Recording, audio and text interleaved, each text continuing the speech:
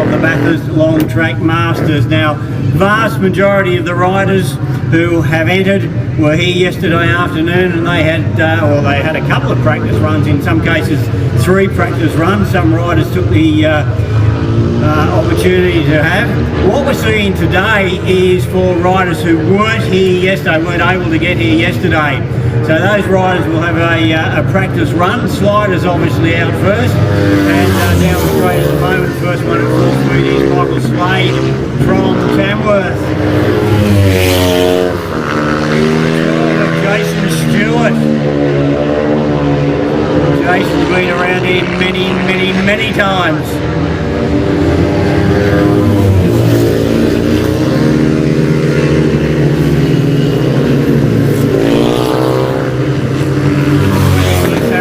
Another regular when the opportunity arises to race this.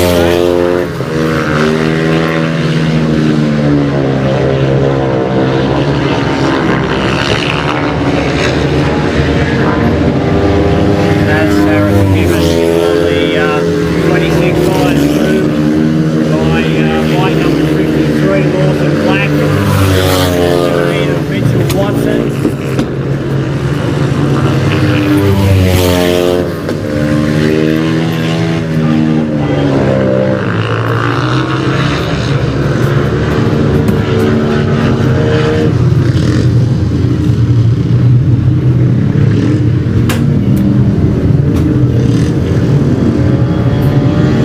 The sliders, the first group out.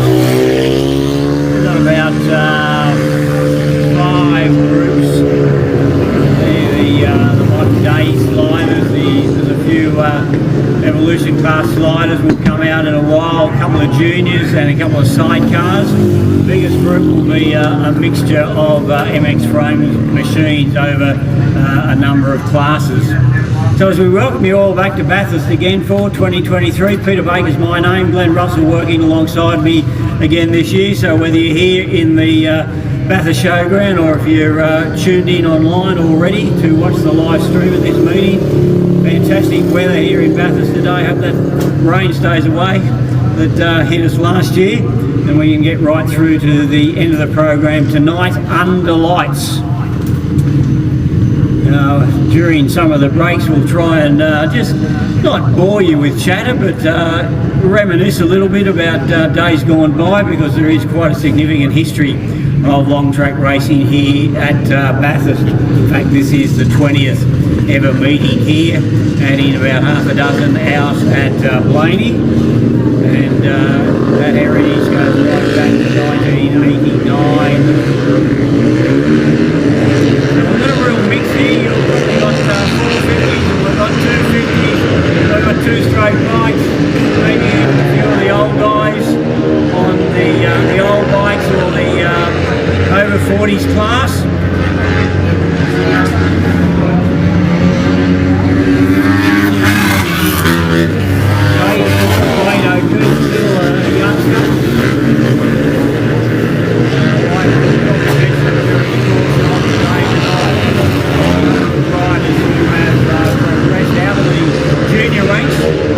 Made a very big impact in the sport in a very short period of time, and Wade's one of them.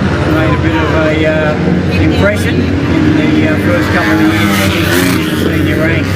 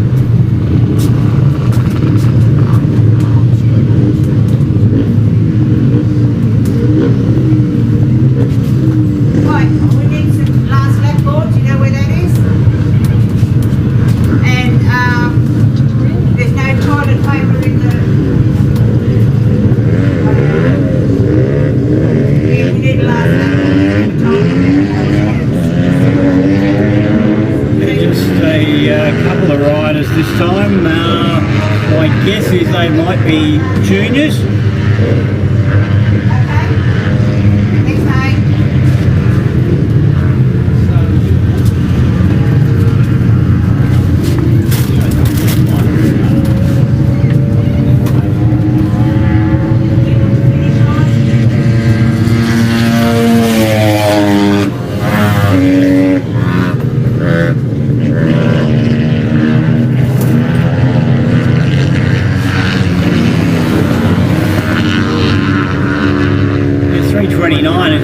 Williams, he was on our list to be one of the riders to have a practice run today.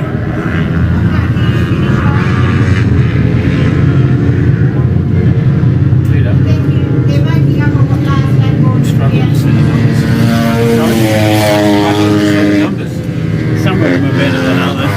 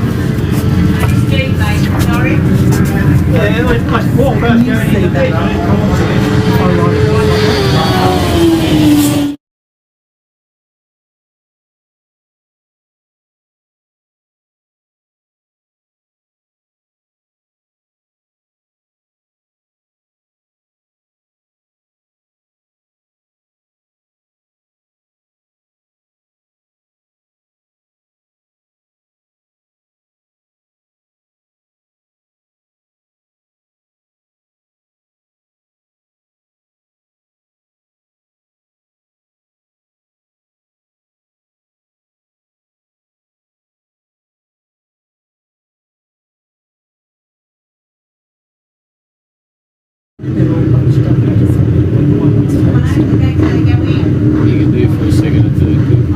Just first.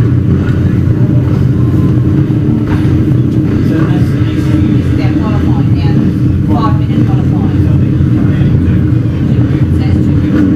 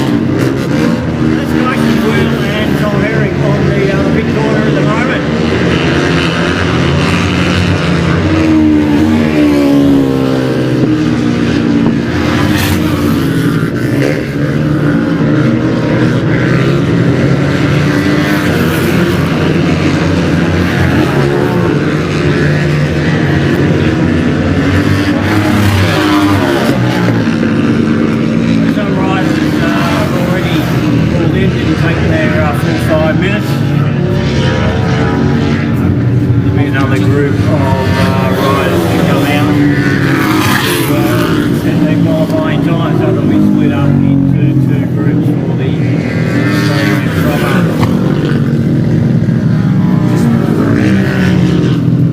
Just make that announcement about the name change. Ladies and gentlemen, if you can turn your program over to race number 2, which is the first round of the Pro Women. Rider number 27 in the program is Hooligan. She has advised the race secretary that she is now racing over her maiden name, which is Polly. So number 27 in race number 2 and all successive races for that class, Brooke Goulding is now Brooke Polly.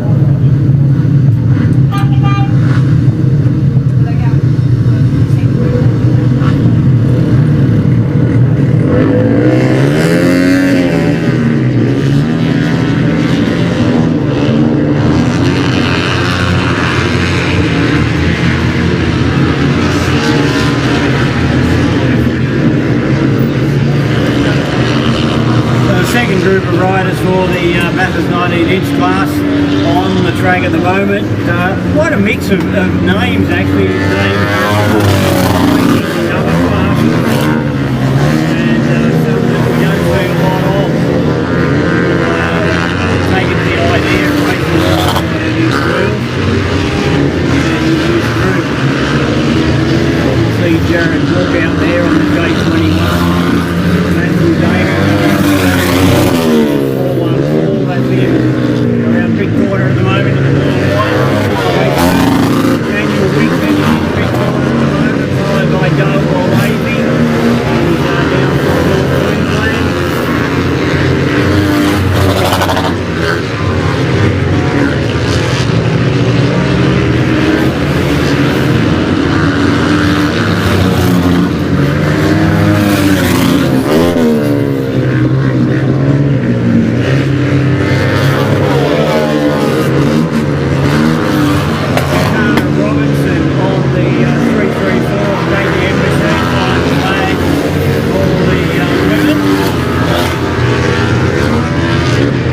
Sharnik out there as well on the 329. He's the last rider on the back straight at the moment.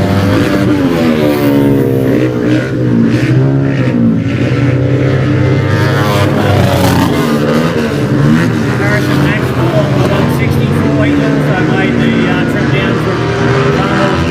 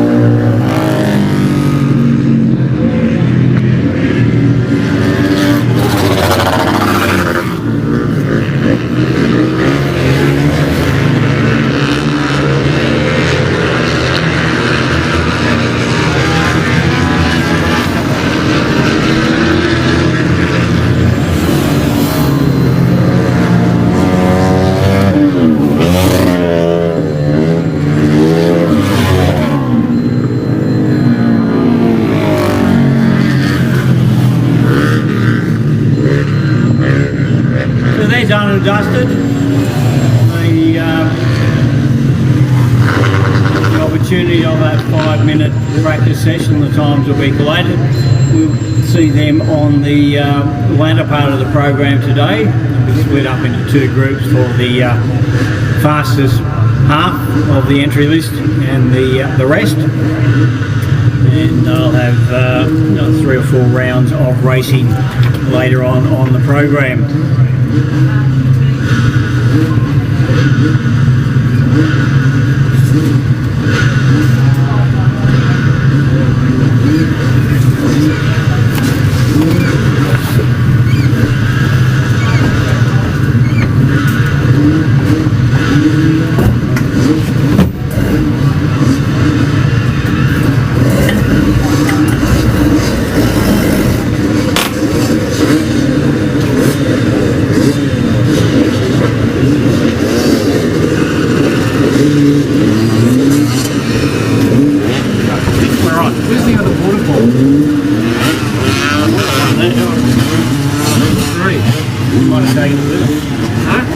Okay, we are ready to race.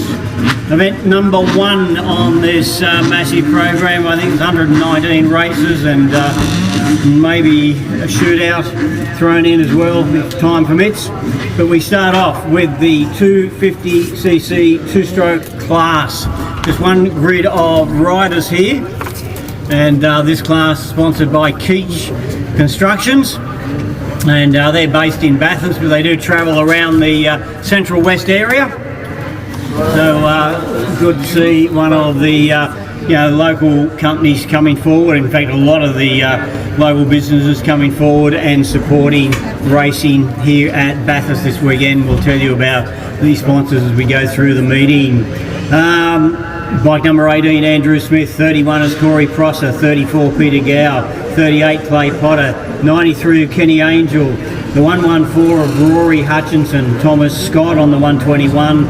Aaron Shepherd, 156. 257 is Jade Potter. William Whiteman, 282. Patrick Coleman, 286. Luke Wilesmith, 667. Zach Campbell on the 777. And Paul Edwards on the 971. As I said, just the one grid of riders for this class, so it will be decided over 4 point scoring rounds. Keach Constructions do formwork, carpentry and concrete work, and you can count on them for their for great service in all facets of civil construction. As I said, they're based in Bathurst, but they do travel throughout the Central West. Brendan's the man to contact at Keach Constructions on 0429 995 570. Event number 1 of many.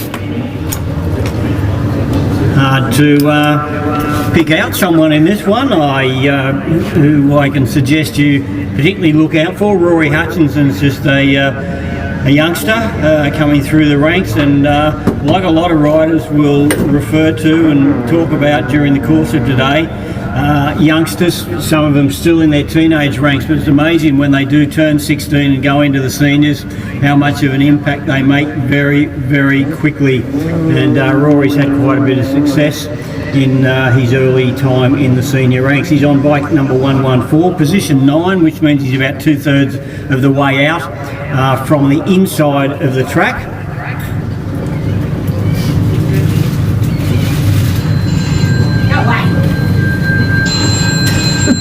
Lyndall's phone is ringing.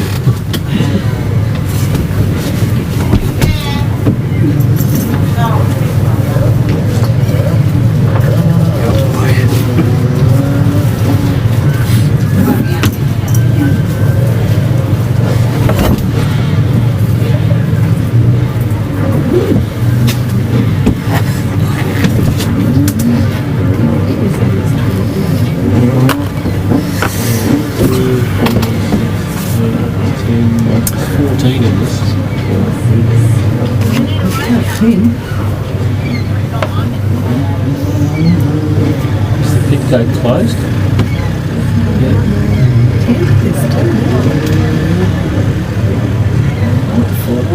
Okay, just waiting for they're painting a white line down there. It might last a couple of races.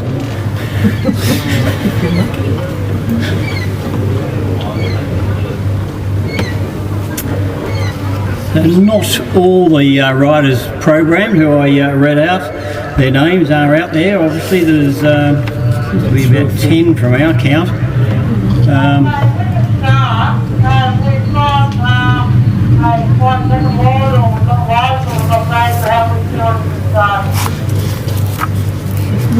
Come off the back. He's walking his bike back. Walking his bike around.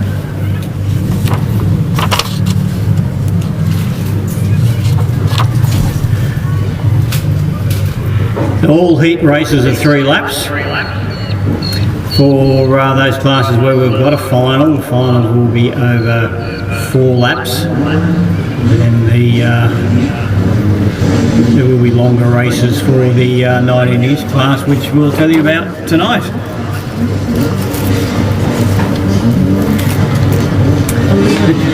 .252 stroke, sponsored by Kish Constructions.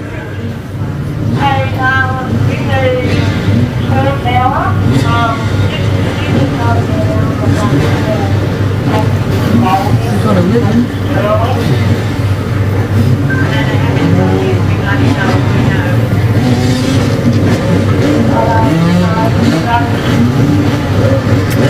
Appears to be 11 riders there.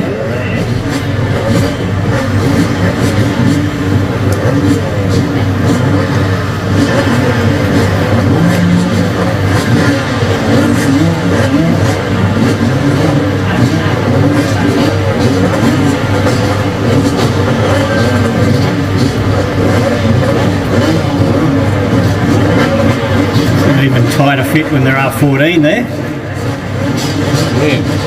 Not quite so squeezy at the moment.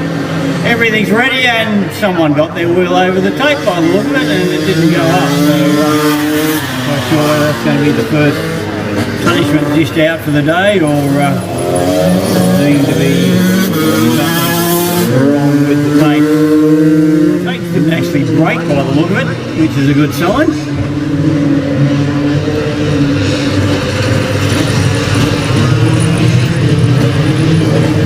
You'll notice too, fans, we've got a area marked out on the infield, and we're going to see some youngsters out there at various times today, probably while track work's going on the main racetrack, and those are the youngsters who are very new to the sport. They'll just be doing a demonstration. It's not a race for them, it's just all about building their confidence and getting experience for them. So we're going to see them during the course of the program today. All right, can we get it right the second time? No, we didn't, and they have broken this time.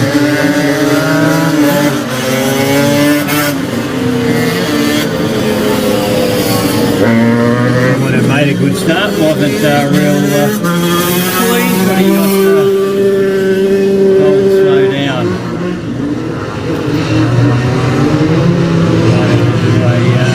Control run, make sure those tapes go up. As I said, during the history of racing here at this venue, there's been a lot of businesses who have been good supporters of the Panorama Motorcycle Club, and last year we came back for, I think, the first time after about 4.5 years, but a few sponsors have been around for many, many years. A few that were with us last year, back again this year, and it's great to have their support as they come on board to be part of this big meeting that has attracted so many riders, and I'm sure so many fans from parts well away from Bathurst. But those local sponsors have played a significant part, really, because the support for putting on a meeting like this just can't be underestimated. It's like bike number 34, Peter Gower, has copped an exclusion, causing that race to be stopped. Peter Gower's excluded. Bike number 34 is back in the pits and not happy, no doubt. And with the overall result being decided by 4 point scoring rounds, it makes life very difficult when you don't score in one of those rounds.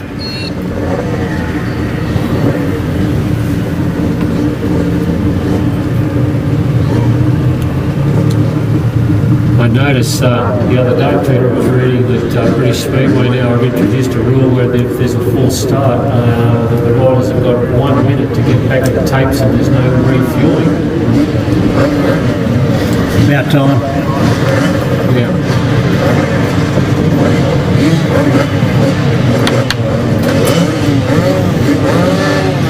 Event 1, take 3.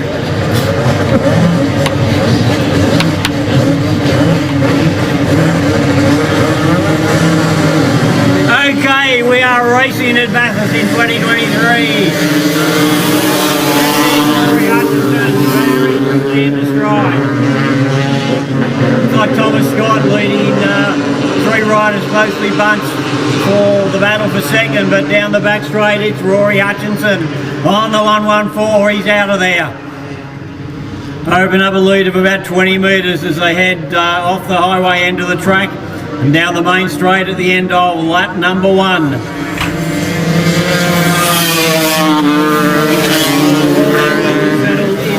Second place, I think it might be Andrew Smith in third, relegating the early battling Thomas Scott there back into fourth, and he's got a handful because he's got a couple of riders right on his rear wheel as they head down to the highway end of the track for the second go. They've got 1 lap to go now. Hutchinson, it's just a matter of how second. Andrew Smith dives up on the inside of Paul Edwards. Edwards doesn't want to give it up, but he has to. He's now in third place. So Hutchinson comfortably out in front. I'm not sure whether he has had a look behind him, but he's now 50 metres clear. On to the main straight. The first checkered flag of the day. The first winner is Rory Hutchinson. Now Smith in second. And then Luke Wildsmith is in 4th place. Okay, we go over the page now to the Pro Women's class. They've actually got 2 sponsors, Ruby 6 Hair and Beauty here in Bathurst and Cutler Construction, a local construction company, have both come forward and they're both involved with this Pro Women's class. Now this, I'm really looking forward to this one. We've got last year's winner is on bike number 27, Brooke Pollock, we'll call her now, Brooke Pollock. She was the winner here last year. Amy King on the 62 machine. She has been a winner here, I think, on 2 previous occasions. We've got the reigning Australian champion, Taylor Street, on bike number 89. And we've got a multiple Australian champion on both dirt track and track racing, Bryony Hendrickson on the FO4. And in the likes of Laura Street on 82. And Brianna Etheridge on 56. They just seem to keep getting better every time I see them racing. An interesting couple of names there, and I'm not expecting them to be out the front of the pack, but 2 riders in this field have just gone into the senior ranks. They did their apprenticeship in the juniors, but Molly Ferry on the 278 and Katana Robinson on the 334. Last time I saw them, I think, was at the New South Wales Junior Track Championship down at Summersby on the Central Coast back in about October last year, and they said then that was the end of their junior day, so they're into the senior ranks, and be interesting to see just how they do match up.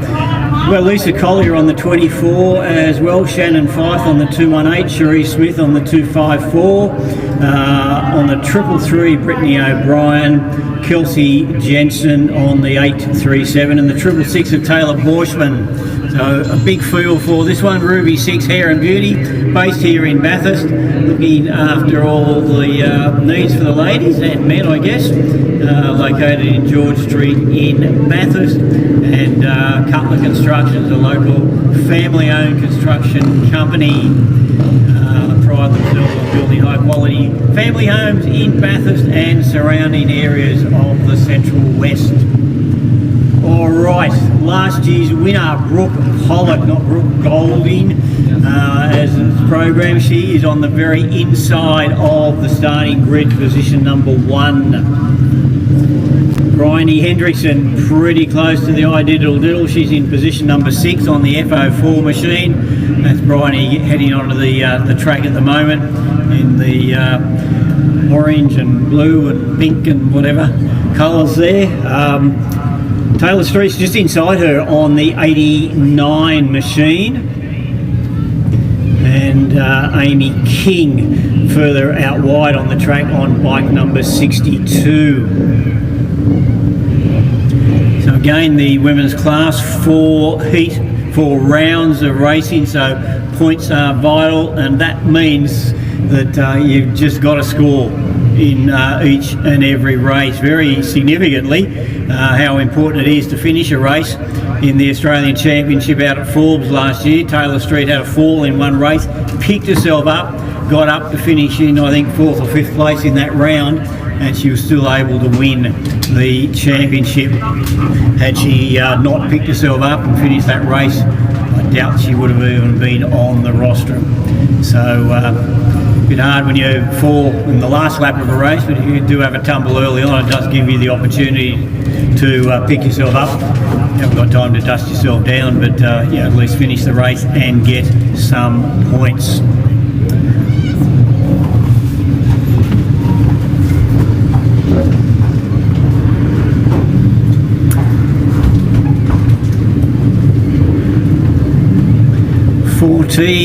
By my count, if I'm not having another, I'm looking through 2 panels of glass here. I'm not quite sure whether I've counted a couple of them twice, but other heads have said no, there is 14, so that's good. Full field in the program, and they're all out there on the track. Seems to be a little bit squashier on the outside, the second half of the outside part of the grid. Ones out on the inside have got a little bit more room, including, as I said, in position number 1, Brooke Pollock on bike number 27. Could be a bit of elbows in the first corner here.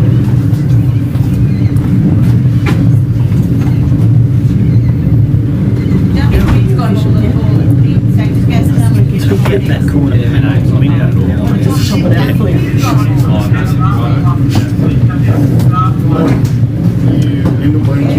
Okay.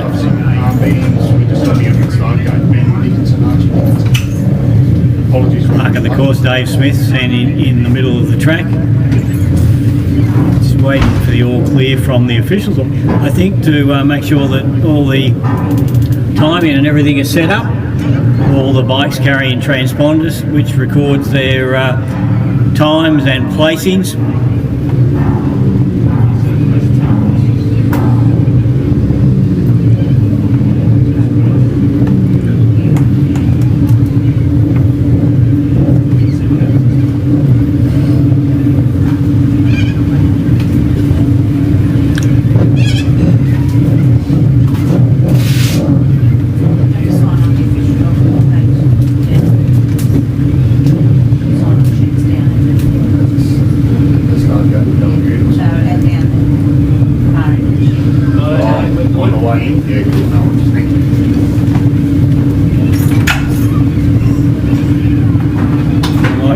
One bike might have stalled down there, about 4 in, so it may well be Brianna Etheridge trying to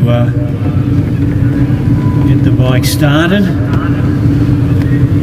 Start line, we're ready to go. Start line, we're ready to go. All clear from the towel that the timing's all set up. That bike, thankfully, has been fine into life. If that was the issue, here they go. Tapes up, and they're off and running. Pollock on the inside. Hendrickson on the inside in 3rd place.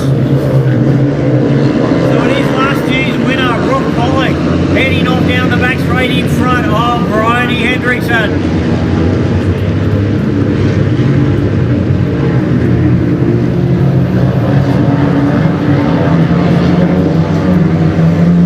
One lap in.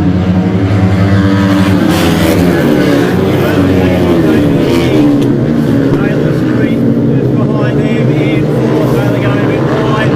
Lost quite a bit of ground there. Pollock, Hendrickson and King. King has won here at least on 2 occasions. Pollock the winner last year.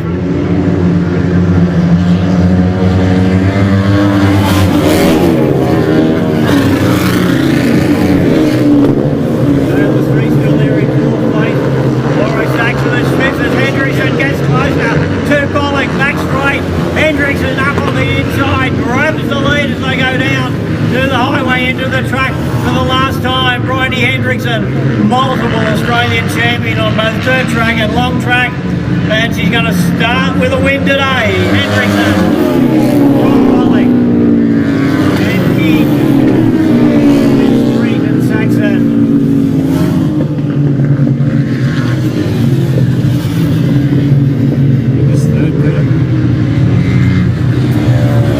Hendrickson, your race winner there ahead of Brooke Pollock.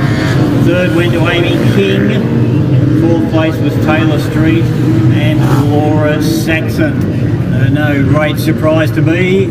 Anyway, with the ones in the riders in the top 5 positions there, I think when those ladies get to the track, it's you never know who's going to come out on top, and good sign that they've turned on a good opening race for us as we now get ready for the 250 4-stroke class. Just before I hand over to Glenn to call this one, KMA Engineering and Master Fabrications. They offer a wide range of engineering and fabrication services to Bathurst and surrounding areas in the Central West. So you can find out more from KMA Engineering and Master Fabrications if you've got any needs in those fields. And we've got now the first round for that 250 4-stroke class. What an impressive ride there from Hendrickson there. She was quite a long way behind Pollock near the end of the first lap, and she gradually reeled her in on the back straight in the last lap. So the 250cc 4-stroke sponsored by KMA Engineering. A couple of phone numbers in the program from Coops of 448 479 695 and Nicole of 0452. I've never looked at it on the phone. I never know, but I've never followed it during a meeting. I'll look on it. Look at when you go and you can just see what's there. I think you can't get in. So this is the last field round. I can only do it on the laptop. I've got to help him with numbers because he's Yeah, just a couple of numbers that might be prominent here. We've got another Hutchinson. We've got Angus this time on bike number 14. Kristen O'Donnell on the 49. Cody Lewis, junior last year, already an Australian champion in the seniors. He's on the 122. He's on the very inside of the grid. So, and James Sordy on the 157. He's about mid-grid there. So they're probably the ones that we might expect to be fairly prominent in this.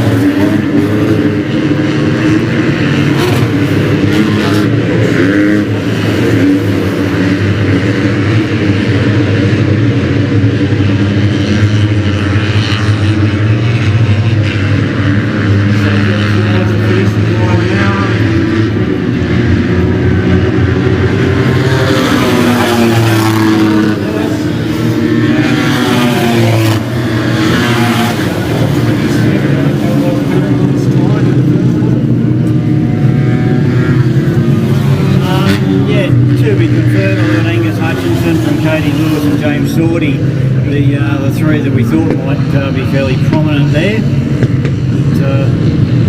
another very good battle, and already in the first three races we've seen some great scraps, as we expected, with a lot of quality in those races. Hooligan Twins, they've got again a one grid class, and the Hooligan Twins are sponsored by Tool King, located here in Kelso, just down the road. And Tool King become a very big operation right across the country, but the local store there is in Kelso, and you've got three generations of the Robson family working at Tool King, grown into a go-to place for tradesmen, handyman and farmers alike. If you've got any needs, whether it be around the home or for your business, Tool King in Kelso, they're sponsoring this particular class of racing, so great to have them on board supporting the Panorama Motorcycle Club. It's like 11 riders. So last year's winner is out there, Kenny Angel on 93. We've got two bikes with 93 on it. 93's been Kenny Angel's number for a long time. David Butler from Queensland, he's also been used to having 93, so they've put a Q after his number. They start Angel out wide on the grid on position number 12, David Butler in position 7. We've got the Darren Saxon on bike number 11, he's invariably fairly prominent. Kristen O'Donnell's in this one again on the 49, and the Bombardieries, Damien and Julian on bikes number 16 and 29. So we'll see how this one shapes up with another of last year's winners on the track for racing in 2023. Who are the Hooligan Twins?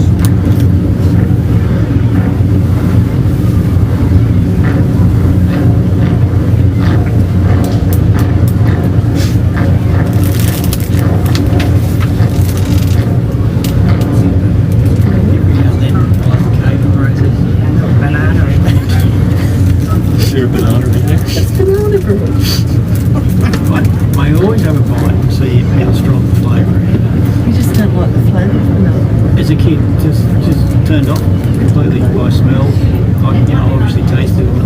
It's so good for you. Apples and oranges and mandarins, that's it for me. Is that it? Yeah.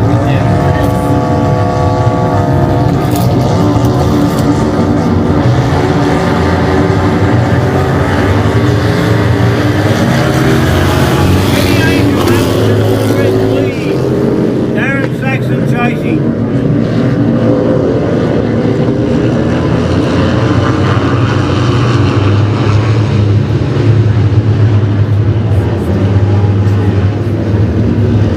It's 93.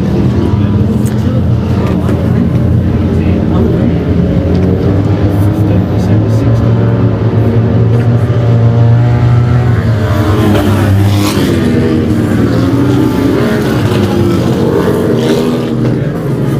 David Bombardiri is the one throwing out the challenge to the race leader, getting closer. Back straight the second time.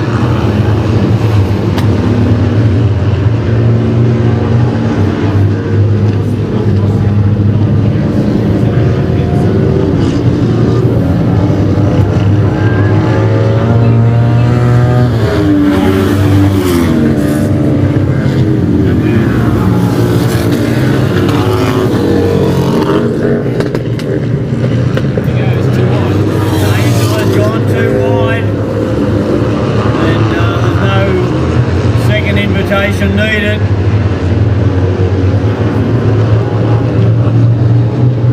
One of the stragglers comes through to get the one lap to go forward, but it is the 16 of Damien Bombardiri taking the win from Kenny Angel. Really tight third place. 18 was third, we think.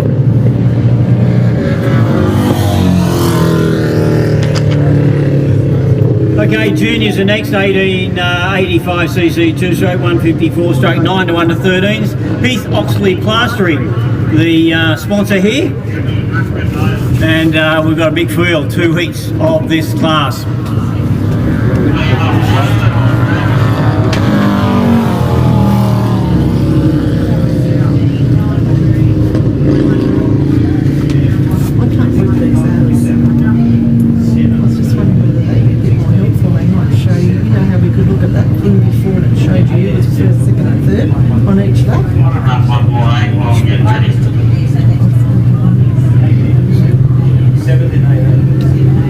Okay, Heath Oxley Plastering, the sponsors of the juniors. 438 312 189. These are juniors from 9 to 13 years of age.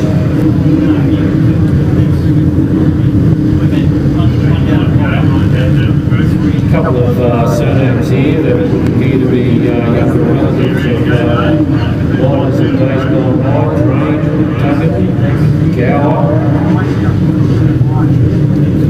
Hodges. There's been, looks like there's been some recipients coming through, following in their father's footsteps.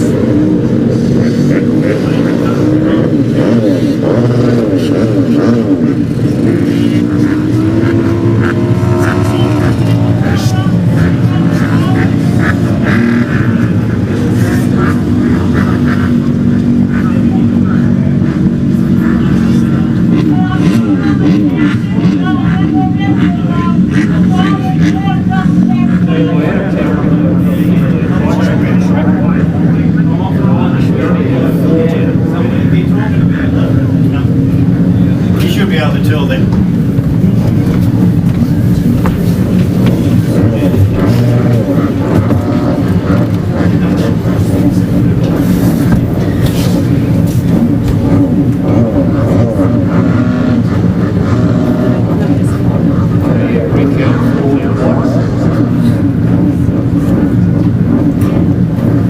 Your first three numbers, 5, 6 and 7 will be the ones you're looking out for. At the top of the program. And probably Fife.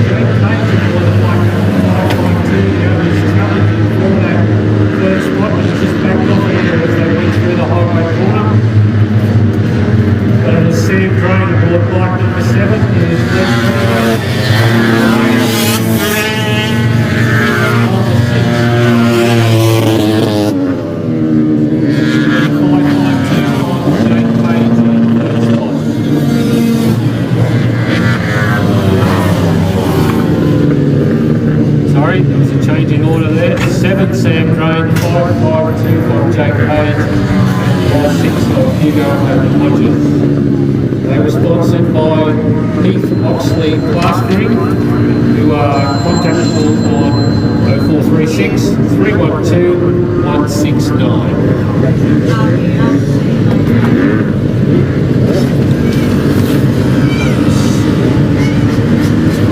The riders for the second heat come out, just to mention a couple in particular who we do know a little bit about. Taylor Howard on the 107. Cooper Antone, very involved in junior speedway these days. He's on the 213. Oscar Middlebrook and Jed Louis as well. Oscar Middlebrook on the 446, Jed Louis on the 564. And we've got a young lady in there, Ebony Pepperell, on 10p. So another good field lining up for this second heat. Glenn, I'll do that just so that you can, if I know a little bit, you can expect what numbers might be. Yeah, some of the ones that are prominent. Small numbers. Yeah. The bigger bikes there that had the big numbers were good. And they're probably going to get covered in dirt as they get later too, aren't they?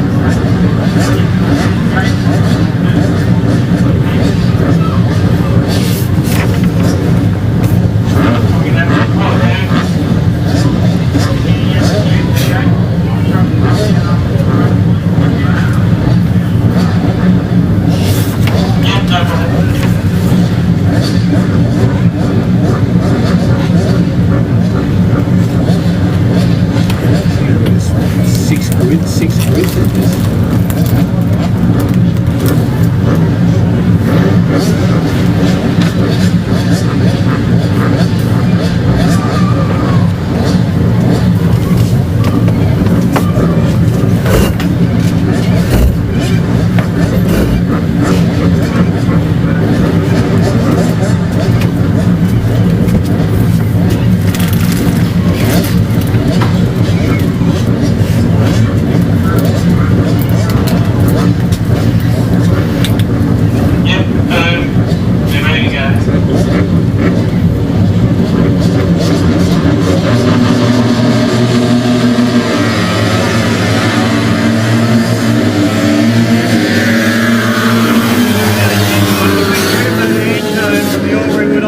He's the race leader as they head around turns 1 and 2.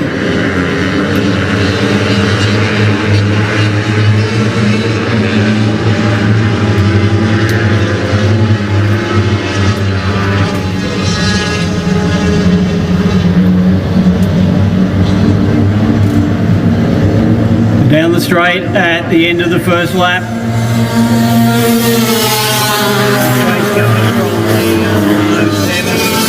Which is Taylor Howard, Queenslander, who makes a lot of trips down to New South Wales to race. Like a lot of these riders, Taylor's actually from Coffs Harbour, my apologies, but we've seen a lot of him, and already some of these riders very, very accomplished. Howard, in fact, has taken over.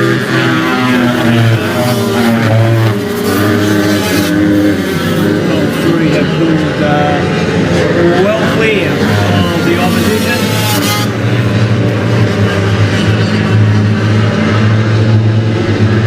Bottom corner still tight between those two front runners.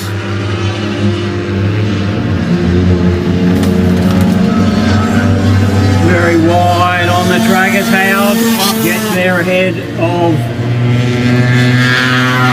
Antone.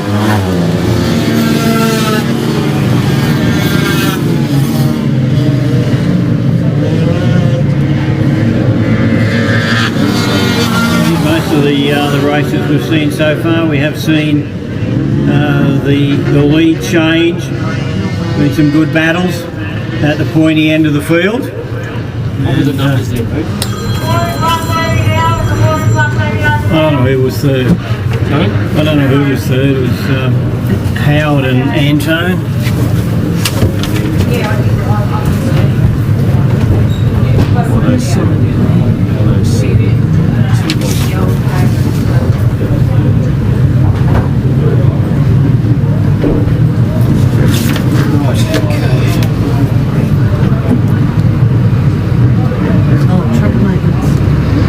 Okay, so we've got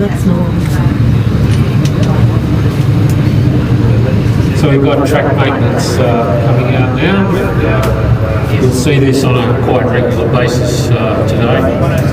And, daylight situation, particularly if it's warm, you'll see this happen quite often. It's very hard to keep the track bound together on a day like this, which not only affects the rider, but also affects the spectators and the dust below it. So this is a rather necessary thing, and you'll see this happen quite a bit as the day goes on, probably a little bit less when night falls.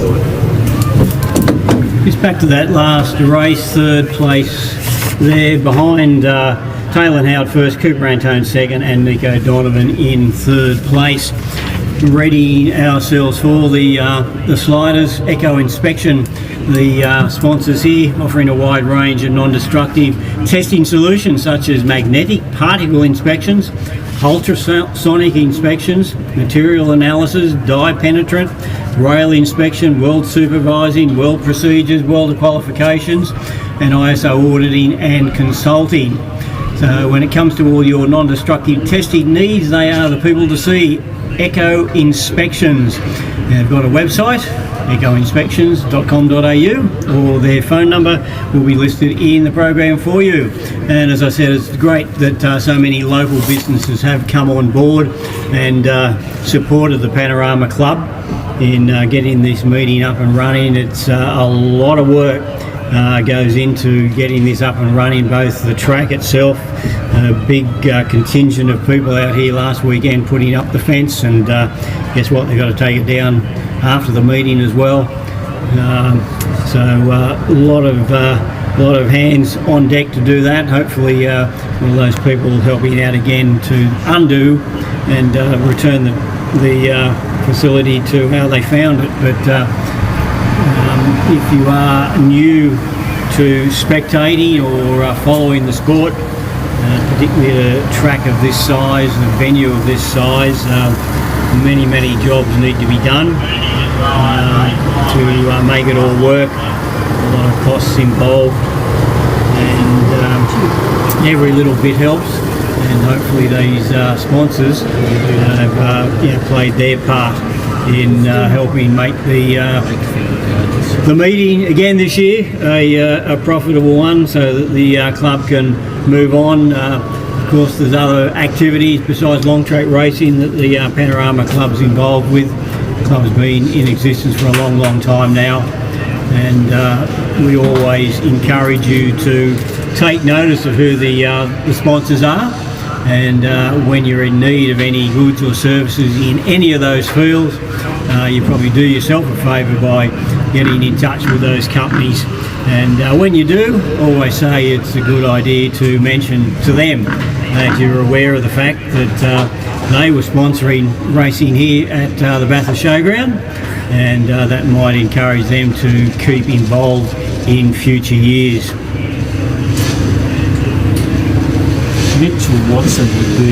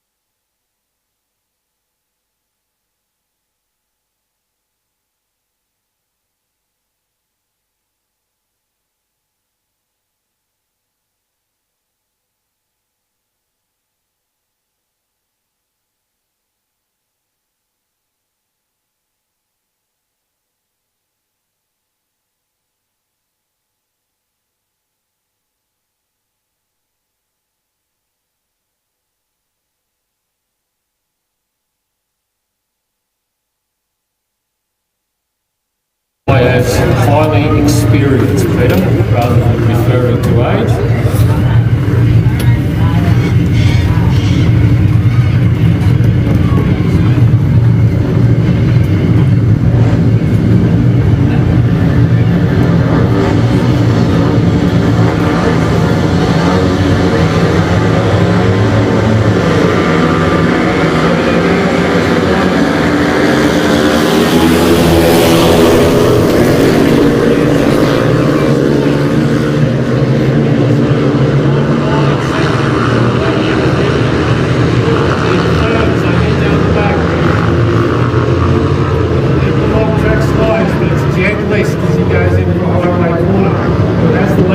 Challenged there by the rider who come through in second. I think that's Jordan Dawn.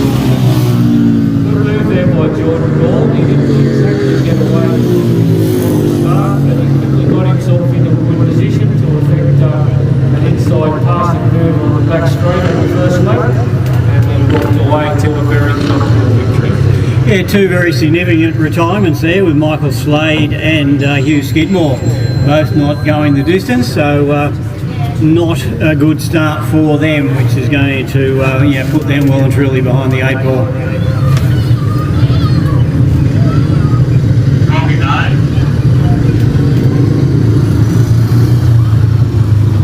White number 12, Jason Stewart. Perhaps carrying a few extra kilos than he was in his younger days, but still a very quick rider, very quick around this particular track, like a lot of long tracks that he's raced at over the years. Grant Charnock's in this one as well. Jack Morrison, very impressive in practice yesterday on bike number 13. James Bevan on the 34, and interesting runner here is Taylor Street on bike number 89. She's keeping herself busy.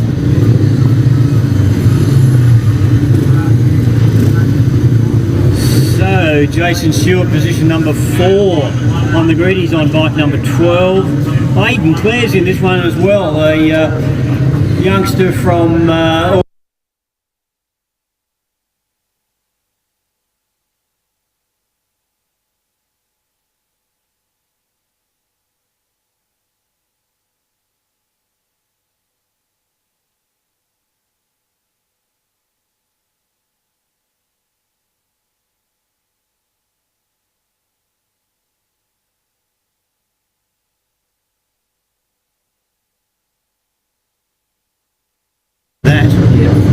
That was on what?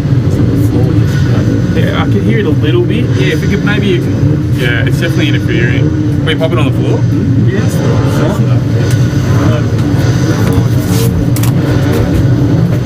Okay, heat number 2.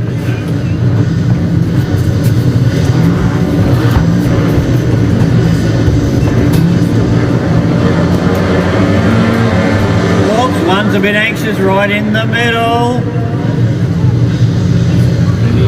I think that might have been 20. Christopher Steve. Soon see. Someone gets the evil finger pointing towards the pit area.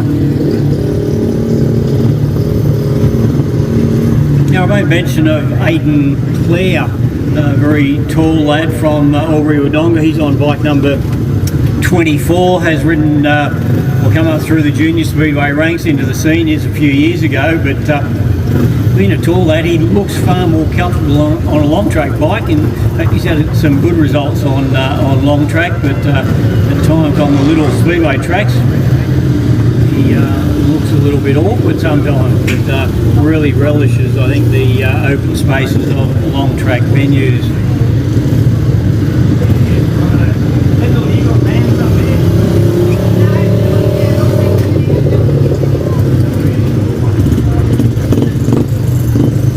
Sliders, as we said, mentioned before, Echo Inspection Team. They are the sponsors of this slider class. Echo Inspections do all sorts of inspections and testing for you, and great to have them on board with all the other sponsors who have come to the party.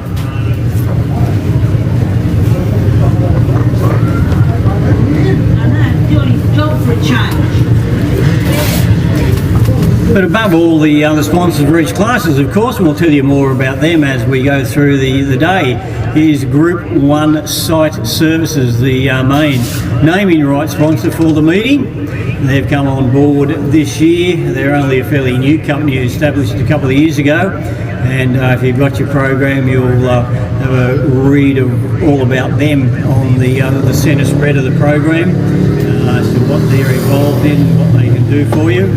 So again, like all the sponsors, keep in mind if you are in need of goods or services in any of the fields covered by the sponsors of this particular meeting, go and see them, support them. They hopefully will continue to support motorcycle racing.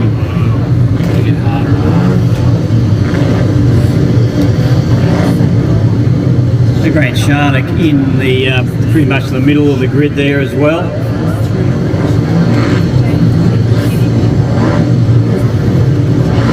From the outside, we've got James Bevan, inside him Taylor Street, and then Aidan Clare. Alan Jones, an older rider, raced Speedway many years ago.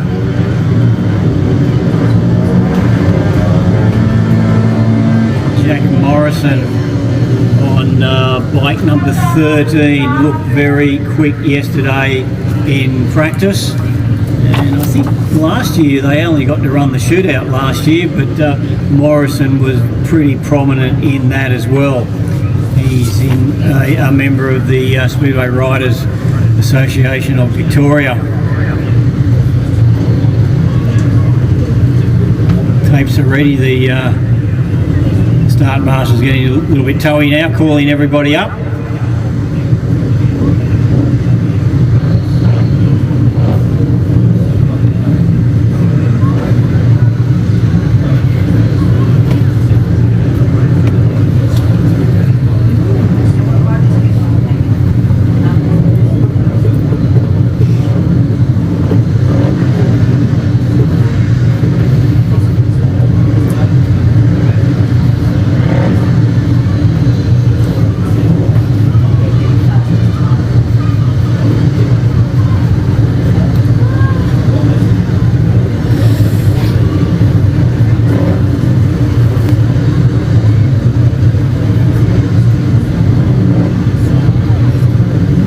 This time it looks a little bit squeezy down on the inside section of the starting grid.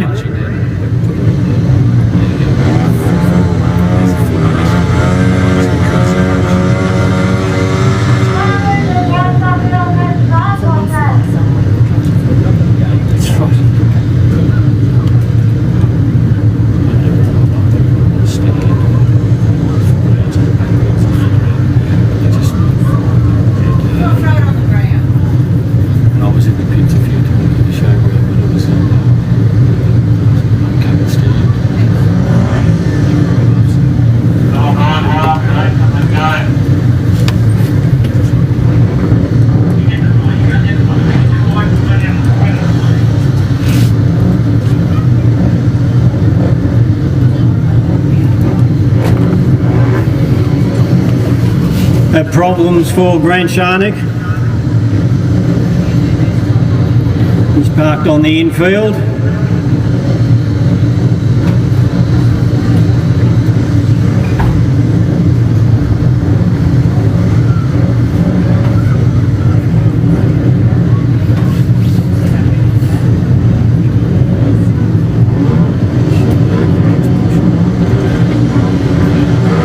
Are we ready? Yes, we are. Taped up pretty quick. And Jason Stewart into the lead, ahead of Jack Morrison. Jason Stewart, he's been a winner here before, placed many times in his younger and slimmer days. These days he's on the wrong side of 40. He loves still getting out on the long track machines. He's gone very wide. He's left a huge gap there. 8 players back in third place. They've got themselves evenly spread out now about the first 5 riders. Morrison from Stewart and Clare down the back straight on lap number 2.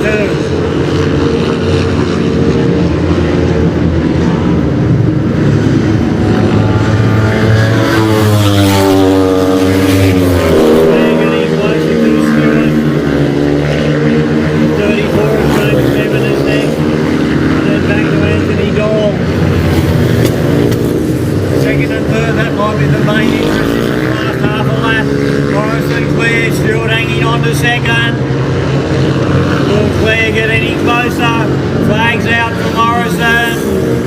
Stewart hangs on for second. Clare is third. Bevan is fourth.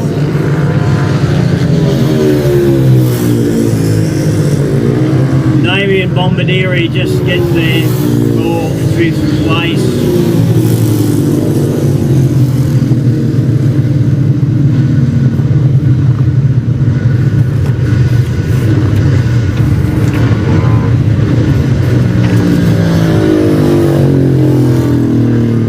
Pre-1990 machines, MX frames, sponsored by Burke Engineering.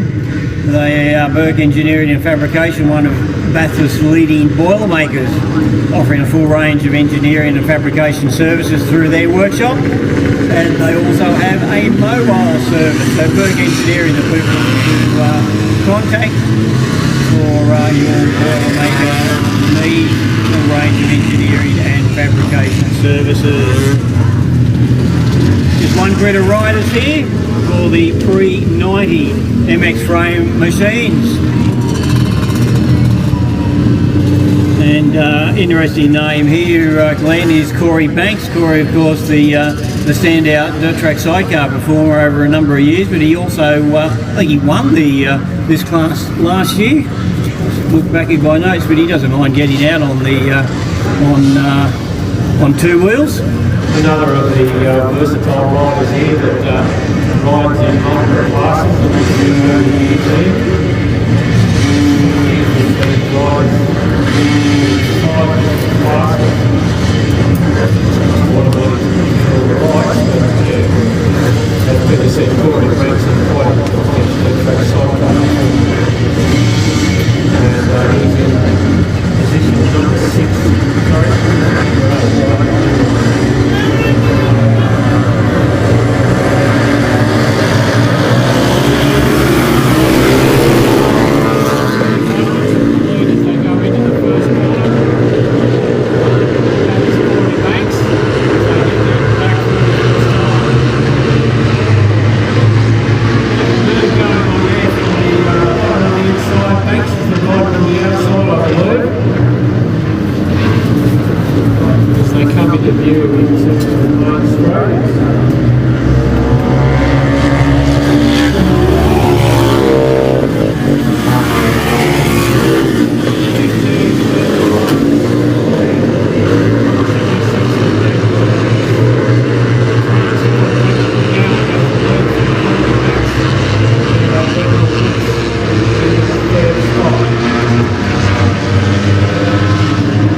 There's still a bit of a dice going on between the top 2.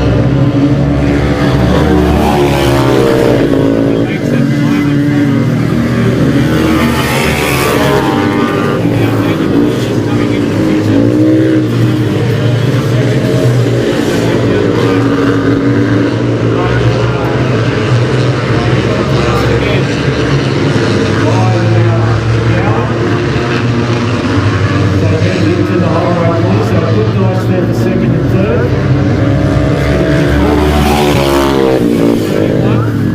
176 Daniel Weeks.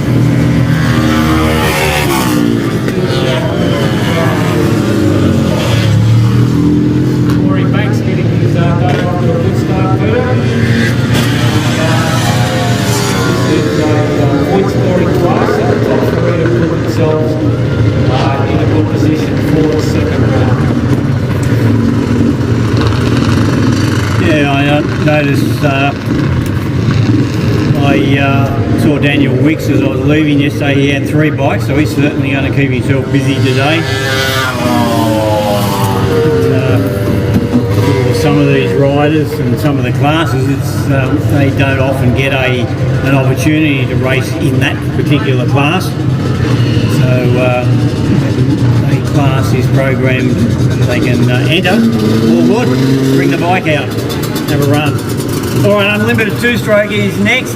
Exclusive Trailers are the sponsors of this one, and there is 2 heats in each of the rounds, and Daniel Wicks is straight back out in this one. He's on again another of the bike's number 176. Thomas Herrick is in this one, bike number 4. Lee Hunter, always very competitive here in this class, on bike number 87. Daniel Wicks on the 176. Ryan New in this one as well on the 267.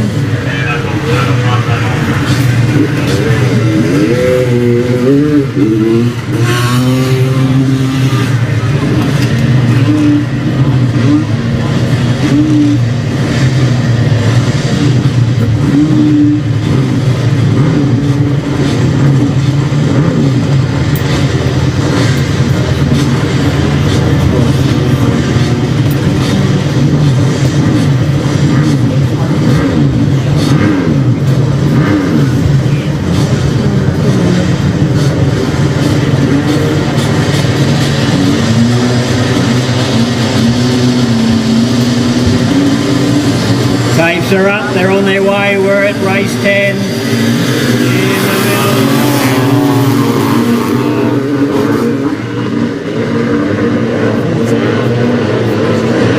What, 14 is normally Tom Herrick's bike. I'll stand corrected, but I think that might be Thomas Herrick in front.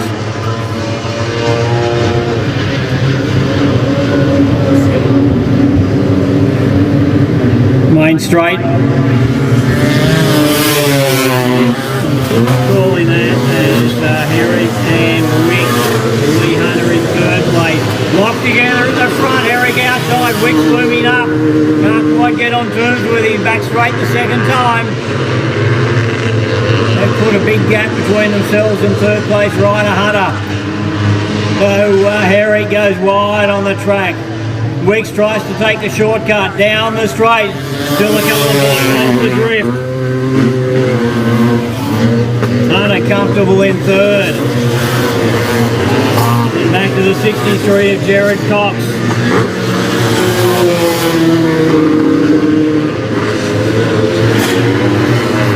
Highway end of the track for the 3rd and final time. It is Herrick ahead of Wicks, then Lee Hunter.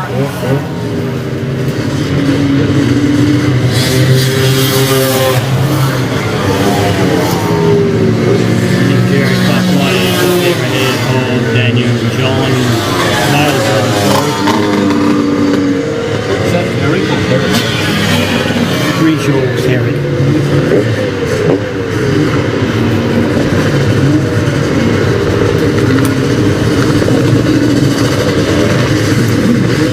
Alright, the second of the heats coming out now. As I said, it's sponsored by Exclusive Trailers. A bit of a story about them. They used to go to motocross meetings with a welding booth, and their business has evolved from that.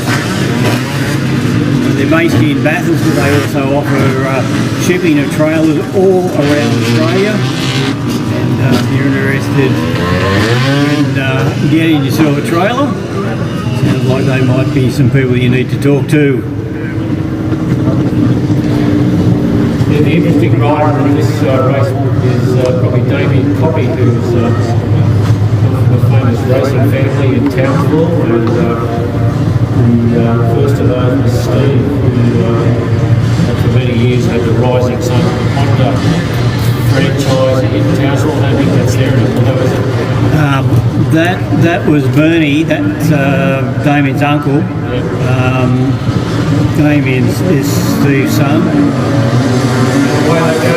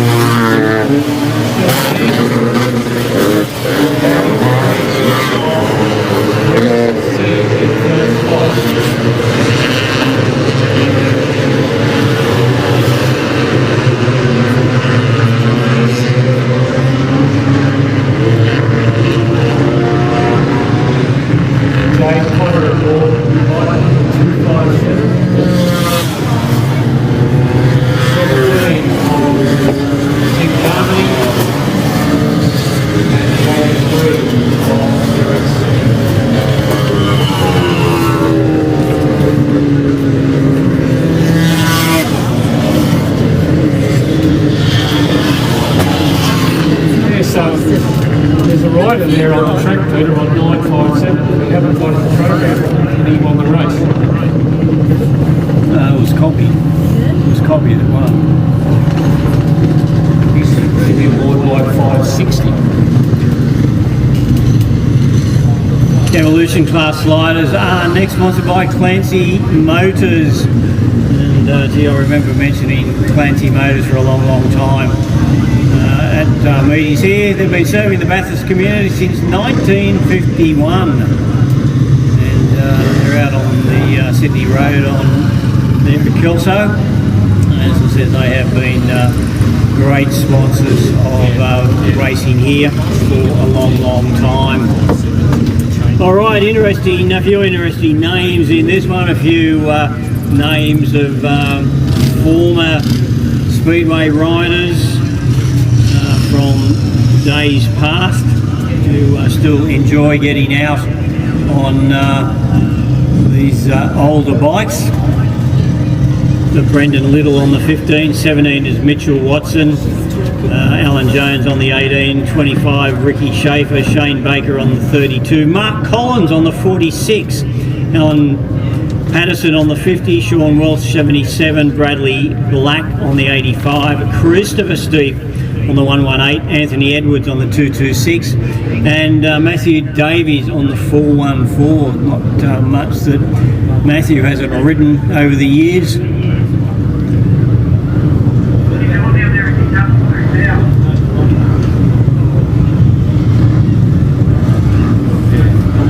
Problems for one rider trying to get himself started. Just a one grid of riders here, so again this is a class where it will be decided on points. Like number 46, that was Mark Collins. You get an idea of their age when we tell you that Mark Collins raced, I think, in the back at the Sydney Showground in the late 1970s, so that's over 40 years ago.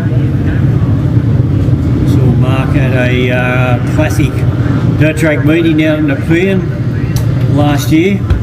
We've got a big classic weekend coming up. I think it's in August this year. Always Always good to get out to Nepean if you're in and around Sydney in particular. A good day out there. All right, heat one, round one. Demolition sliders, tapes are up, and they are on the way. Head of Alan Jones, that's just from the Sumo riders. Showing the way at the moment. Collins comes away with a pretty significant lead on that opening lap.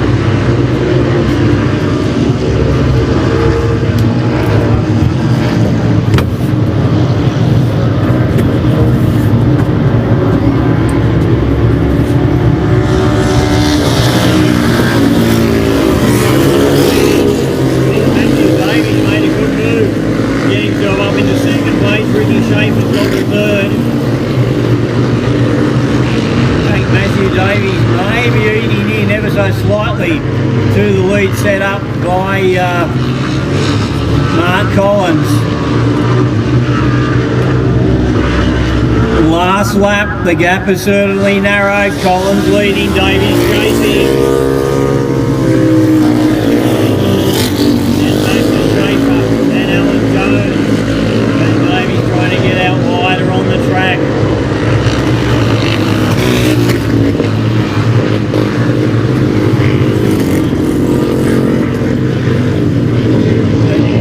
The bottom end down there on the highway. It is Collins who's hung on to win from Matthew Davies.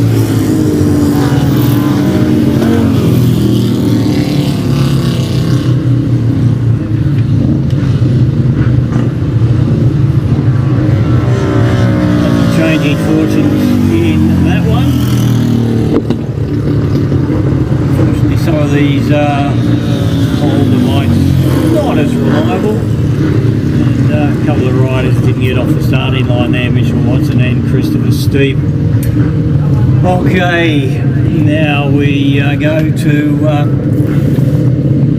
the first of 6 heats of the Pro 450 class, sponsored by Lidster Transport. Okay, if you're looking out for particular names in this one, can we suggest you keep your eye out for one of the local hosts, Ben Grabham on bike number 38. Amy King's out there, she's on 62, Alex Hurst on the 101, Angus Hutchinson on the 141, one of our Queensland visitors, Dale Borlase on the 178. Maybe they will be the prominent ones, maybe someone's going to surprise us a bit. But this is the first of 3 rounds, and we've already talked about how hard it will be to get to the final, nearly as hard even to get into the repechage, so no room for error as we get ready for heat number 1. Just briefly, if I go back to event number 11, Damien Poppy is not aboard bike number 562, he is aboard bike number 957, and he was the winner of the as confirmed by the race secretary.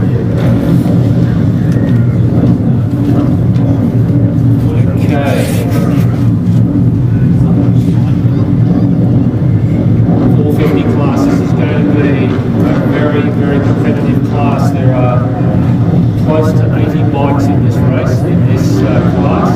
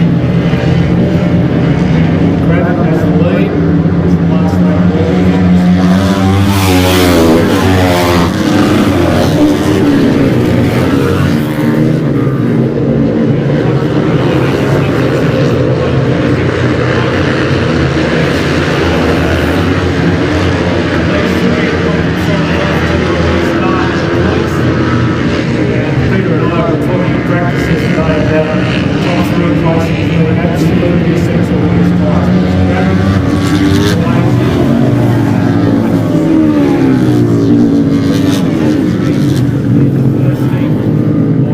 A very, very strong class, Peter.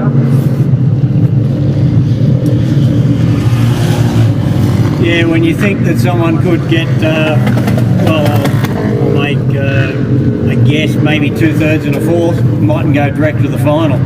So that's how cutthroat it is going to be. But good win there to grab him, rounded out up the early leader, Ball-Lacy took some strange lines in that race, which probably wouldn't have helped him.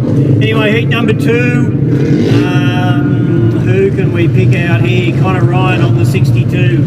Cody Lewis on the 122. A couple of the women in this class as well. We've got Brianna Etheridge on the 56, Bryony Hendrickson on the 218. On paper, looks a little bit easier this heat, if even compared to the first one. I would think if Connor Ryan and Cody Lewis can't, be pretty close to the front of the pack in this one, that's going to be fairly disappointing for them, given who they're lining up against here, and that'll give them a good base for the start of the 3 rounds.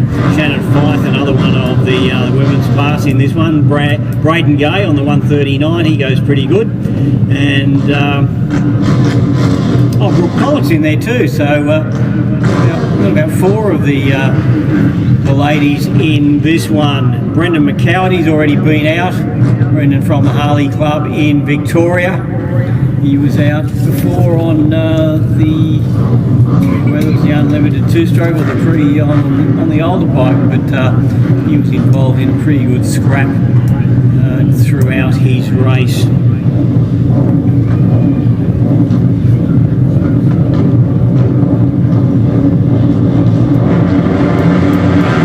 Tapes aren't up evenly.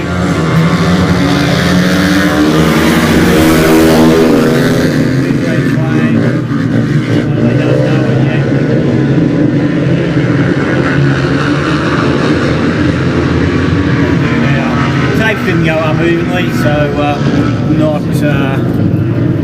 not a good start for that one. J&B Lidster Transport, family-owned business providing a daily transport service between Sydney and Bathurst and surrounding areas in the Central West. Whether it be a parcel, a pallet or a full load, they've got you covered. So if you're in and around the Bathurst area, Central West, you need to get something to and from Sydney, J&B Lidster Transport are the people for you to contact. Josh, the main man there, and you can contact Josh at Lidster Transport, and they've come on board sponsoring what is always one of the main classes of racing in a meeting like this, Pro 450 class.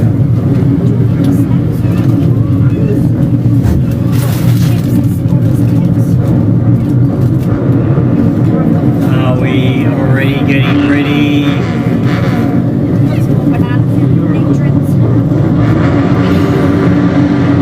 Tapes up evenly this time, they're on their way.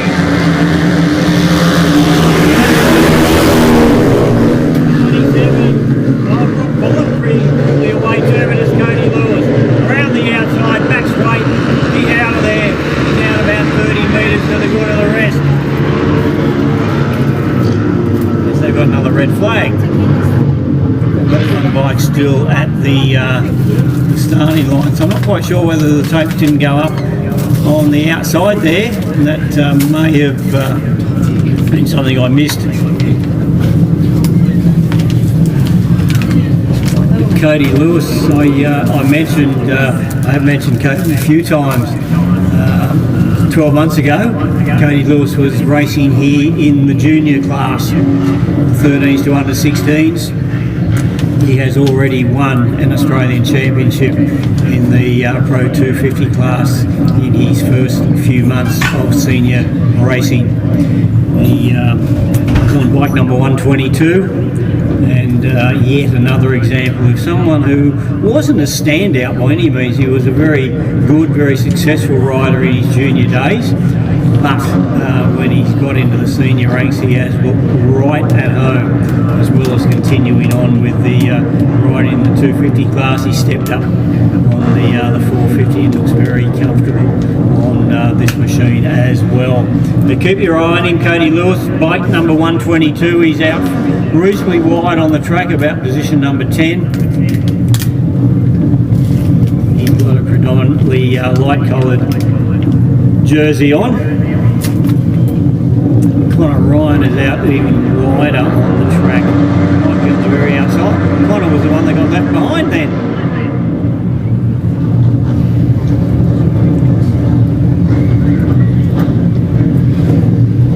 Just move it. Okay, we're away this time. Connor Ryan outside. Cody Lewis is in second place. So the two I suggested might battle it out. 1 and 2 at the moment. Connor Ryan, the leader. Cody Lewis, the chaser. Lewis now looms up on the inside of Connor Ryan around the bottom end of the track, onto the main straight. Ryan wider, Lewis just stalking him on the inside. And Lewis has got the lead from Connor Ryan. Back in third place is Great Game. On the 139, he looks fairly comfortable in third place at the moment. But Connor Ryan hasn't given up the chase. He likes the outside again, so he's gone wide on the track. Doesn't get on turns with Lewis.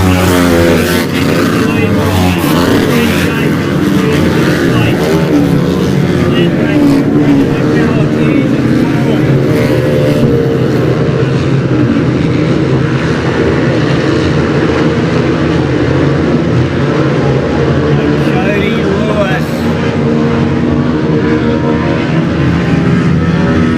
Checkered flag. It's Cody Lewis. And it's Braden Gage. Next one is 22 of Brendan McCowan. And then Wayne Legg.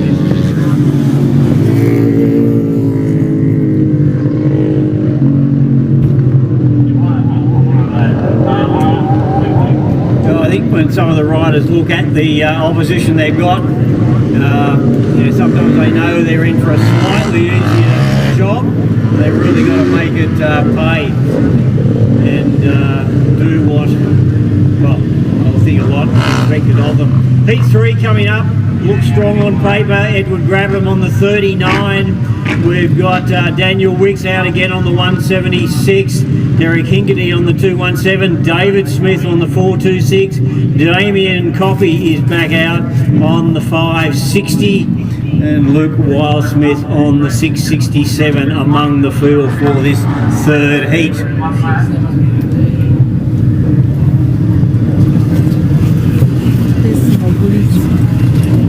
Yeah, so far the racing in this class hasn't been close to license.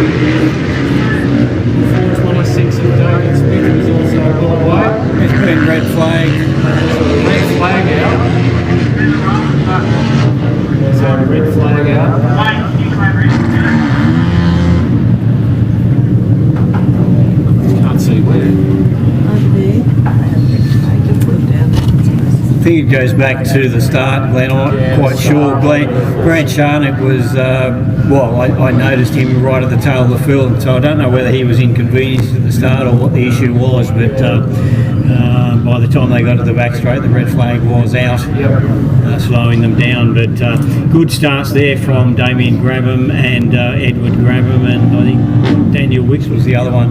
Daniel Wicks as well, yeah.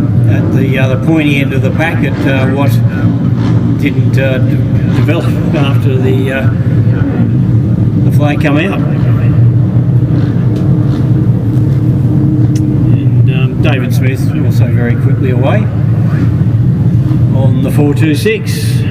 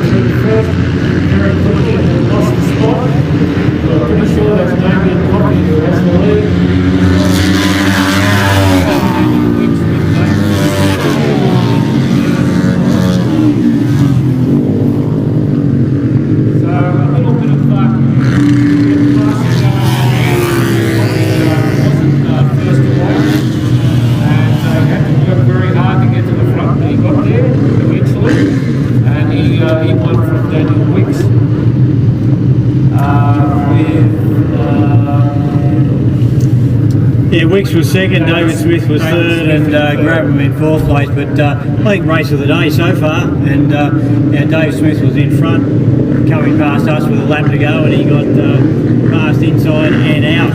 Heat number 4, Harrison Ryan on the 11, Jordan Stewart on the 12, Jordan Dahl on the 42, James Sordy on the 157, Harrison Maxwell on the 164, and J21, Jared Brook, drawn the very outside of the starting grid in this one. So another very talent-laden heat. Jordan Stewart, son of Jason.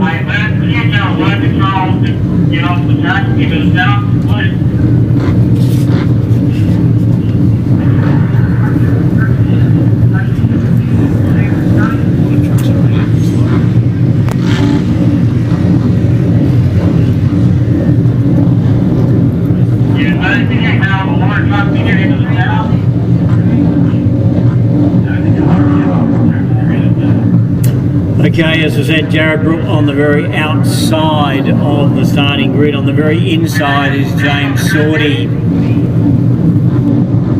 Harrison Ryan pretty much in the middle. Just outside him is Jordan Dahl.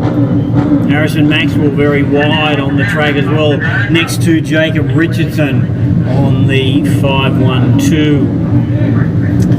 Certainly not ignoring all the riders. It's a little bit hard to get through the entire field sometimes, but hopefully you are new. We can point out a few riders who may be prominent. You keep your eye open for them. Somebody inside from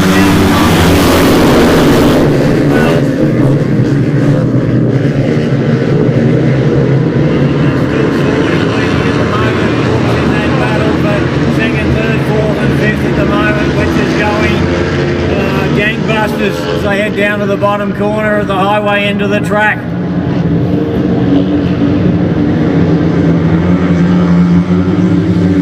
They're still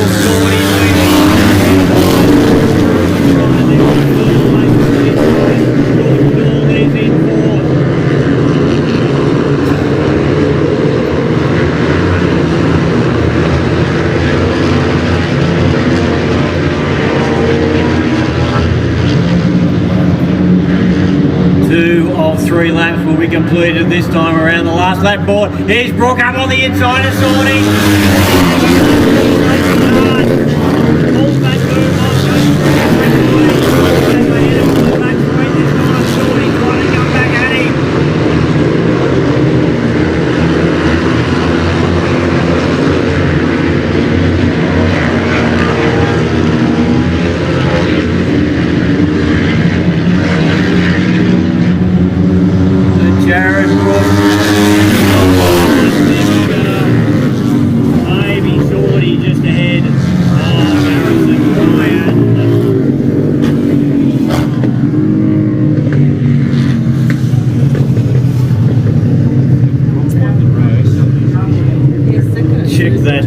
Second and third for you as the riders come out for the next heat.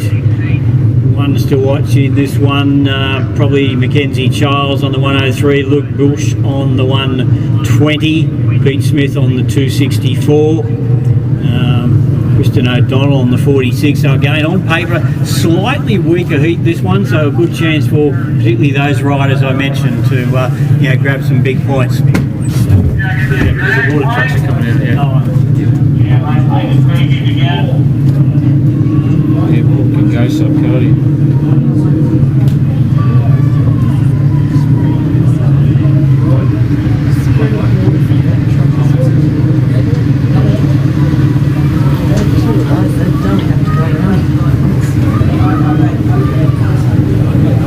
Yeah, that's the old-fashioned cross road.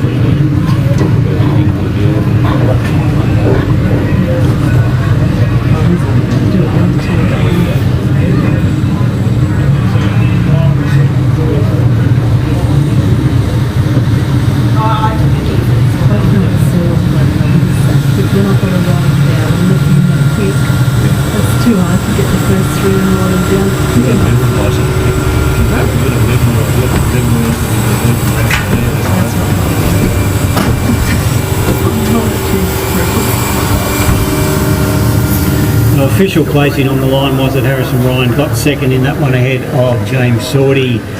Water trucks out, so we'll go to heat number 5 when they're done and dusted. Gives us an opportunity to talk a bit about the main naming rights sponsor for this Bathurst Long Track Masters in 2023. That is Group 1 Site Services, and Group 1 Site Services have come on board for this year and next year. They're certainly looking forward to building a relationship with the club, and it's a fairly new company established in late 2021 to supply local builders and contracts with the equipment they need for on-site, such as site sheds, scissor lifts, boom lifts,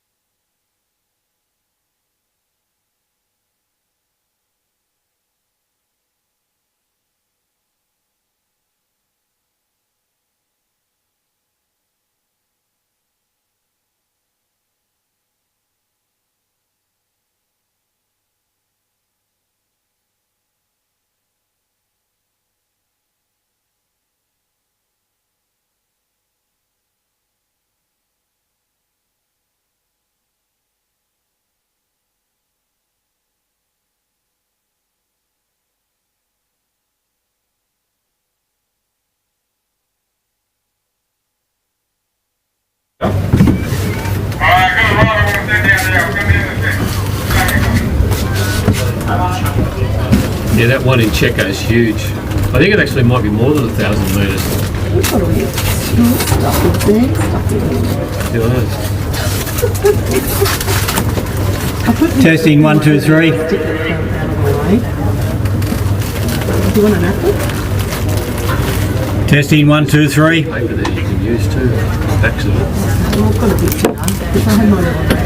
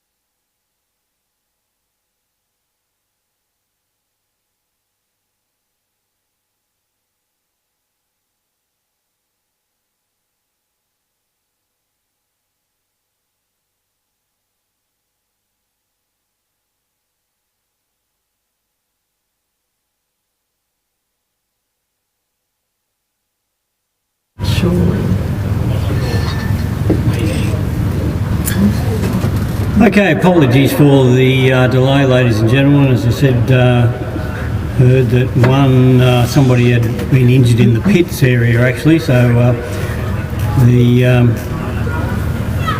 attendants were looking after that person, but I notice now there's a couple of vehicles on the infield. Tapes are down in place, so hopefully not too much longer before we can pick up, and we're at race number 17 in the program. That is the 5th heat of round number 1 of the 450 Pro 450 class, and did read out a few names for you in the one. The time will run through the entire field. Lachlan M's on the 13, Reed Batty on the 33, Nathan Wallace on 48, Laura Saxon is on the 82, Mackenzie Childs on the 103, Luke Bush the 120, Lucas Quinn 144. Lucas was here last year in the juniors, so it'll be interesting to see how he shapes up, having gone into the senior ranks. Michael Anderson on the 226, Peter Smith from the Central Coast Club on the 264, Katana Robinson, another of the lady racers who's just gone into the senior ranks herself. She's on the 334, Joshua Lack on the 571, Cal Galliano on the KO3, Lewis Tyne on the L27, and the 49 machine is Kristen O'Donnell. So Bush has been, we had a great 2022 year, and it's really stepped up. A case of someone who's come through the junior ranks, was good without being outstanding in the junior ranks, but he's really developed into a top class rider in the last 12 months or so. Had quite a few wins. From memory, the Central Coast Cup and the Track Masters at Barley Ranch both fell to him, so good year for him.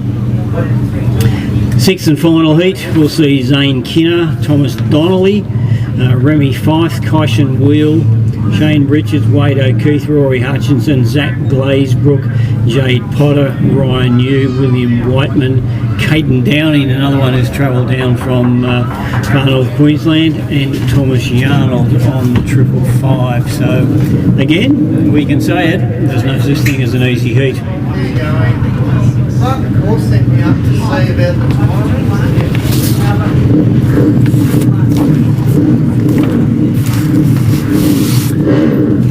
And Lids to Transport, the people that have got the daily service from Sydney to Bathurst and surrounding areas, whether it be a parcel, a pallet or a full load, you can contact J&B Lids to Transport, and they will look after your package or goods, whatever it is, and they're sponsoring this Pro 450 class.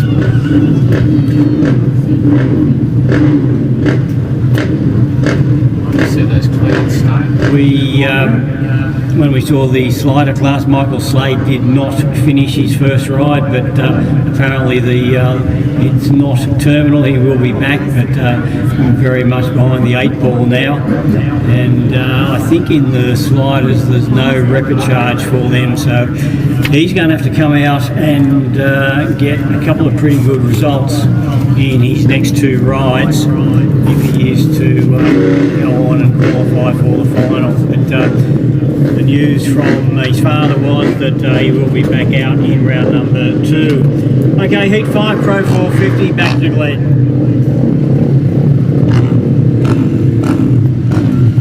Thanks, Peter.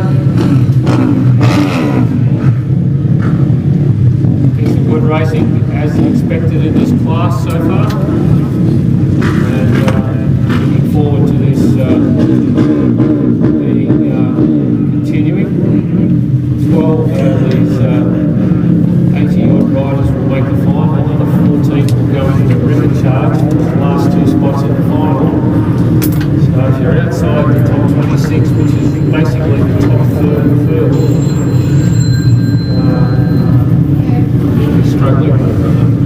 Top 3, top 4, absolutely essentially that we think.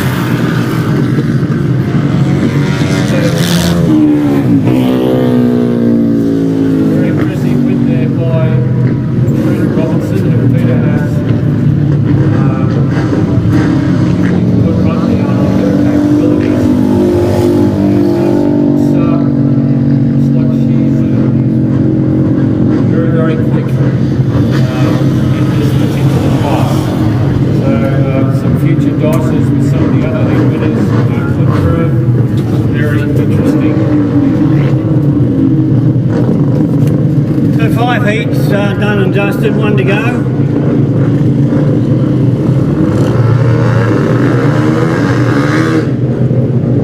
A couple of Queenslanders in this one. I would expect them to be very prominent. Kysh and Wheel on the 25 and Caden Downing on the 491, both in the outside half of the grid. Kysh and Wheel on position 9 and Downing on position number 7. Rory Hutchinson, Wade O'Keefe, Thomas Donnelly all round the middle of the grid as well. Remy Fife, Zane Kinner, names that have come up through the junior ranks in not all that many years ago. So they're still young men, certainly.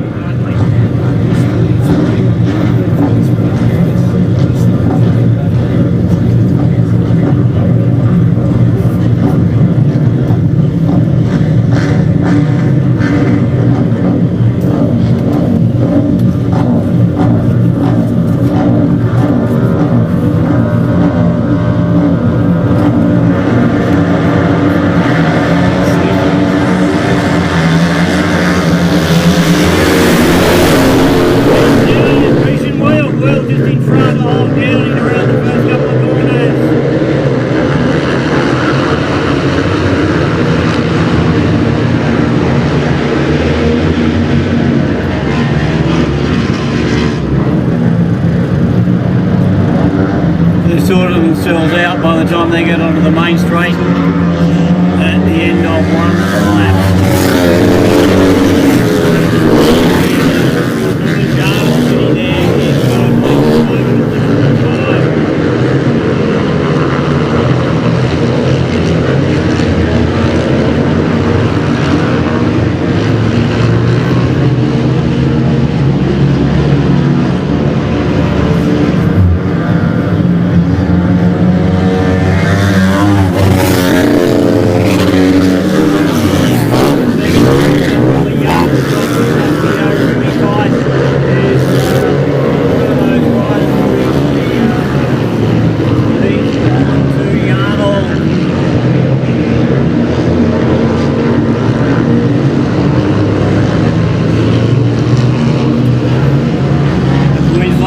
Wheel is in 1, is in 2.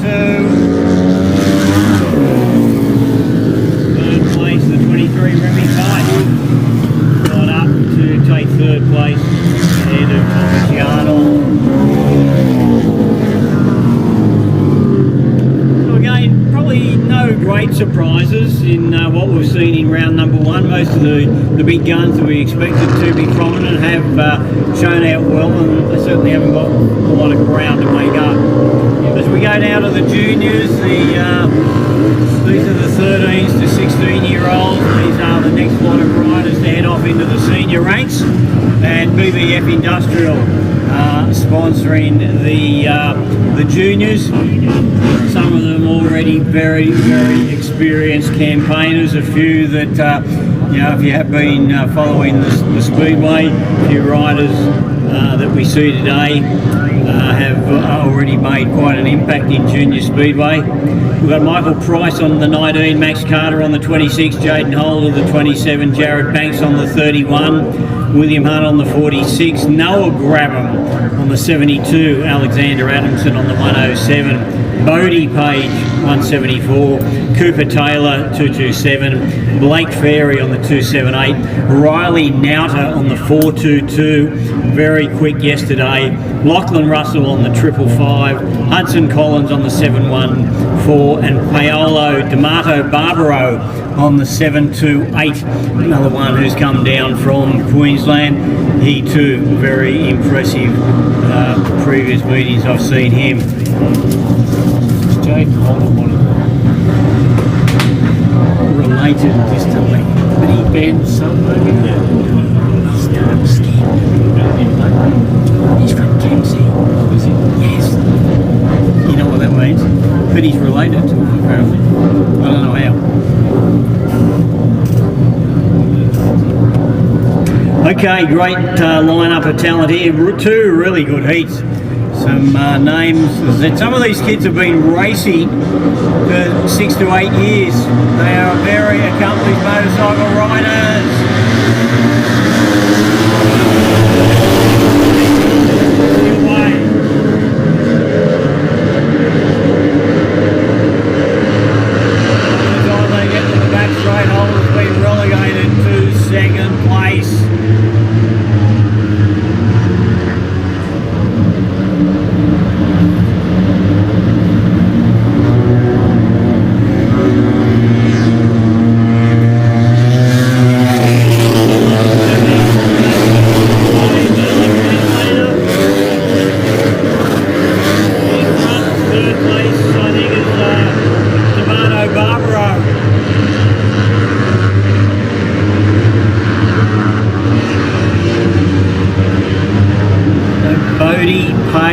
Bike 174, race leader, comfortably ahead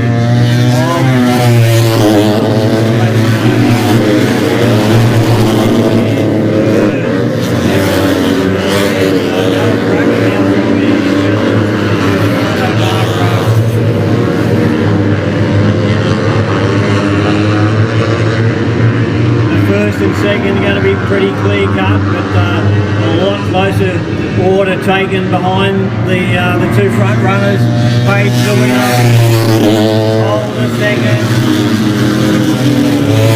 Barbaro gets there ahead of Travis in fourth place, and then Lachlan Russell in fifth.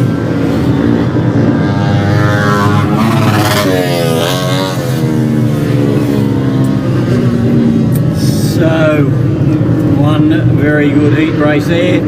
As I said, sponsored by BBF Industrial, family-owned industrial supply company in the Central West. And they've got stores in Bathurst, Orange and Dubbo. We won the race 27.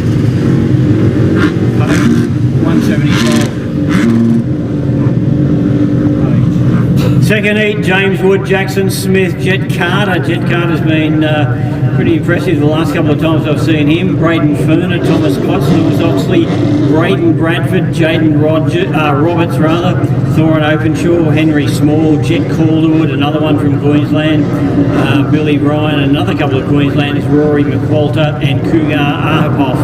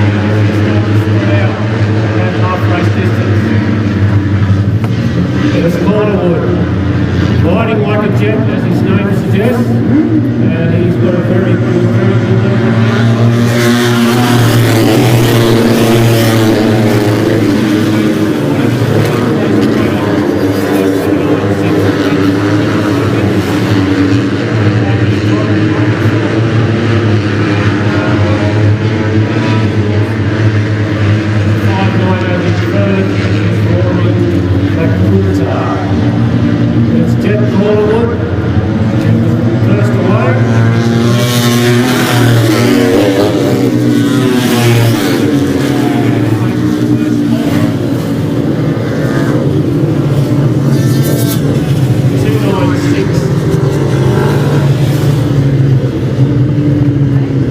6 Short is second, and 598 Quilter is third.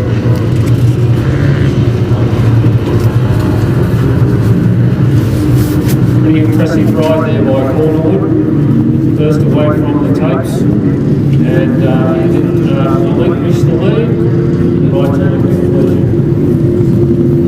That race was sponsored by BBF Industrial Construction.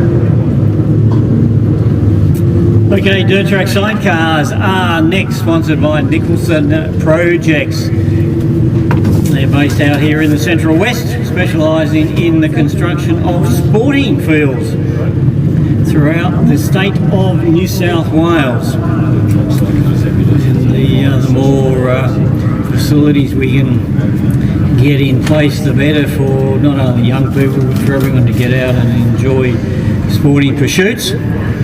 Good to see Nicholson Projects coming on board for this year. Okay, dirt track sidecar, Samantha O'Mealy on the 6 machine with Brendan Denzel. The 13 is Sean Griffith and Julianne Lawson.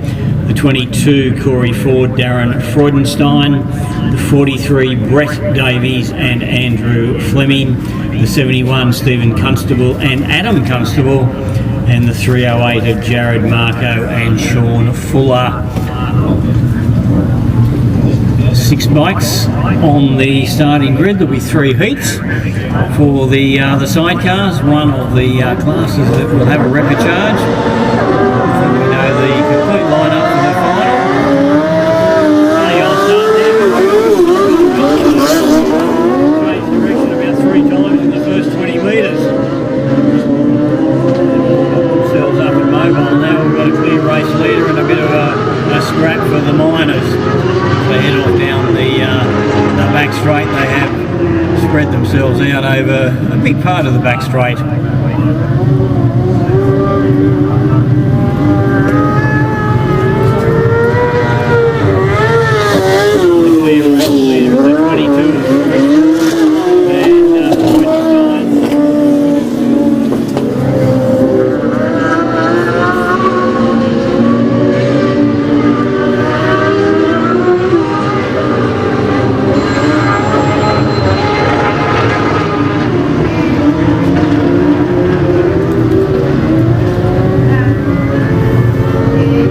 Ford and Freudenstein comfortably clear when they get the last lap forward.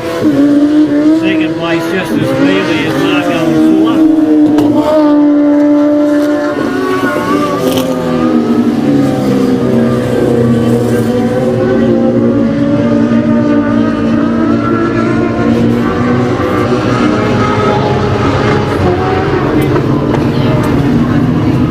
I said they were spread out on the opening lap, but geez, they've got even more spread out in the concluding lap. Ford and Freudenstein on the 22 are the winners ahead of Marco and Fuller on the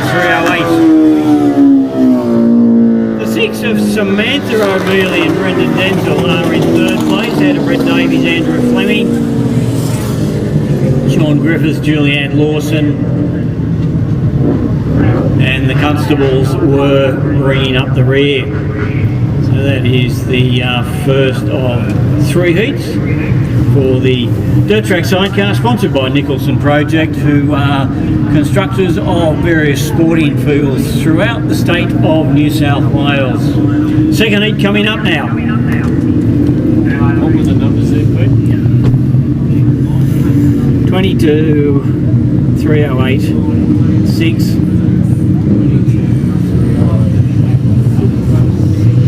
43. Yeah, they might be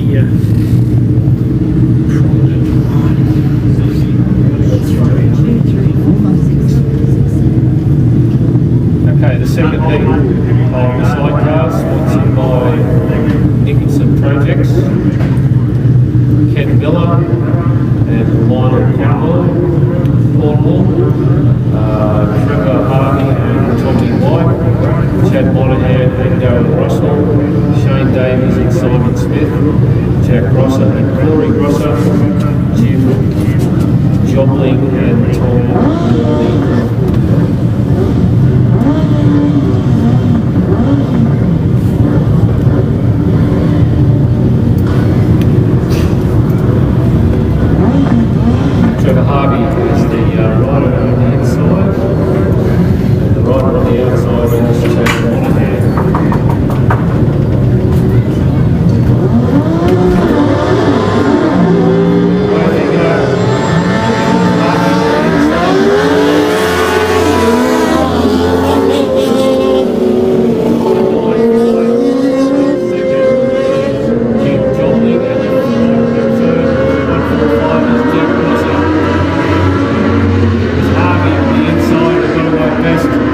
they get down into the highway corner for the first time.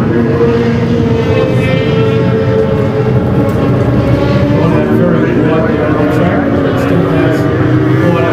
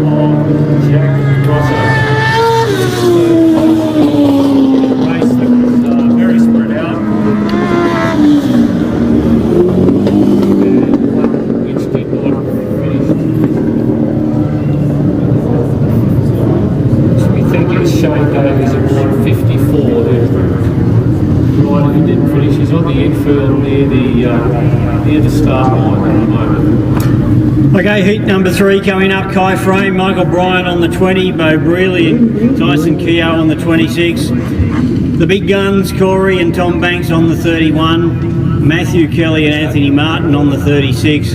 Brian Pritchard and Chris Gibbs on the 139. And on bike number 300, Matthew Brown and Brendan Justice, and they've picked up a personal sponsor from another local company, which is good to see. Asimus Contracting helping the team of Matthew Brown and Brendan Justice. Now the Bankses have been the big winners. Interesting that the 139 machine, Brian Pritchard and Chris James, they are part of the dynasty, I guess you'd call it, from Queensland with dirt track racing with the Raffins. And Barry Raffin was here yesterday, caught up with Barry for the first time for a while. Barry's grandsons are the actual reigning Australian champions. They haven't been able to get here today. So I think Brian's Barry's son-in-law. But if they're here and they're on a bike that Barry's had something to do with, I think they might go pretty good. So that's the bike 139. Kai Frames on the inside, they're always pretty competitive. Next to them, Pritchard and Gibbs, and we've got Corey Banks, second one in from the outside. So heat 3 for the dirt track sidecars.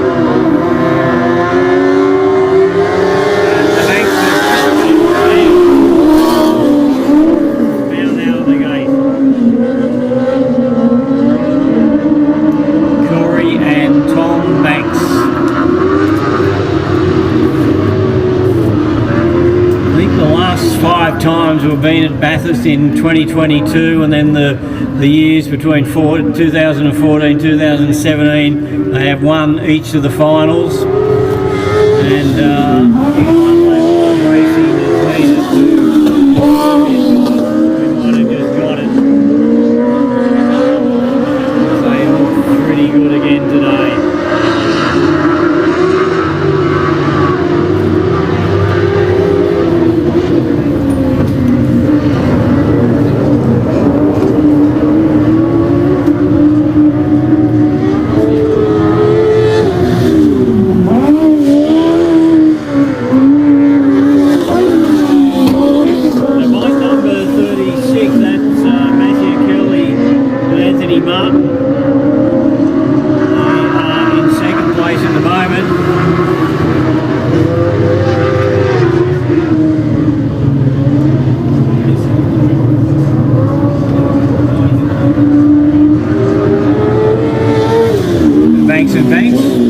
the winners. Elliot Martin hang on for second ahead of Kai Gray and Michael Bryan. And back to Brown and Justice in fourth place. We did have one withdrawal during the course of the event.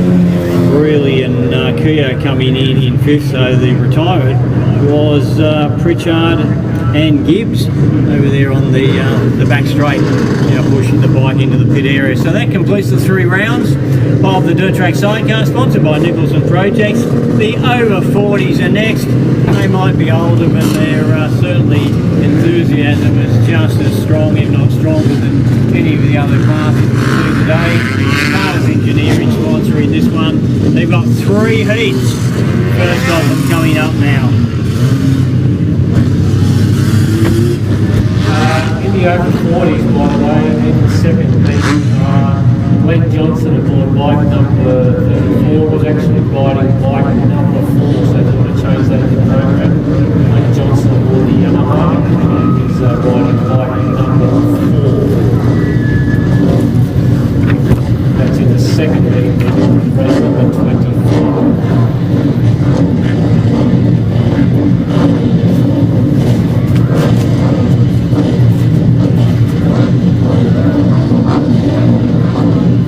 Over 40 was very competitive, most of these guys. Racing distance never actually go away, do they?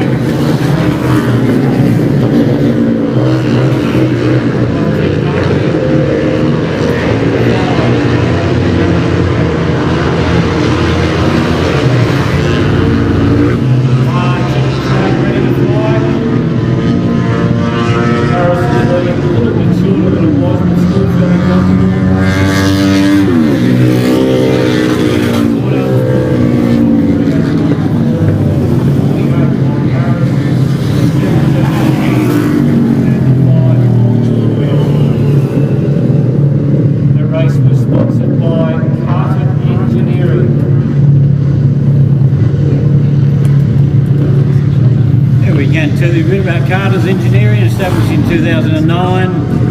They've become a leader in structural and mechanical fabrication, rotating equipment industries, providing clients with efficient, effective and sustainable engineering solutions. So they're our sponsor for the over 40. Just my apologies there. The rider on J45 Oscar. J45 Joshua Oscar.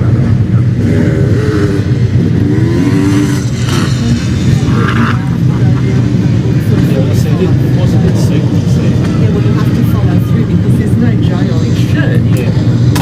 Usually there's a J on the bike though, isn't it? That's where you're out of the loop. I knew that was on Costco. Yeah, well, I'm right 45 because that's what's on his, what you can read. Yeah. And I know he goes well in this class. Yeah. I don't know Harris. I could be surprised he could have. I'm right on the wrong. No, I'm not assuming that. I just put Heat number 2.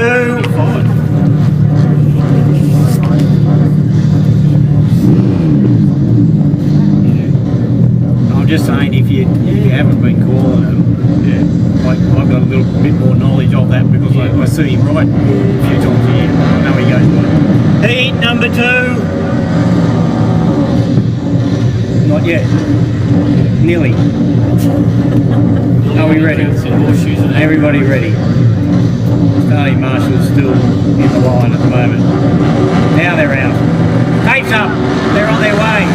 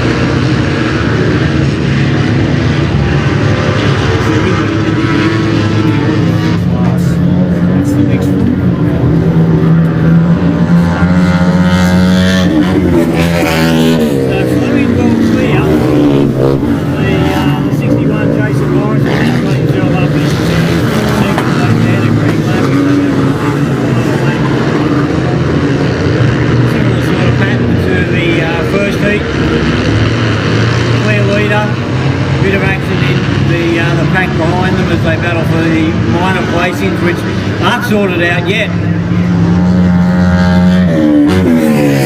He's a very comfortable winner ahead of the 61 of Jason Morris. Mitch Wolf getting into third place with a pass off that final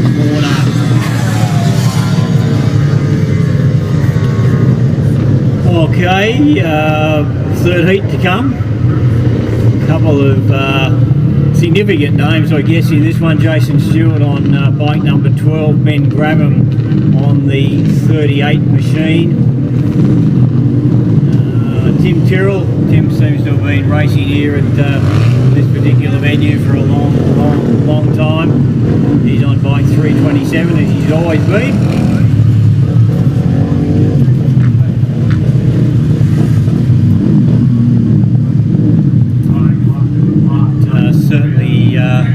The red-hot favourite, you would think, in the over 40s class is bike number 38, Ben Grabham.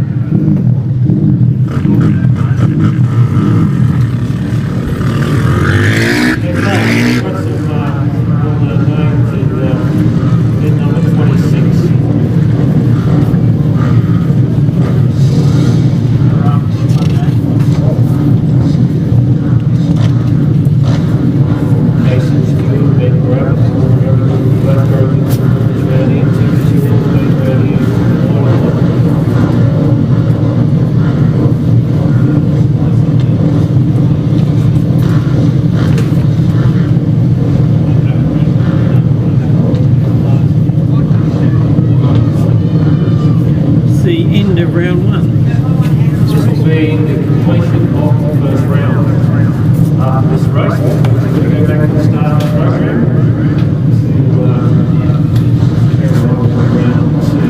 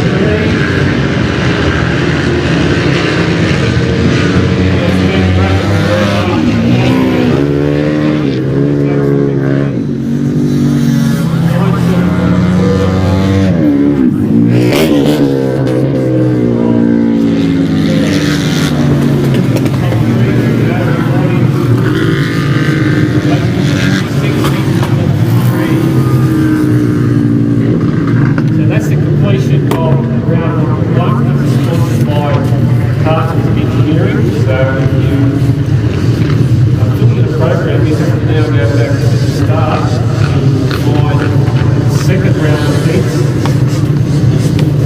starting with the 250cc stroke, 250cc two-stroke round number 2, sponsored by King's Construction. So while some track work's going on, we're going to see the nippers out there. The demo riders have been let loose. Some of them rough, they're gone. Spencer Marks, Otto Duff, Ryder Negus, Cade Manville, Harrison O'Brien, Skylar Manville, Parker O'Brien, Callan Morris, Flynn Beard, Sater Beard, Nixon Manville, Chase Hunter, Harry Coops, Kobe Hunter, Hux Davies, Cohen McCosker and Levi Teddy Campbell. These are riders very new to the sport. They can be as young as 4 and they don't race, although I think they forgot to tell them that. There's no checker flag, there's no points scored or anything. It is all about experience and confidence building for them. Now, you've already noticed that some are looking, circulating faster than others. They are obviously a little bit more experienced and a little bit more confident. You'll notice a few surnames duplicated in the list of riders I mentioned. I always like saying that, who knows in 20 years' time whether some of these riders are going to be off on the world stage. They could be road racing, they could be in motocross or speedway or flat track racing anywhere in the world. And their roots go back to when they started out in dirt track racing. And like a lot of sports, I guess, motorcycling in Australia cops its share of criticism from time to time, but I think one thing they do very well is coaching and training. Kids just aren't let loose on a bike. They've got to be signed off before they can step up onto, we've had a fall. Picked the bike up himself and he's off. Didn't bother dusting himself down. Before they step up onto bigger bikes, they're signed off by coaches who have had to be go through training themselves. A couple of names I would like to point out. There's a couple of beards in there, and I'm guessing they might be associated with the Beard Brothers Motorcycles, who are sponsoring, or one of the sponsors of the flat track 19-inch class. And the other name that took my notice, a few obviously siblings there, or could be cousins, but the other name that took my eye was 414 Hux Davies, the 3rd generation. His father, Matthew Davies, is here. He's riding a slider, and I think he's in the 19-inch wheel class as well. Very all-rounder, wasn't he? Won a lot of junior dirt track titles. He went overseas and raced in the, I think it was World Super Sport Series. He's raced Supermoto, and these days still running the business down in West Wyalong. And Matthew Davies, of course, his father was the late Anthony Davies, who has ridden here, one of the small handful of riders who has raced at this particular venue on both 2 wheels and 3. Very good long track rider and dirt track rider himself over many years. And then later on, I think he's won here on a Harley in the twins class, and of course had great success in dirt track sidecar racing. So the next generation of the Davies clan, they're out there today. And a couple of, I think Anthony's brothers are racing in the dirt track sidecars as well. So a lot of family traditions moving through the sport of motorcycle racing. And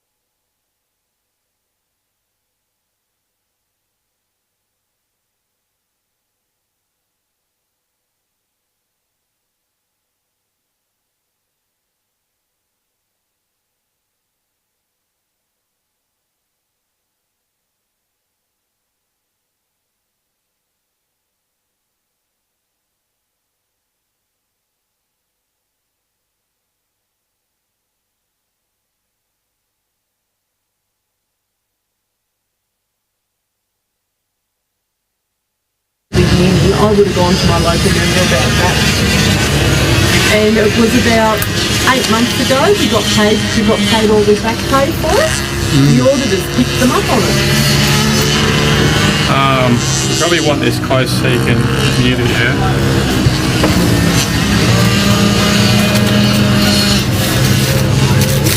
So we've still been doing the elections. We're working in a couple of weeks. We missed the last one, we were away. So, how much do you get paid for that? It's good money. The full day for both of us, I think it works out about $950 for the two of you for the day. We got taxed. The last one was a council one, I think. We got taxed $25, which we got back at the end of the year anyway. But it come up to about $980. No, for the two of us, about $980, $990. If you get paid. How many hours in a day?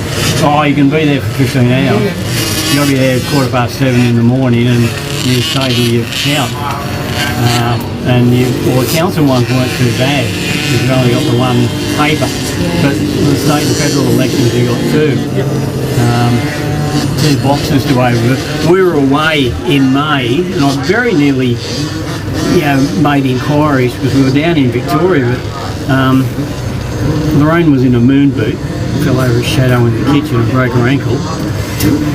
And my knee was giving me a heap of grief at the time, so we didn't worry. In fact, how slack they were. We were leaving Melbourne, driving down to Torquay on the Tuesday, I think. And the bloke that was the supervisor at Harrington rings and said, you pair coming on Saturday? I said, no, we haven't accepted it, we're away. I said, we're in Melbourne.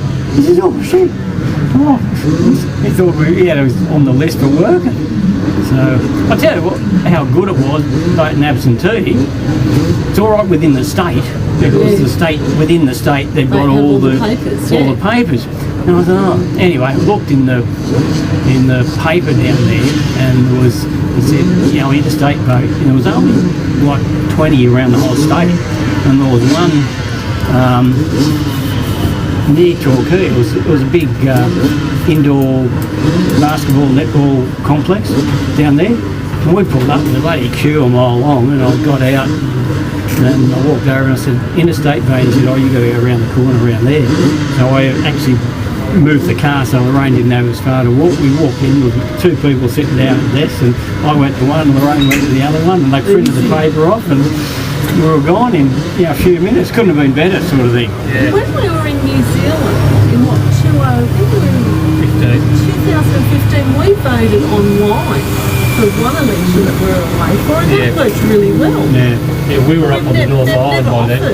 We were up on the North Island by then. They never have I seem to have offered that again. Because we'll pre-vote, we'll be away for the We're going to Berry Beach the next elections. We could have voted down there, they'll have the papers, but we might as well do it before we go. It's easier, it gets it out of the way. Last state election I was sitting there and I looked up, Glenn Cox walked in. He sort of looked at me and waved. His parents just lived around the corner. So he voted absentee, did he? Yeah. He's with Monty, wasn't he? Yeah, what's happened with them? I was talking to Grant at the postie bike race, and he said the boys didn't have passengers, so I don't know what their story was. They didn't run the state title either. So I think only the youngest one did. The youngest one, I can't remember the guy's kid's name. Had one son. Not Hayden, the younger one. Yeah, not him, the younger one.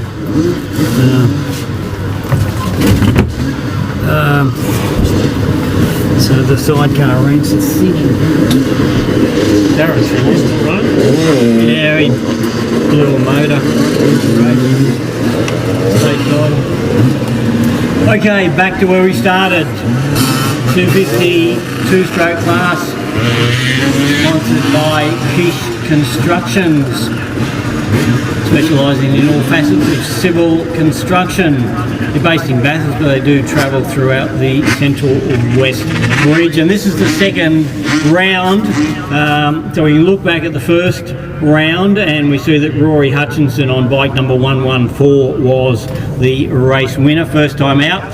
This time he's in position number 2, right down near the inside of the starting grid. Second place last time went to Andrew Smith on the 18. Paul Edwards on 971 was in third place, and Luke Wildsmith on the 667 was the fourth rider home. So you would expect those riders to be prominent again. Wildsmith on position number 1 this time, Rory Hutchinson on 2, Paul Edwards on position 4, Andrew Smith on 6. So probably keep your eye down on the inside half of the grid this time. That might be where most of the action is in the dash to the first corner, because you've got the top 4 riders from round number 1.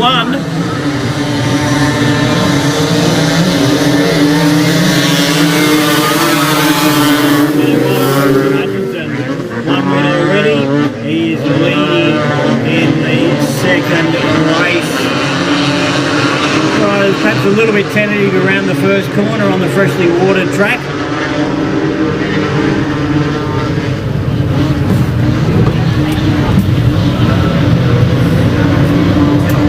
And so far so good for Rory Hutchinson, winning the first round, leading the second round, second place at the moment. Paul Edwards is in fourth.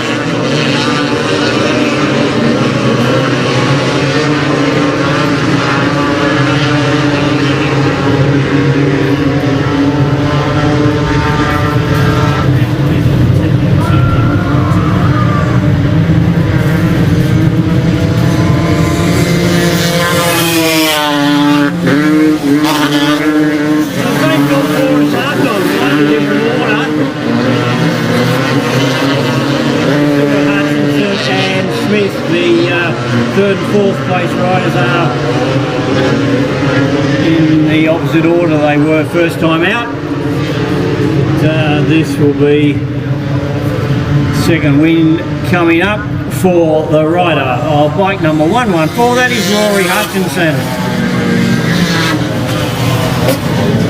Second place to Andrew Smith, then Wildsmith and Edwards. And there might have been Patrick Coleman the next one through.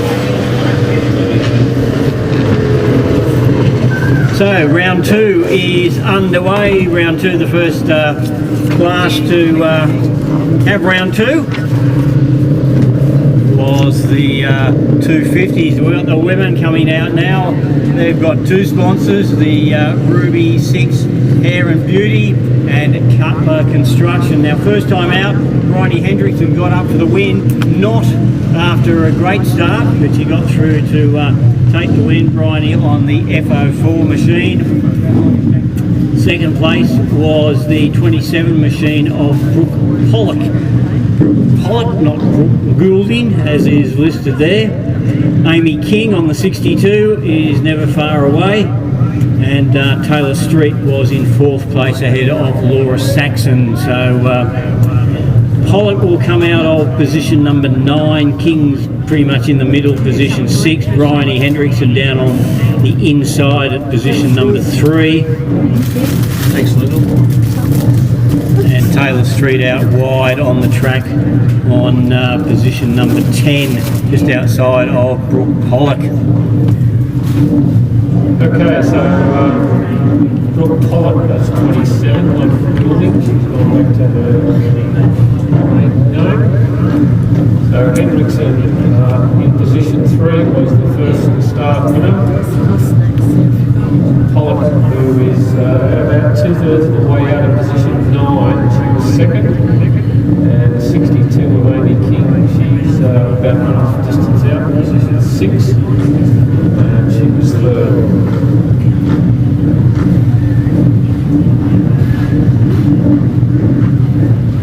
Quite a big women's class. Last time I was here in 2017, it was probably about 5 or 6. So it's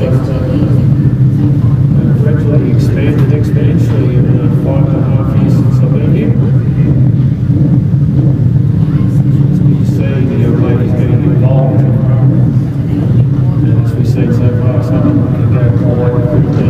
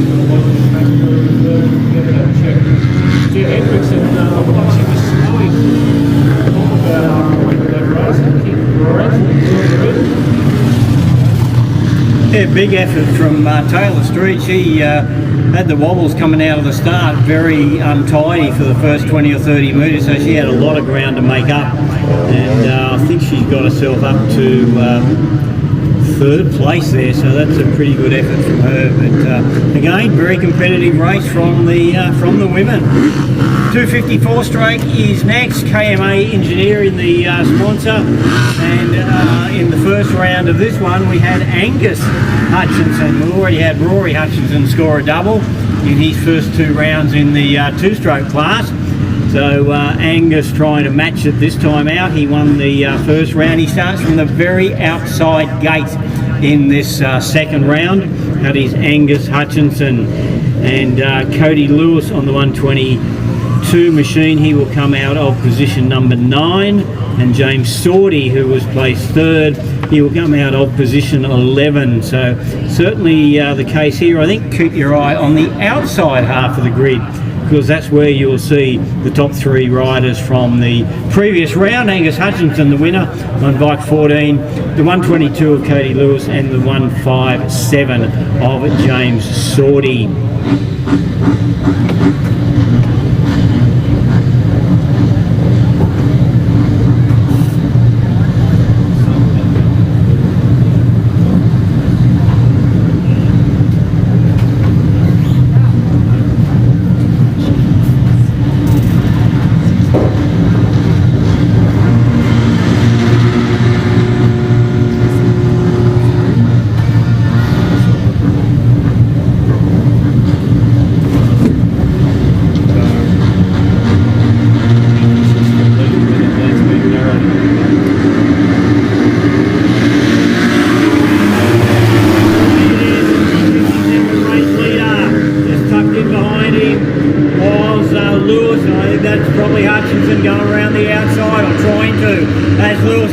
Back up on the inside, trying to get to second place as Sorty still leads.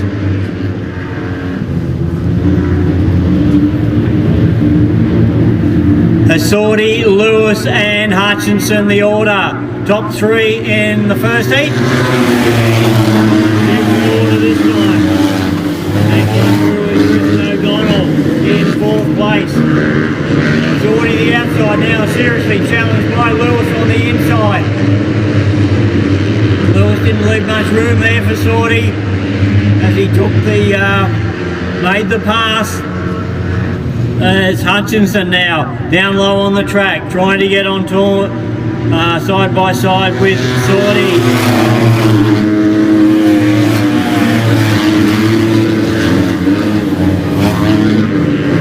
Kristen O'Donnell and Cooper Giles in 4th and 5th place. Cody Lewis looking comfortable at the moment. He's pulled away from Sorty and Hutchinson still. Yeah, you can throw a blanket over them off the last corner. Sorty the outside, Hutchinson the inside. Lewis will win.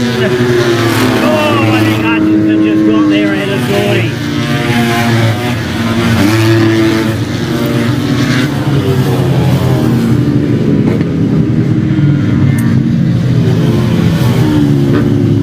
Another very close finish, same top 3. They've cemented themselves at the top of the points chart, and I think we're in for another 2 very close finishes when they come back again. The Hooligan twins are next, sponsored by Tool King, the Robertson family working at Tool King, and have done for 3 generations of that family. The Hooligan twins, sponsored by Tool King. First time out, it was Damien Bombardieri who just nabbed Kenny Angel late in the race, with Shane Richards in 3rd place ahead of Andrew Smith. So this time Kenny Angel is in position number 4 on the starting grid. Damien Bombardieri, the race winner, is down on the inside, position number 1. Shane Richards is towards the outer half of the grid, position number 10, and Andrew Smith not far inside him on position number 8. Kristen O'Donnell is back out in this race, so quick change of machine for him. In This is race number 30. If you just joined us, the Hooligan Twins, their second round.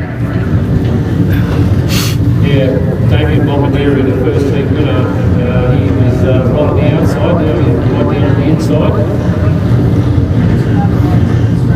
The 93 of Kenny Angel was second.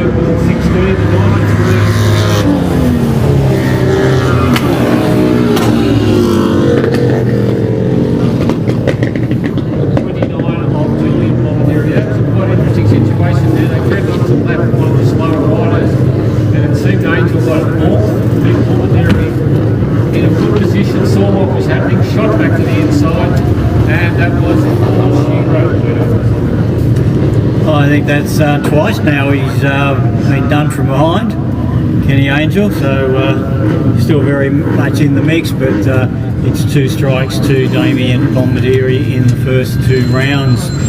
85 2-stroke, 154 stroke for the 9s to under 13s. Next, Heath Oxley plastering, for whether it be residential work or any gyprock requirements.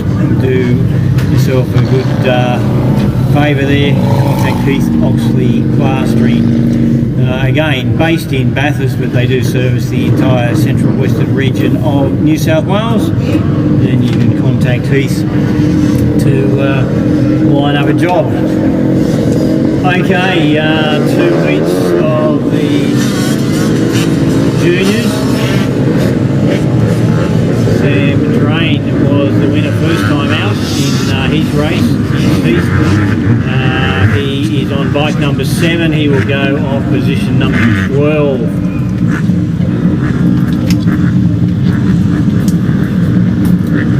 Jake Page was second.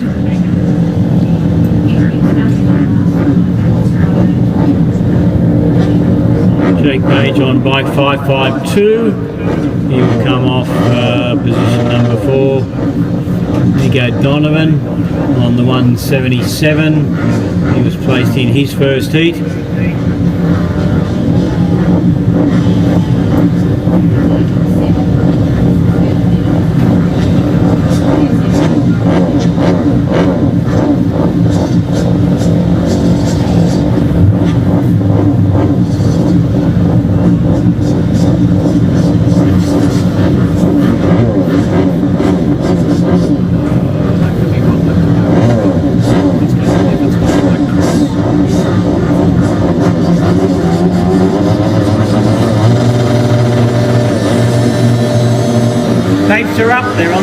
away.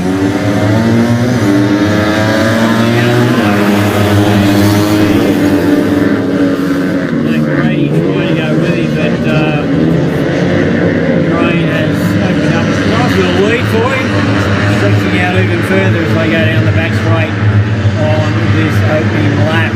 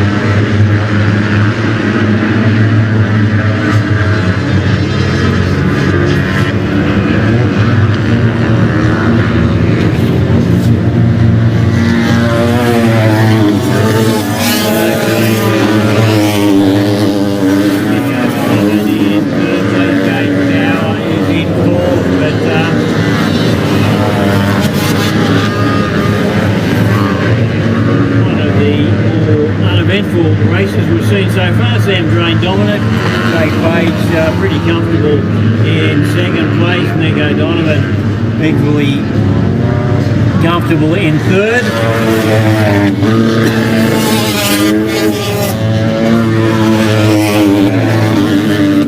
Followed in by the 24 gauge Genout and Lenny Duggan on the 12.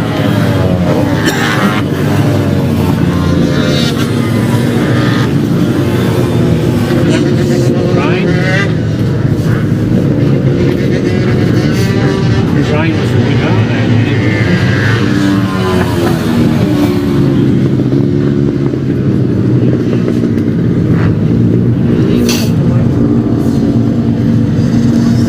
and you've got the other first round winner, heat winner coming out this time. 107 of Taylor and Howard.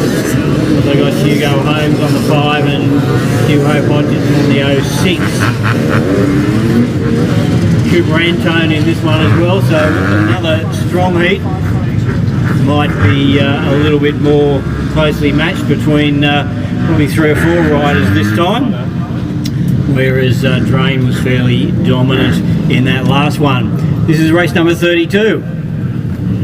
yeah, Drain does look the dominant rider in this age group, and we have third place getter from the first race in this in Hugh Hope Hodgins. He was the third place rider in the first team. We also have Howard and Turner and Donovan, who were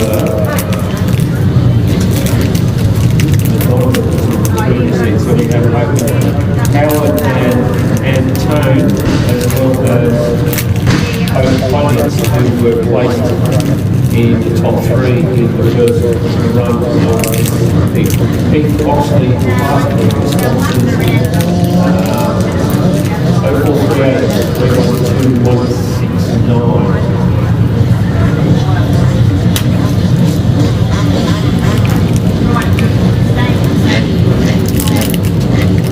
Field of 14 on the start line.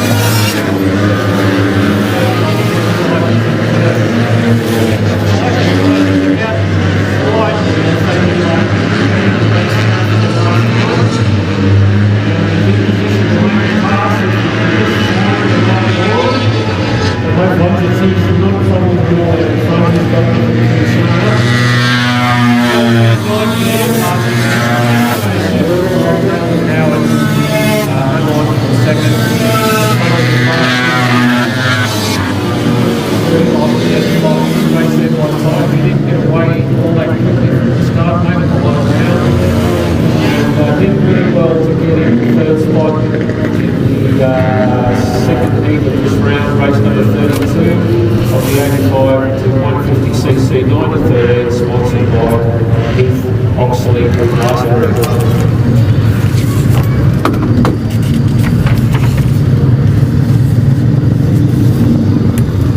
The Sliders second time out, sponsored by Echo Inspection.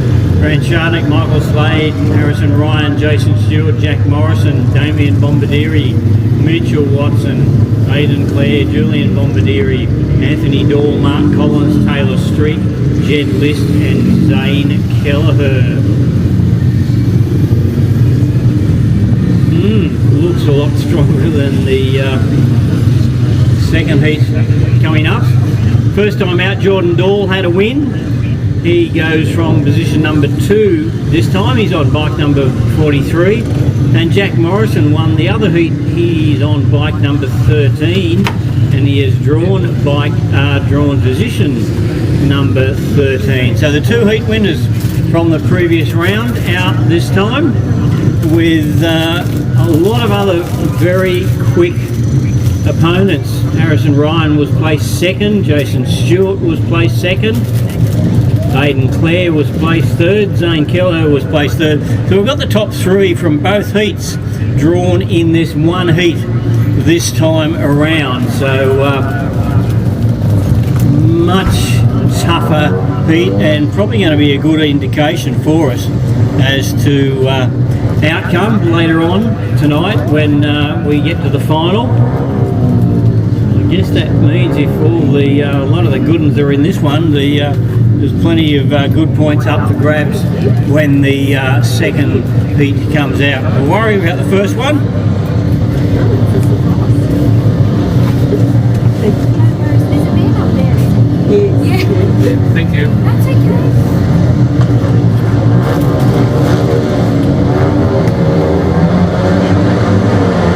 Nope, tapes aren't up, red flag.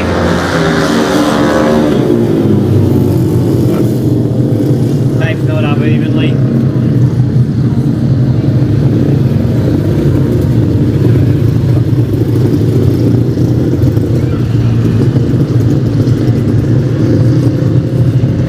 So we will try again.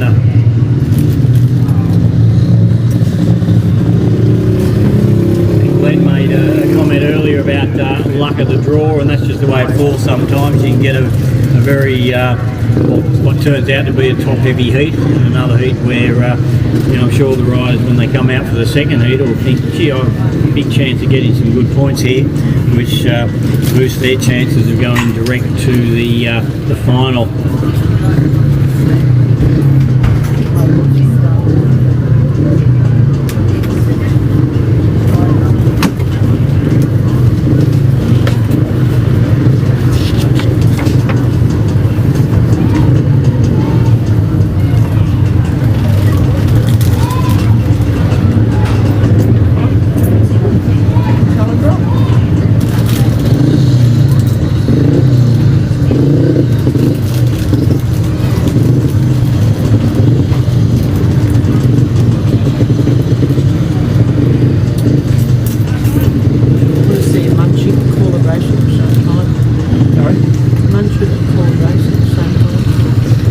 You eat first, Glenn. I'll call some racing.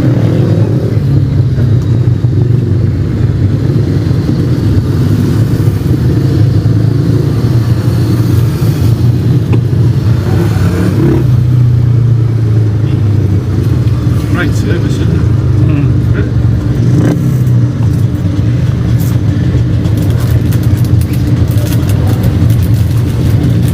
It looks like cranberry sauce, that must be too.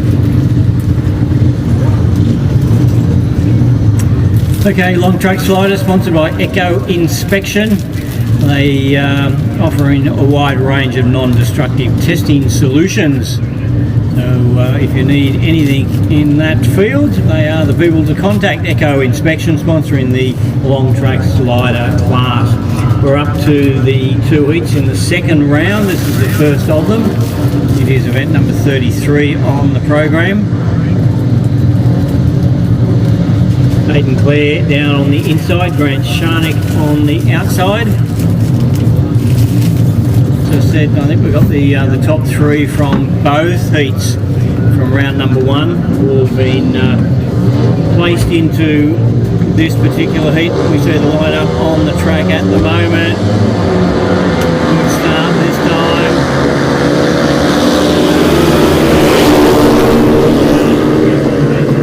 Going with it.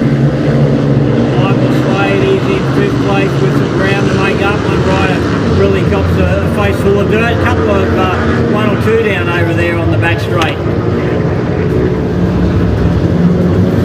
You've got fallen rider and bike on the track. It will be red flag.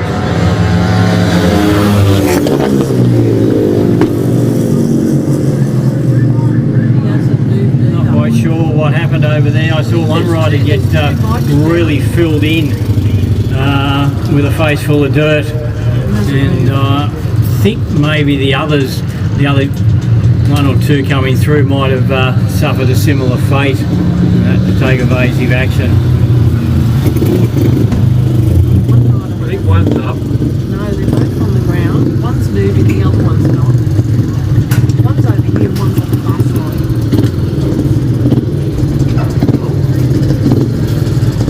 Who's got his foot up there, the one on this side?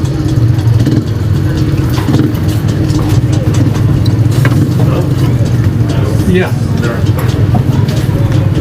There you go, mate. Somewhere they're getting called from up here. Yeah, we're calling here and the lap scorers are next door. I just got to get this car moved the other way on my trailer. Yeah, no problem. If you could, Because I unhooked it to go to the bike shop. if you could give me the number plate. That's it. 77. KYAH. Yeah. Okay. I went in to get some stuff and We have a car that needs to be moved because I was blocking someone from getting out with a trailer. The number plate is 77 KYAH. It looks like white Ford, doesn't it? Yeah, white Ford, 77 KYAH. Can you move your car, please, so that the gentleman trying to get out with his trailer can get out of the area, please. KYAH, 77 KYAH. Thank you. Thanks, mate. thank you very much. Thank you.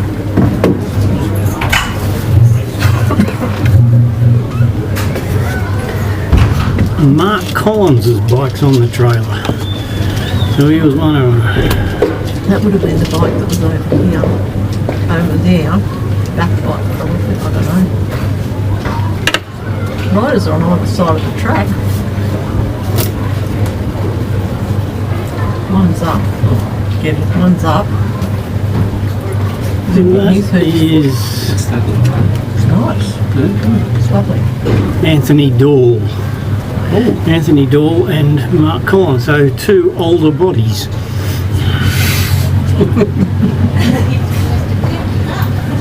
It may not bounce as well. My body wouldn't bounce all that well off the fence either. You wouldn't get on the bike to start with. Well, I don't know whether it's Same. the contact with the fence all of a sudden stop from the speed you're doing to nothing. Don't. What have you got in here? Don't strip the cranberry on front of you. That's the dirt.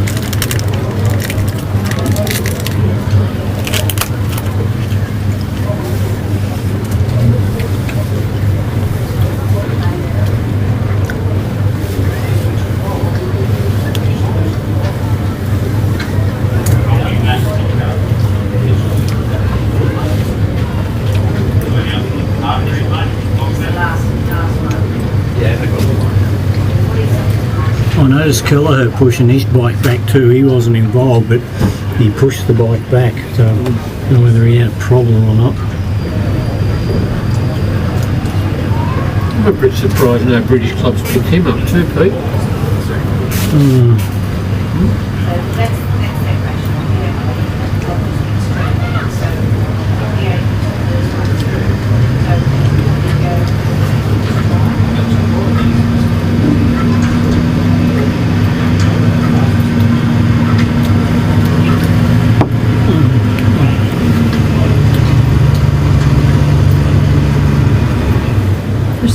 rider up, or is he still on the ground?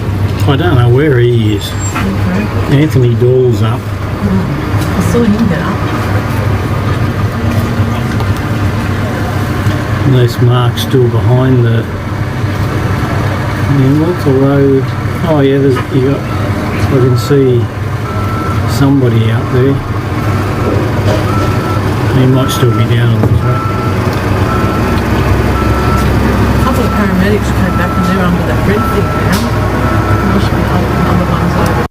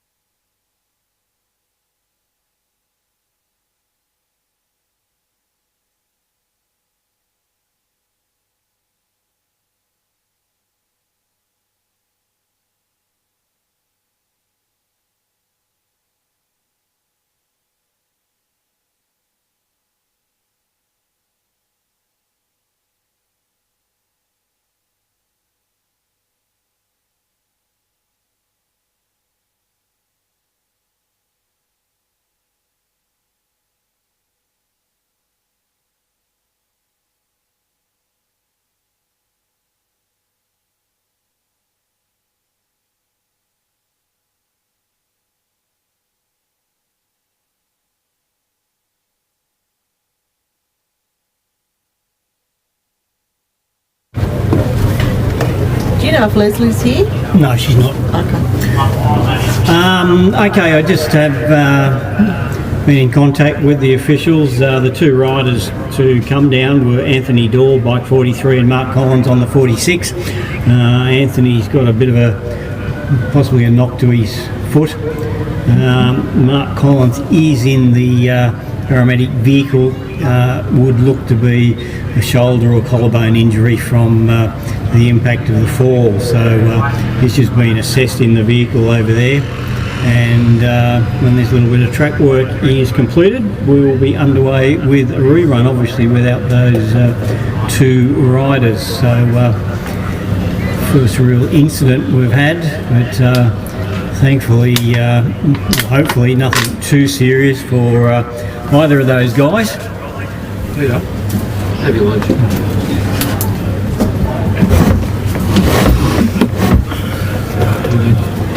Just your bossy. No, I think It's not going to fit in the bag. But I've got time to run to the bin and get rid of some rubbish, haven't I? Yeah. Well, as long as you don't need bike starts up, I guess. Hey? As long as you don't need bike start up, I guess. Well, I'll have to run up the stairs, won't I? That's okay, I'll do that. Even with a bad knee. It's okay. I'm just sitting for so long. You got more rubbish? No. It's really nice, that. Impressed with the service. He comes up every couple of hours and just keeps giving us food. You never get hungry at this place.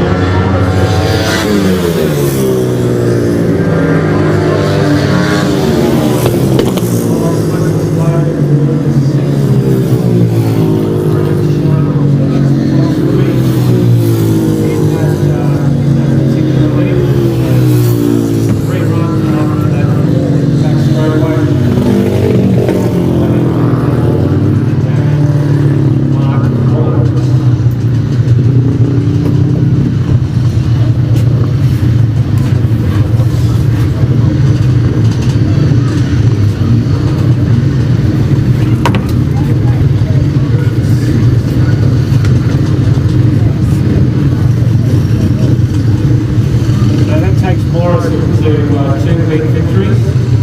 And the other heat winner from the first race was Jordan Dahl. He comes out in this race, I believe, number 42, and Jordan Dahl, he started in position number 3. So he was the winner in the first race. Harrison Knight was in the previous run. And Zane Miller was the previous one. So only one of the top 3 from the first heat in this particular race.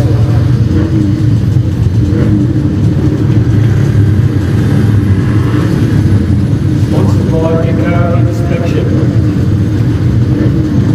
It's like a full field of 14.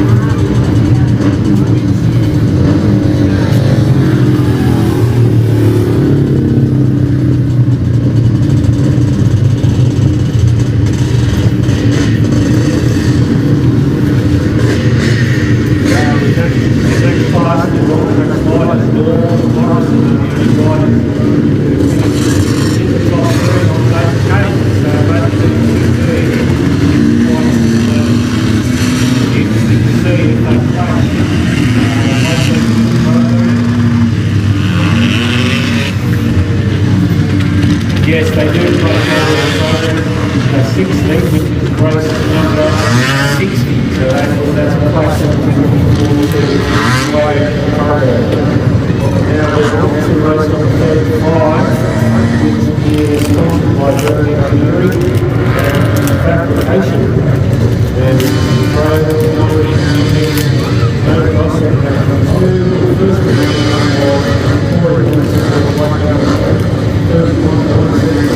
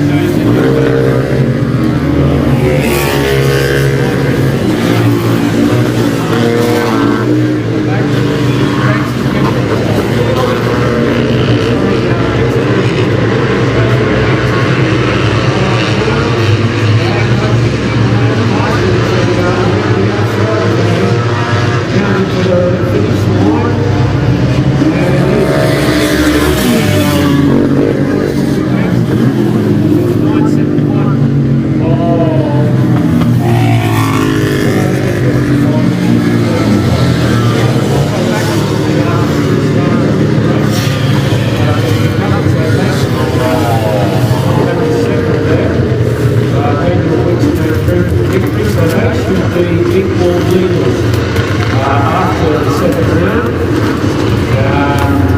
Now fourth place, so again, Wicks is in third.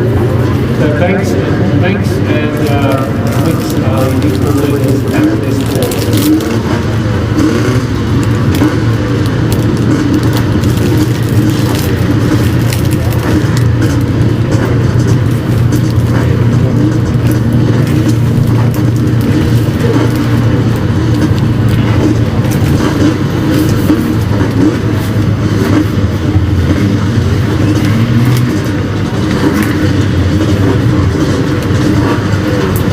Exclusive trailers are the sponsors of the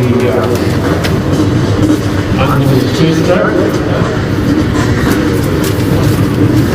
Also on this page we've got Tim Miller Water Carriage and Cisco's Earth Moving on 0437 555 561. Yeah, both very important, Glenn, because they're companies that, while they're not actually sponsoring a class of racing, they've been very significant, making a big contribution. Obviously, the one of the water trucks out there with the Tin Billa name on it, and Cisco's Earth Moving, I can imagine doing quite a bit of work with the track in preparation for this meeting.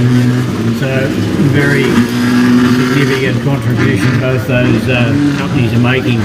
Okay, Unlimited Two-Stroke, we're up to the race 36 and 37. These are the two heats for the second round of the Unlimited Two-Stroke class. The two heat winners first time out, they will actually clash in the second heat. That is Tom Herrick and Damien Coppy. But in this one, Daniel Wicks straight back out again, Darren Saxon, Tim Darmody, Mitch Wolfe, Lee Hunter, probably the ones we expect to be prominent in this. Wicks was placed second in his opening heat. Lee Hunter was placed third. Scott Brown was placed fourth in his heat. Tim Darmody was placed second. So a lot of riders finishing second, third and fourth coming together in this second round. You get in a little bit edgy at the start.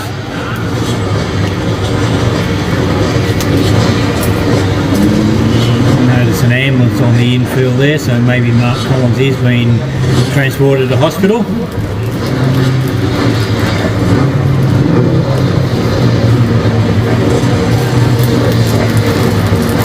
Looks like someone's got their marching orders.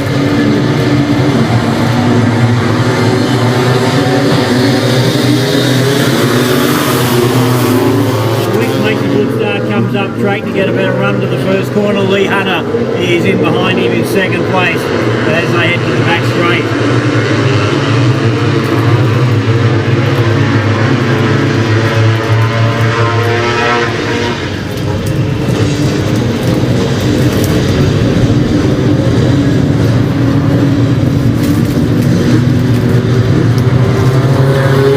The Wicks and Hunter, and then the 17 of Darmody, back to Scott Brown on the 31.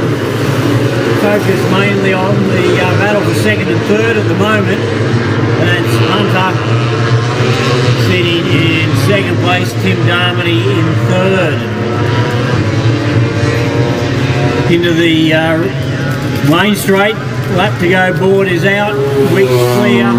Hunter hanging on to second. Darmody challenging, goes to the outside this time. Can't get by, still Hunter in second. Darmody comes again. Hunter inside, Darmody outside. Onto the straight, the winner's home, that's Wicks. Hunter hangs on to second. Ahead of Darmody. The next one in is the 31 of Brown, and then the 72.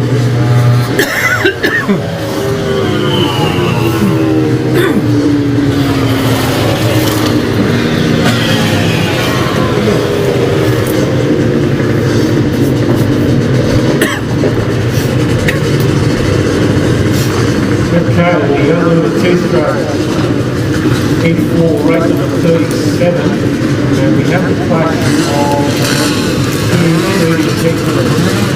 Jamie's copy was like 560, Wexford was like 957. And the other big winner, Darren Henry, he was like Thomas Herrick was like number 4. And Herrick's out of position 10, and copy is position 6. That doesn't rule out the chances of numerous other riders.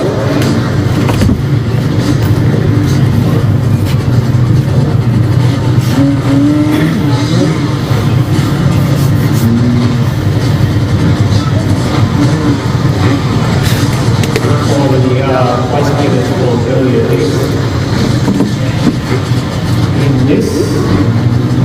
So it looks like those two people are being done.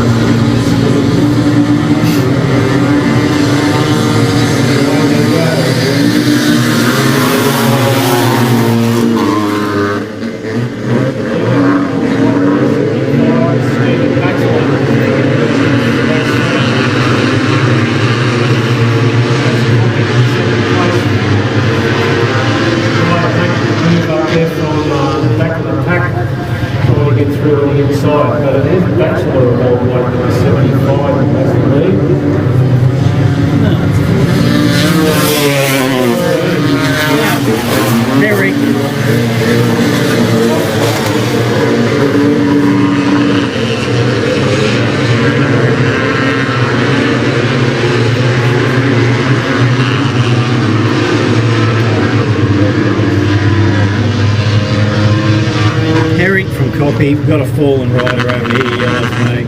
Eric's on 4, I think, is he, Chris?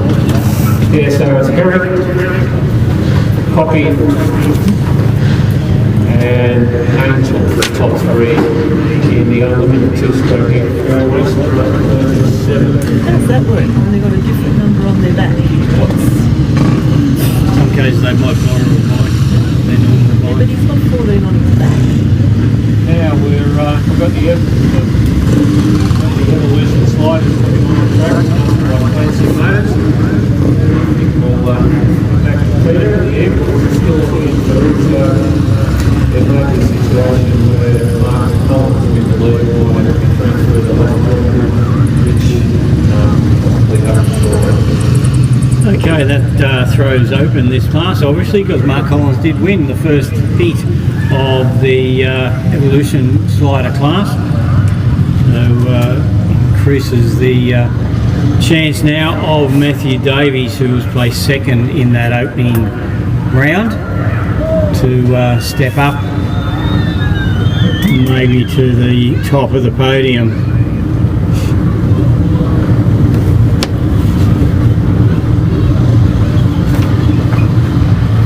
This bloke's that.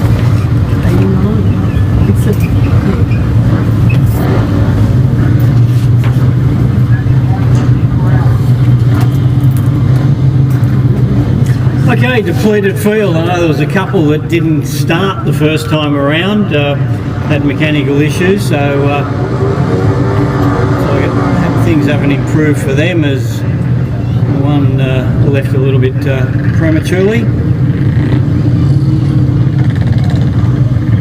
Clancy Motors, long-time supporters of the Panorama Motorcycle Club and racing here at the Bathurst Showground. Clancy Motors have been in the Bathurst community since 1951. They offer their customers an automotive range of new and used vehicles: Ford, Mitsubishi, Kia, Azure Ute. As the tapes go up evenly this time.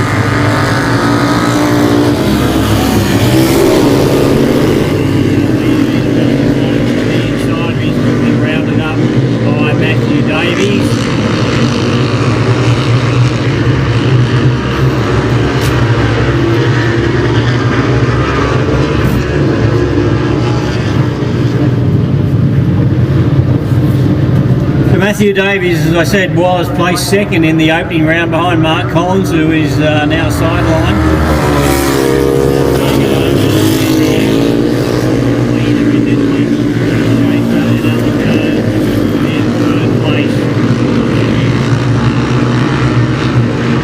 First four riders evenly spread out, then a huge gap back to the last three, who are similarly spaced.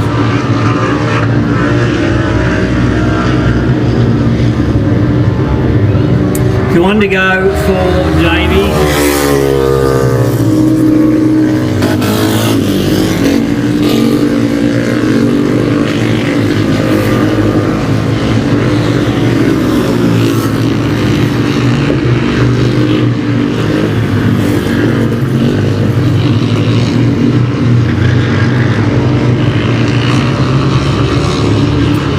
This will give him a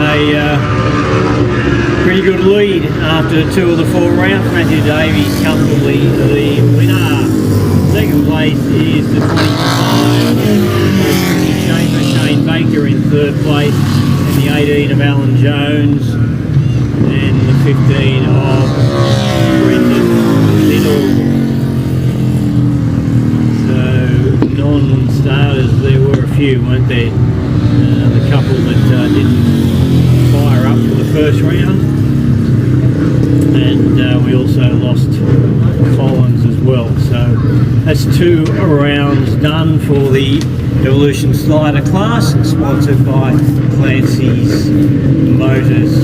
Motors here in Bathurst. Okay, the big one now as far as group or class of racing, and it is the second round of heats for the Pro 450 class, sponsored by Lidster Transport. This first heat should see, among others, Harrison Ryan on the 11, Remy Fife on the 23, Rory Hutchinson on the 114. Braden Gay went well in his first round, he's on the 139. Harrison Maxwell on the 164. Expect them to be prominent, but the others may well have a big say as well. Adrian Leonetti on the 55, Brianna Etheridge on the 56, Dale Peard 138, Katana Robinson on the 334, Adam Ferguson on the 474, Joshua Luck on the 571, Carl Galliano on the KO3, and on the Z56, Zach Campbell. Big chance here for Harrison Ryan and Harry Maxwell and Braden Gay and Rory Hutchinson, you would think. I have them out the pointy end of the pack.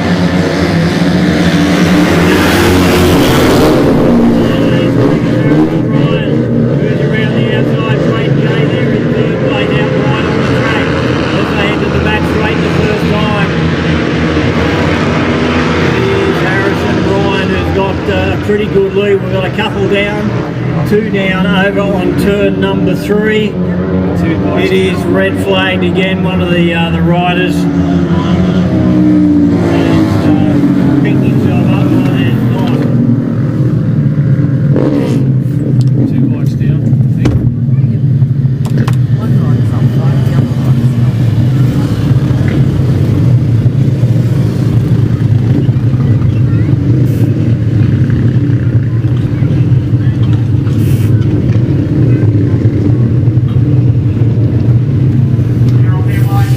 Looks like they may be retreating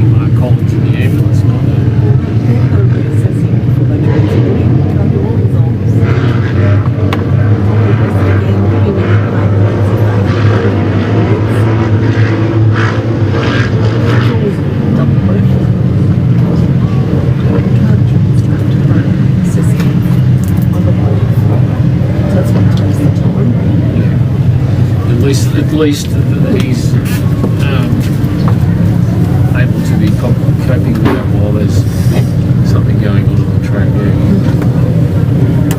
We've seen some big delays and meetings over the years. Okay, a couple of fallen riders there. Brianna Etheridge on the 56 machine and Joshua Lack on the 571, the two riders involved.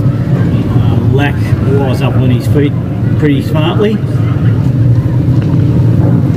First time we went to Blaney, the ambulance never moved all day. Just sat there, no one needed it.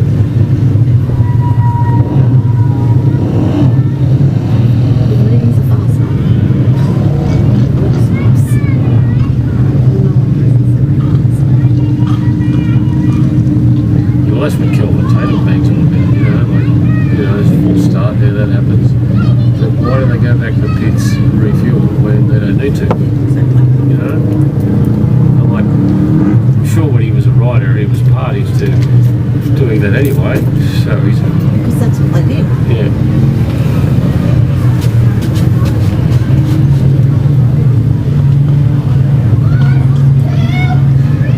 That rider had his arm up as cooling for him. Did he? Well, he had his arm up waving at someone. Like the rider on the The ground? rider on the ground now, yeah. She. Is it her, is it? Yeah. So she's conscious.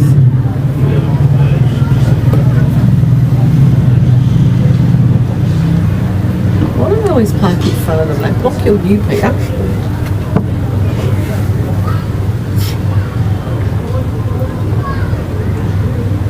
I hope those clouds just sort of stay there.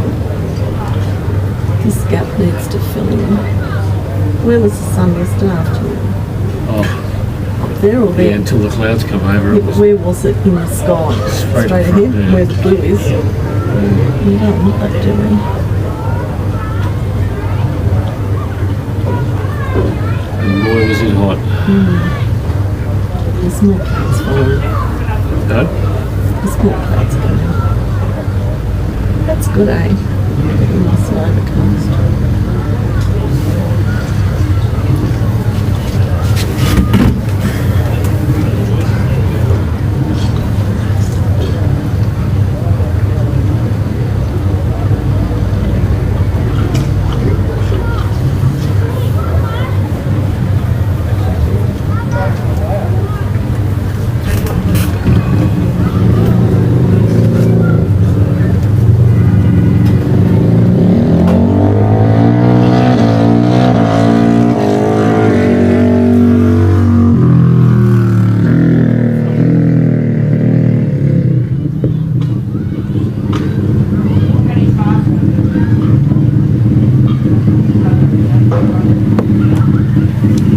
Looks like both riders are up, which is always great to see.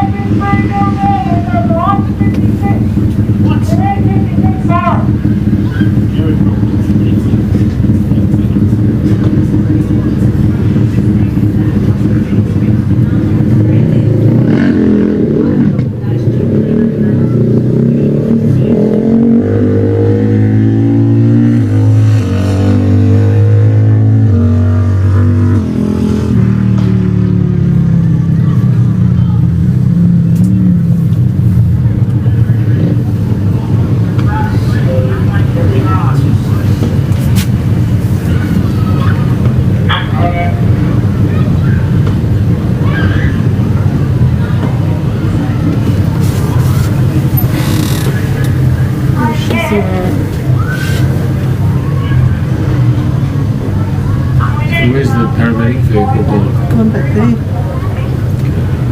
She's up and walk. She's going to get back on a bike. I don't know. And the ambulance is now going? It's going to leave. Yeah.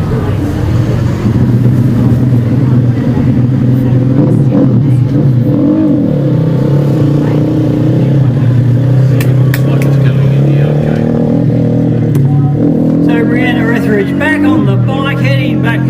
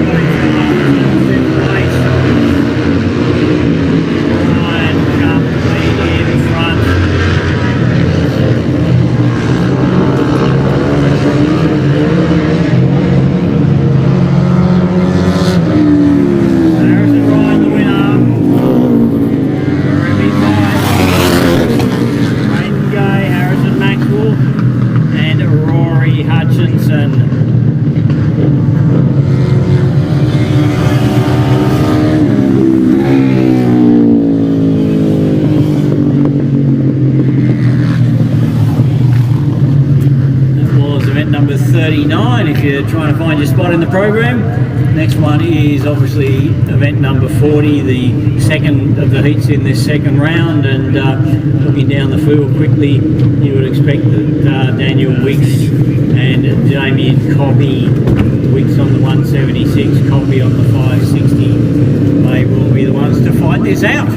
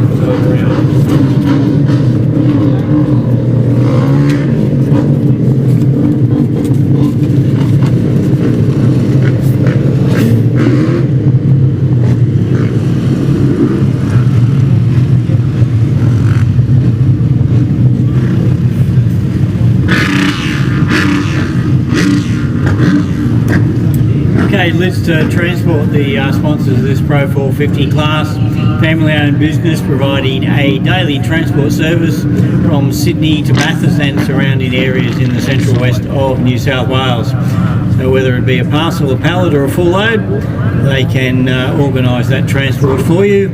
Josh Lidster, the man to contact at J&B Lidster Transport, who are the sponsor of the Pro 450 class.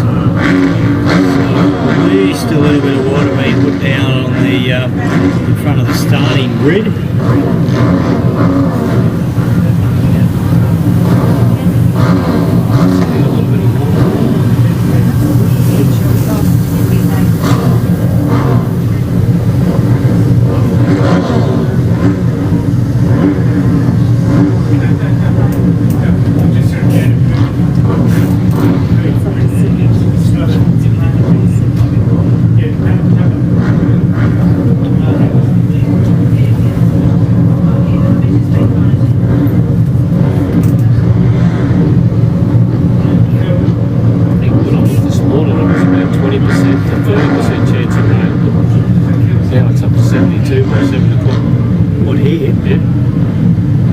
supposed to be any rain for 10 days. Yeah, look, that's, see what 7 o'clock's could do. It poured at Penrith last night. It poured in Sydney yesterday morning. Yeah, I said to Glenn when I got to the tunnel at Warongah, I had the wipers going flat chat, come out the other side and didn't need them. Yeah. No, left in sunshine. Didn't watch the football last night. Was it Penrith looked a little bit.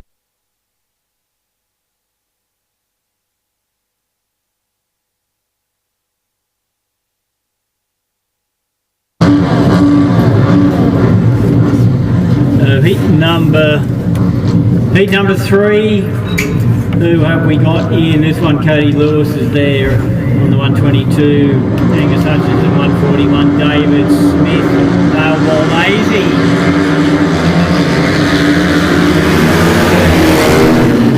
And Lewis and Smith, they're the top 3 as they get to the first corner.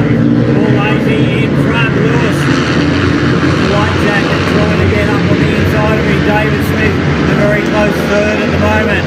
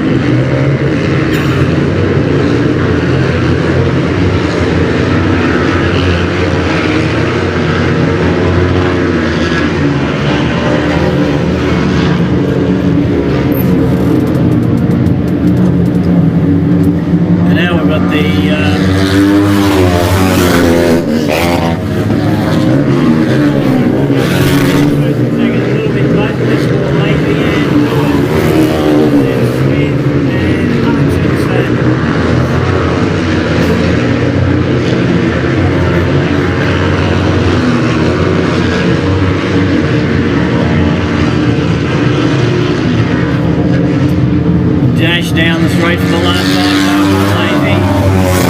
30 Lewis from David Smith.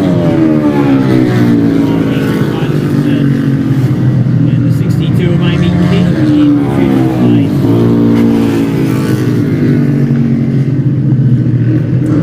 That was the 3rd round.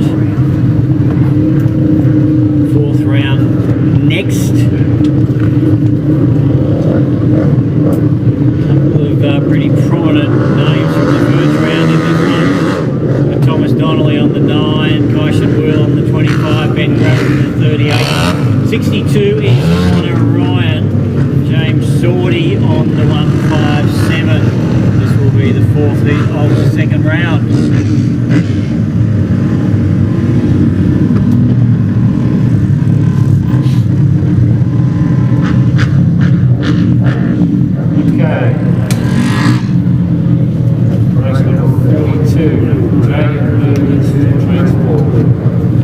Bathurst sponsors for this.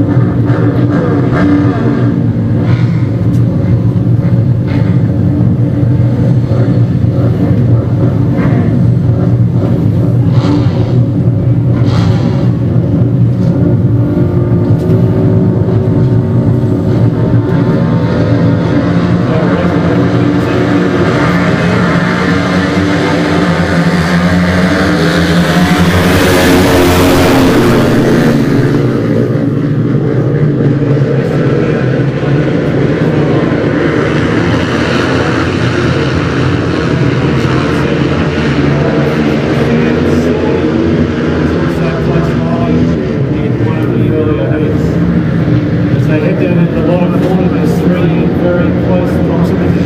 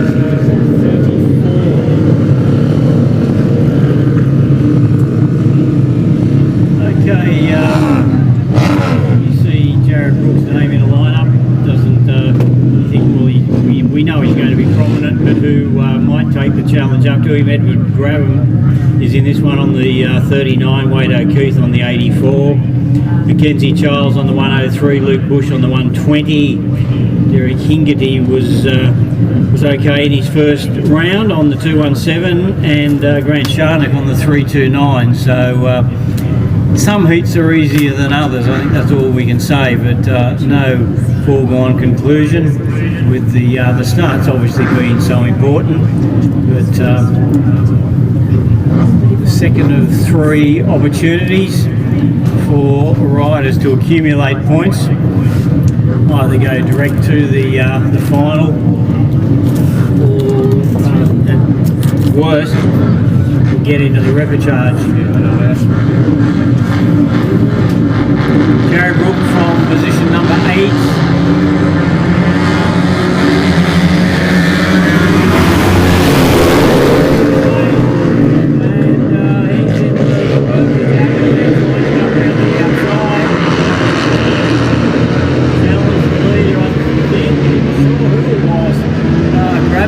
From the that first and second corner.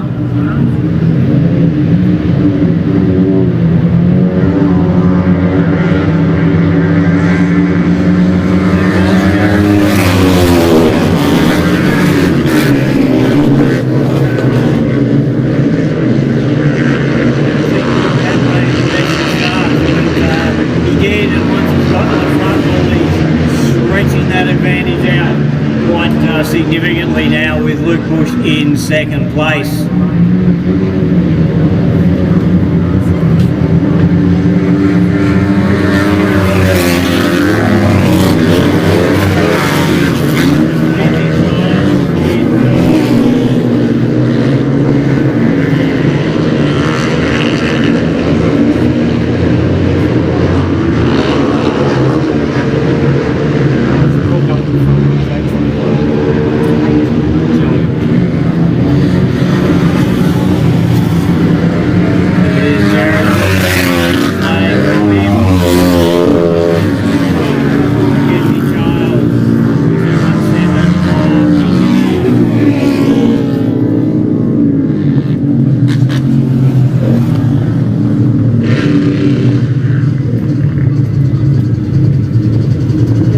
Okay, 5 heats gone, 1 to go.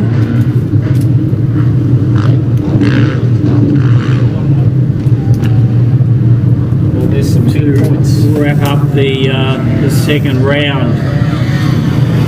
Final heats will include Zane Kinner, Jordan Stewart, Benjamin Neve, Reed Batty. He went very well earlier on. Jordan Dawes been in good form as well. Benjamin Gordon, Shannon Fyfe, Zach Glazebrook, Jane Potter, Peter Smith, William Whiteman, Caden Downey's in this one as well, Josh McCosker and Kieran O'Donnell.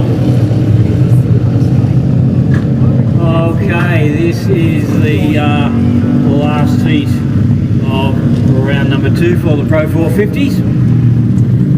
Reed Batty is the rider who was a judge in race number 17.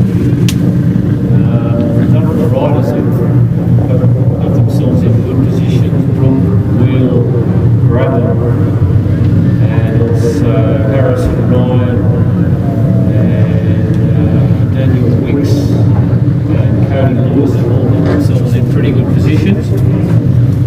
Having been first or second in both of the previous heats. That's the key to it in this class with so many riders. You've got to be top 3 every time. If you are, you're going to be double qualifying. But I think the real action will start when they get to the final, because there'll be a lot of good riders getting into that first.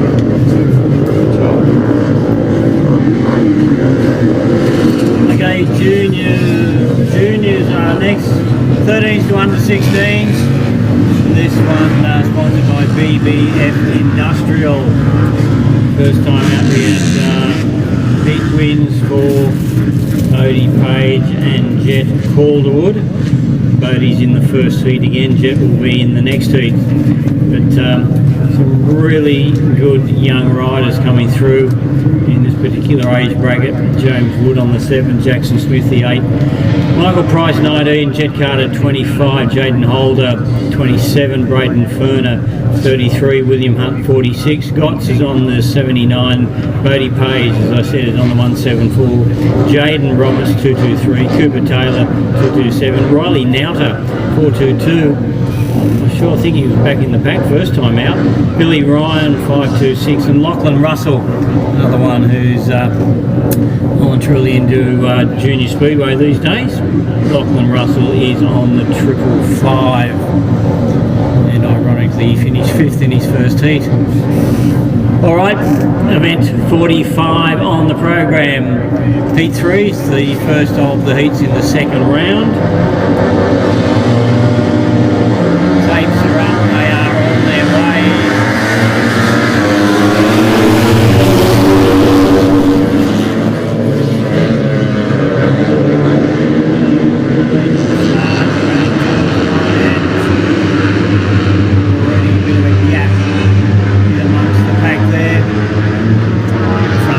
head down towards the highway end of the track.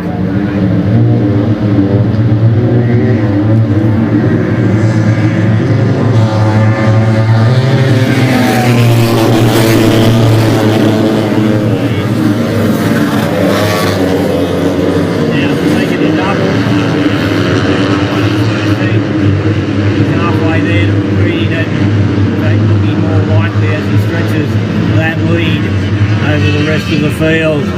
Good scrap for second and third, a good scrap for fourth and fifth at the moment, but onto the main straight it is Bodie Page comfortably in.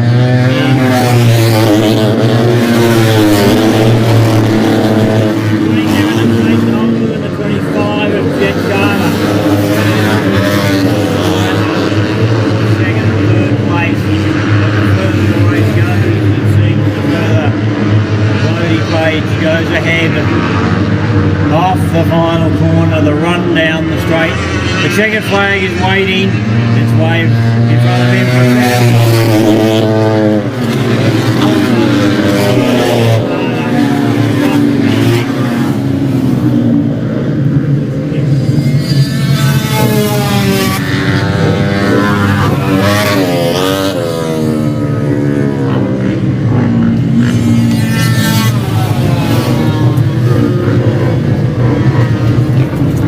Okay, so BFF Industrial, another family-owned business in the Central West with locations in Bathurst, Orange and Dubbo. So they're an industrial supply company, stocking and selling a wide range of fasteners and the likes. They look after stock management, servicing Makita goods, design and construction, custom kit building, you name it. They're involved in a lot of things. They also offer what they call a very tenacious sourcing service. So if they can't get stuff, they will trek the internet and find it somewhere in the world to get it to you. So BBF Industrial, you can check out their website, and glad to have them on board as another of our sponsors for this 2023 meeting here at the Bathurst Showground, the Long Track Masters. Of course, the major sponsor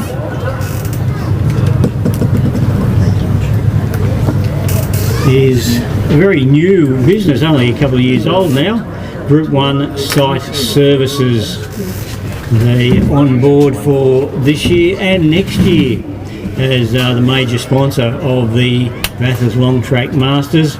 They were established in late 2021, supplying local builders and contractors with the equipment they need for on-site, such as site sheds, scissor lifts, boom lifts, crane trucks, excavators, bobcats, etc. They also employ local people, 7 local employees at the moment. Look out for good people to join their team.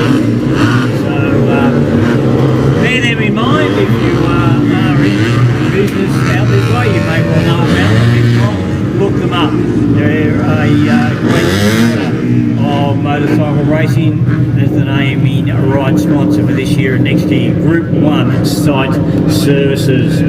Alright, the second heat for the juniors coming up, and again a good mix of riders in this one. Noel Grabham and Alexander Adamson are both into Speedway these days, touring Openshaw, and then we've got about 3 or 4 Queenslanders there: Jet Calderwood, Rory McWalter, Iolo D'Amato Barbaro and Cougar Arkoff.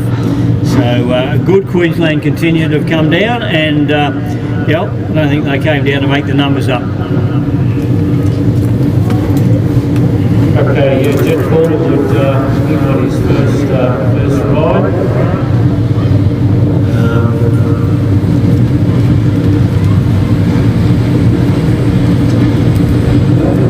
296 of Torrent was second in his first ride, and Rory McWalter was third in his first ride, so he got some points. Just waiting for the water truck to get rid of the water that's going out.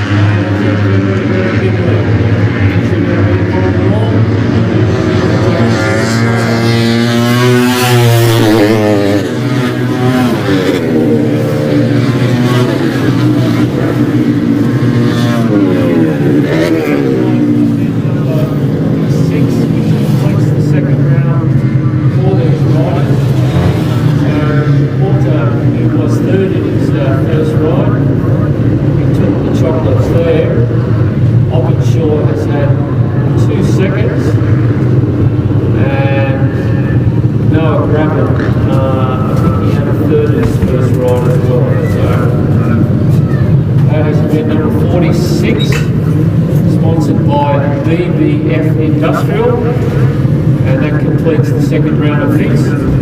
Now moving over to the dirt track sidecar sponsored by Nicholson Projects, and Peter's ready for the call. Okay, the first of the three heats will see Samantha O'Mealy and Brendan Denzel on the 6 machine. The 7 is Ken Miller and Lionel Cornwall. The 43, Brett Davies and Andrew Fleming. The 54 is Shane Davies and Simon Smith. The 139, Brian Pritchard and Chris Gibbs, they had some problems with the bike first time out. And the 300 machine, Matthew Brown and Brendan Justice, with them having got themselves some support from a local business too in Azimus Contracting. So good chance for some of these teams to grab some more points. We've got 5 bikes, so 1 missing. I wonder if it is Pritchard. No, it looks like he might be there. Who's wide on the track? We'll see. 1, 2, 3, 4, 5. So 1 is missing. We'll pick that up for you.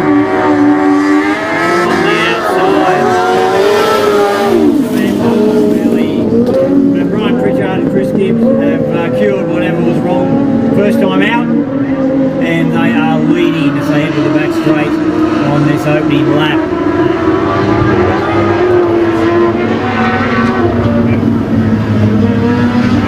We've got a red flag though for, I don't know why. When you why, I tell you.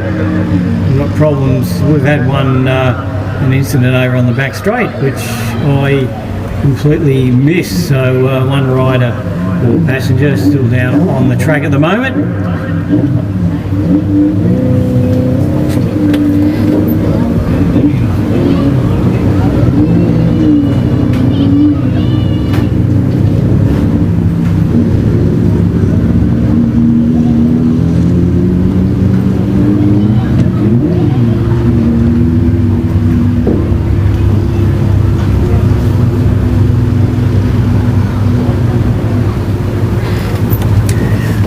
Something that always stands out in the, particularly in the dirt track sidecar races, is just how close some of these riders are. The camaraderie shown between them, and when something happened there, they're all very quick to turn back and go over and check on the situation. And I'm not saying riders in other classes don't care, but it just seems more visible and obvious in the dirt track sidecars that they are a very closely knit bunch, and if something happens, well, it's a concern for all of them.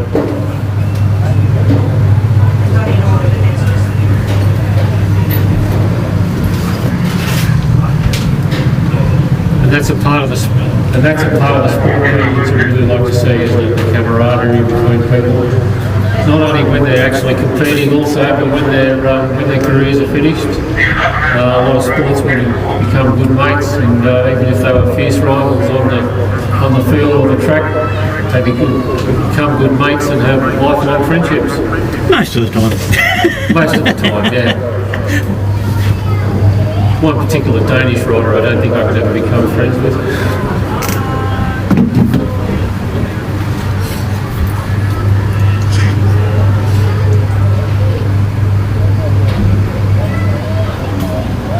There's your clouds coming in.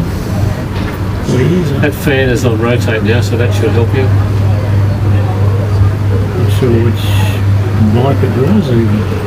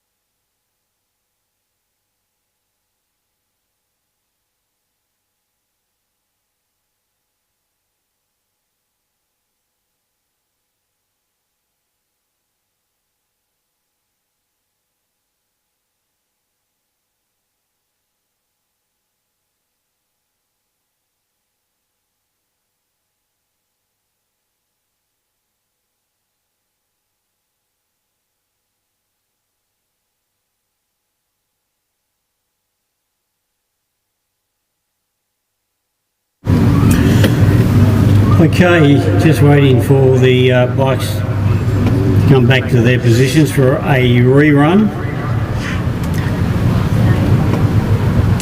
There was one missing from the program list. We've lost Matt Brown and Brendan Justice. I think it was Matthew Brown who came off worst in that tumble over on the back straight, but he's being attended to at the moment in the vehicle down there.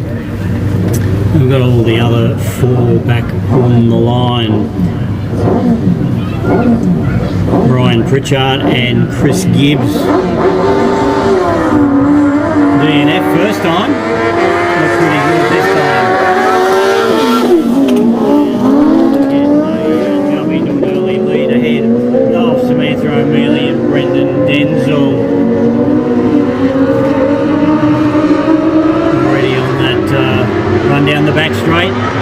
There's the Queenslanders Pritchard and Gibbs who have stretched their lead out to quite a significant margin.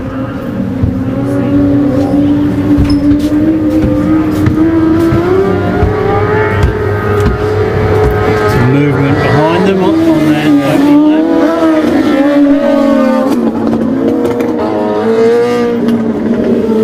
Seen O'Mealy come through ahead of Brett Davies.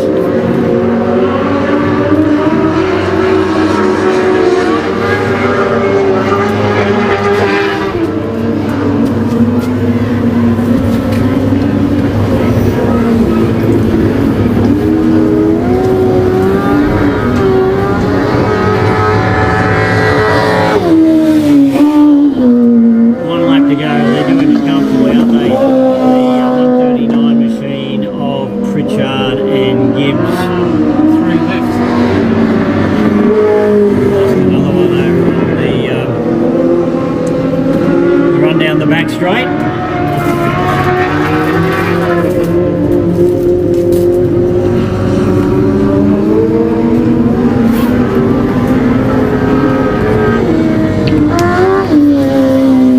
Pritchard and Gibbs comfortably to the checkered flag. Next one through, Samantha O'Mealy and Brendan Denzel. Finisher is Dusty Miller and Lionel Cornwall. Brett Davies and Andrew Fleming obviously having issues, and they pulled off about halfway down the back straight on first or second lap. So it was Matthew Brown who was injured. Yes. Second heat coming up, Nicholson Projects, they New South Wales based company who construct sporting fields. Very busy job, no doubt, with populations increasing and more facilities needed. All right, second heat of the second round. It is heat 5 for the dirt track sidecars, race number 48.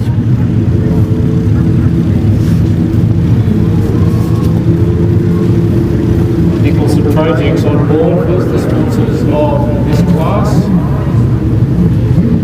And the favourite for this race would undoubtedly be Corey Banks, who was the last start winner. As was Jim Jopley, bike number 195, and Jack Roster was a third place finisher in the first event. Number 20, Kai Frank, was also placed second in his first race, so we've got a little bit of strength and depth in this race.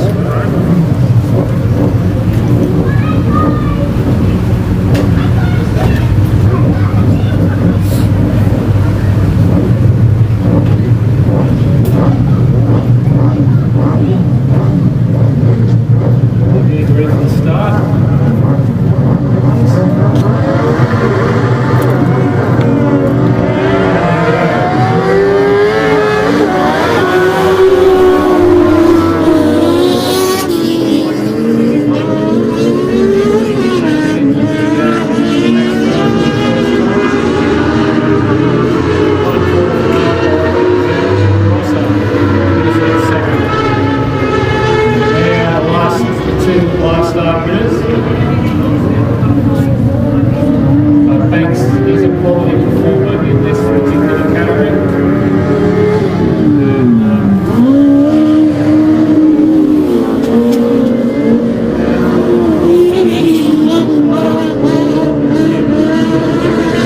Those three are accumulating more points to add to their tally from the first round. Corey Banks with Tom Banks in the chair. And last lap ready. Nice second is interesting at the moment. With finding out.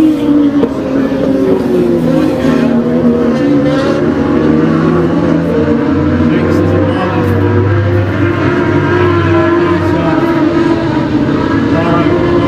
Last second mishaps.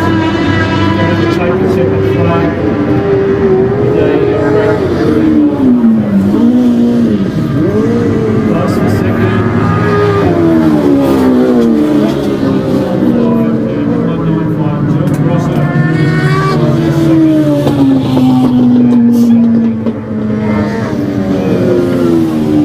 That's the reverse of the positions that they finished in. Rosser and Jobling in the first run. Banks has 2 from 2.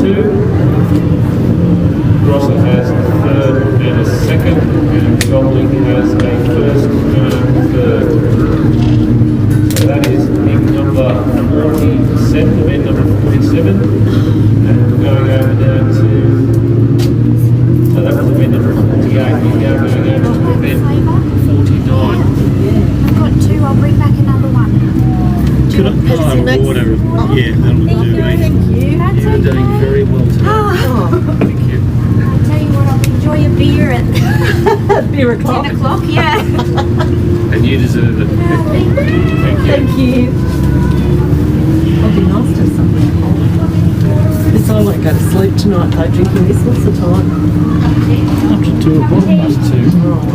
Okay. Okay, Heath 6 is race 49, Trevor Harvey on the 12, Corey Ford 22, Bo Brearley the 26, Matthew Kelly 36, Stephen Constable 71, and Jared Marco on the 308.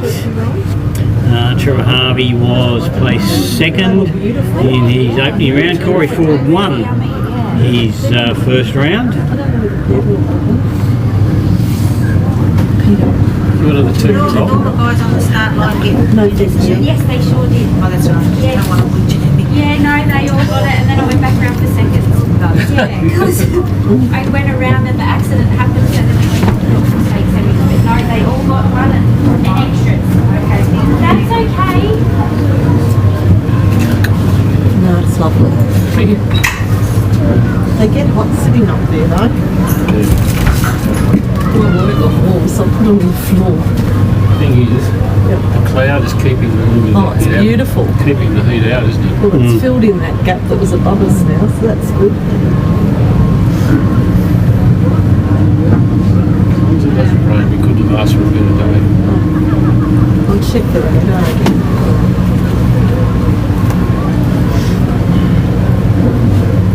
So it was a heavy rain at Penrith last night. First half torrential, Yeah? absolutely torrential. I missed the start of it, but this like the last 20 minutes of the first half, bucketing down. Did it stop eventually? Okay, off you go.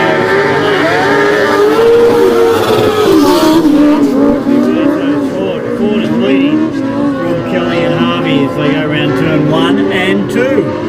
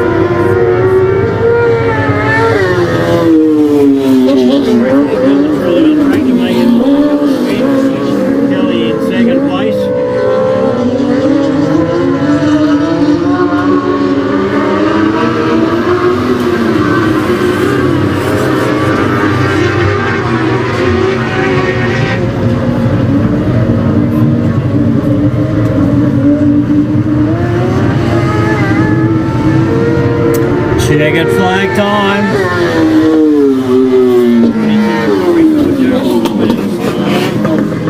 Kelly and Martin were next. Then Marco and Fuller in third place. Fourth went to Harvey and White. And well adrift were Brealey and Keogh on the 26 and the Constables on 71. So that wraps up the second round of racing.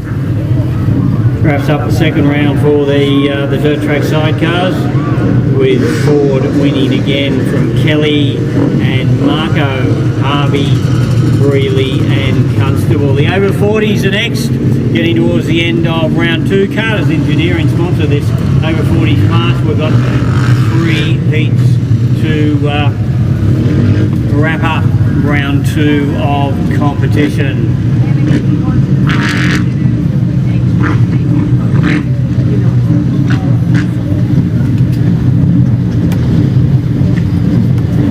Darren Webb placed third in his opening ride. Who else have we got in this one? Andrew Fleming was a heat winner first time out. Would expect him to be prominent again. Mitch Wolfe on the 40 is generally pretty competitive. Let's see how it pans out. Carter's Engineering sponsoring the over 40s.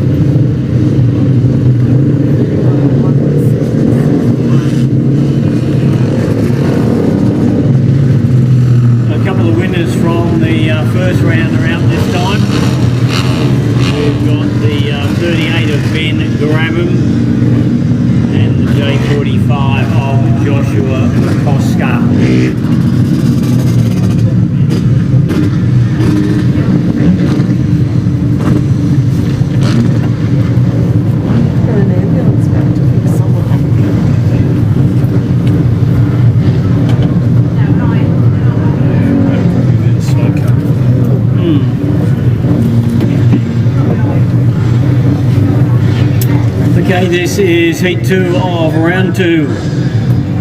Here's race 51 on the program. Big clash here between Ben Grabham on position number 4 on the grid. Josh McCosker is I think the widest rider on the starting grid on bike number J45.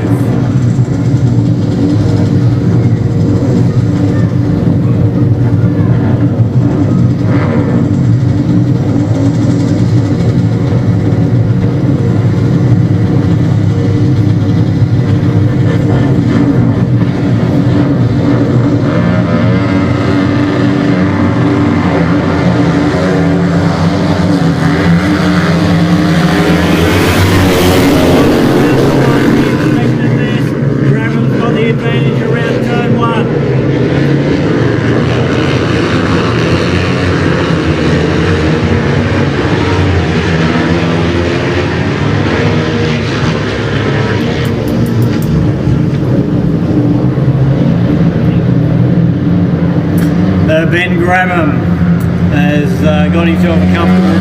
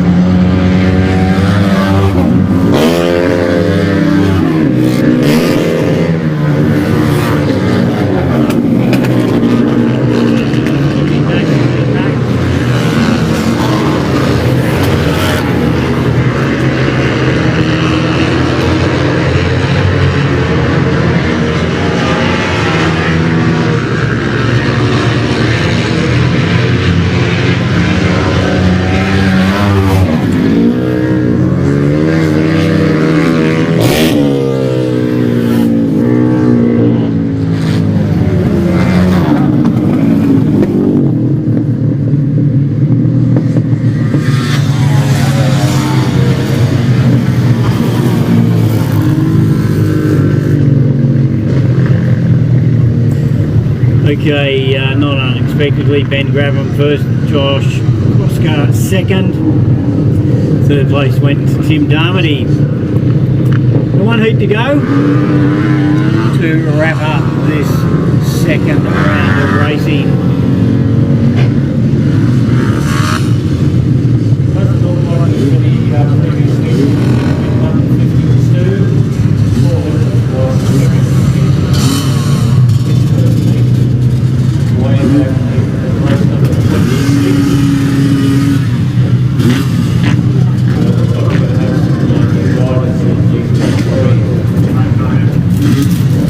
There you go, boy. Down to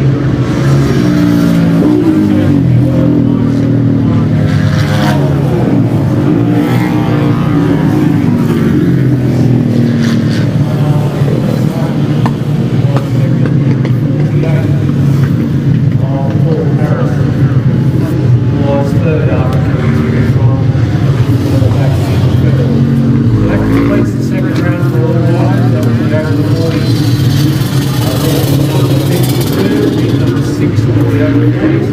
So we now went all the way back in the program to the start of the day, and that is now event number 53, which is round 3 of the 250cc two-stroke, sponsored by Peach Constructions. Where points at the moment, Rory Hutchinson, who have not lost just the last round for them, Pete? No, there is another round. They just didn't get on the same page in the program. Just to confuse you, Yeah. I'll keep you on your toes.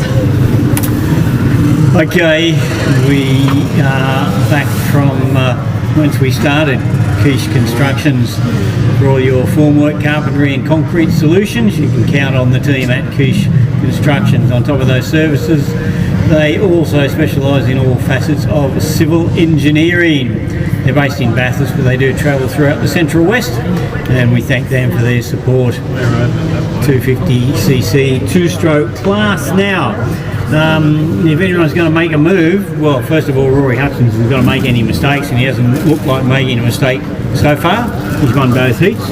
Andrew Smith has been placed second both times.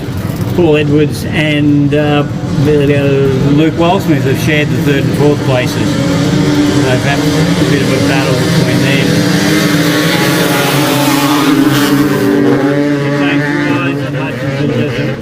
Hang around waiting for anyone. He's gone back straight. By the time they get to straighten up, he's probably about 40 metres ahead of his nearest rivals.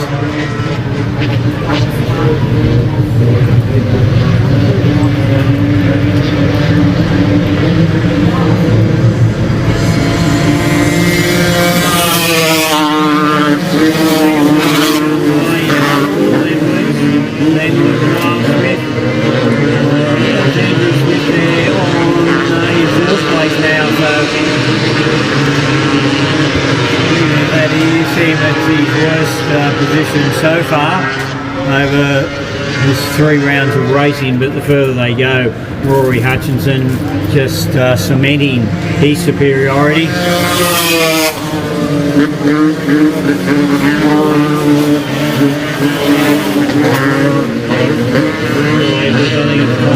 Scott, they're going in third place at the moment.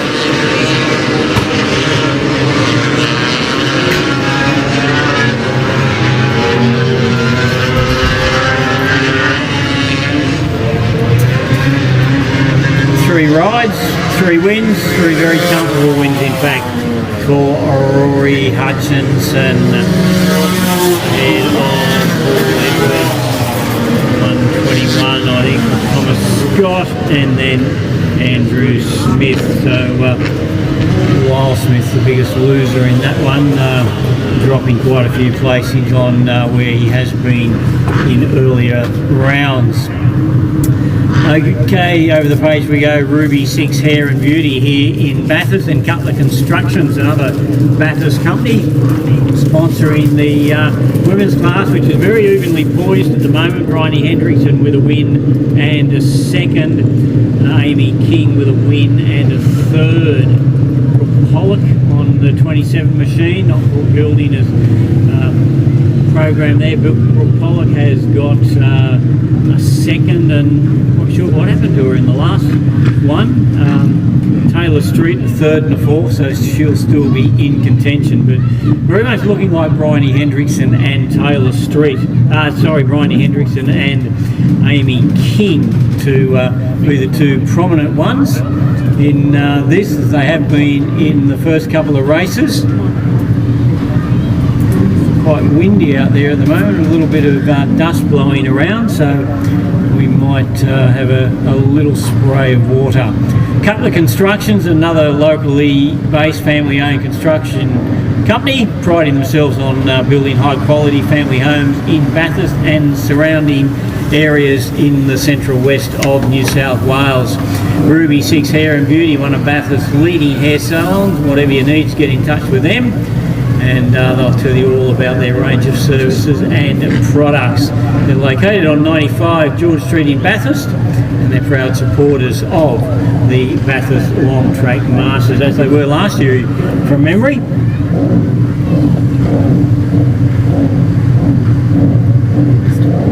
It's a well-worn path for riders around to the starting line.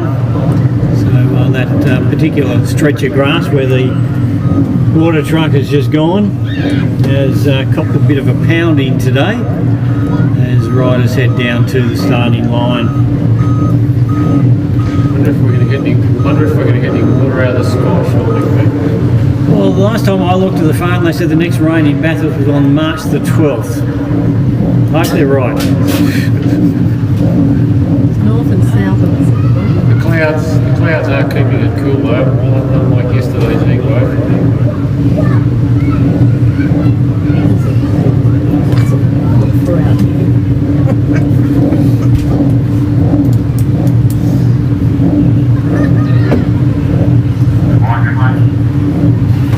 Getting dull, though, isn't it? Certainly is.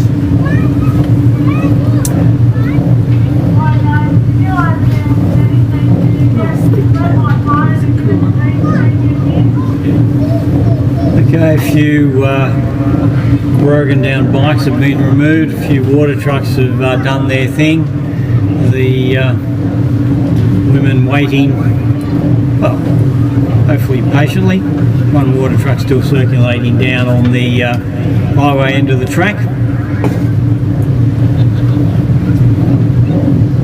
That was a terminology they quite often use in 4 round of golf tournaments, Glenn, that you can relate to, being a golf nut, that this is the 3rd round of heat, so it is really the moving round because you don't want to leave yourself too much to do in the 4th and final round. So Yep. it's on, and as I say, the 2 main protagonists look to be Amy King on the 62 and Riley Hendrickson on the 04. Hendrickson out pretty quick. Quickly to begin. Hendrickson nearly got squeezed there. She's in second, fighting on the outside. How's this for a 4-way go? Down the back straight for the first time. Hollick's got a lead. Hendrickson goes to the outside.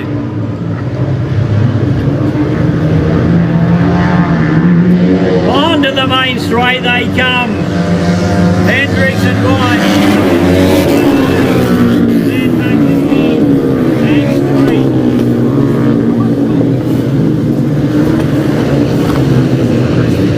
Stays like this, Hendrickson will earn a bit of a nice little buffer going into the final round.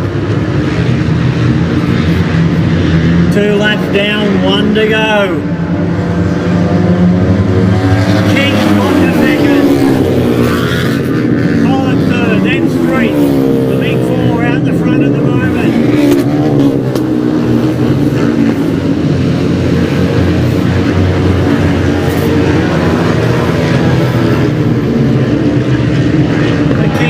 Hendrickson late in the 2nd round. Can she do it again? Hendrickson onto the main straight in front. Here comes King on the inside. Doesn't get there.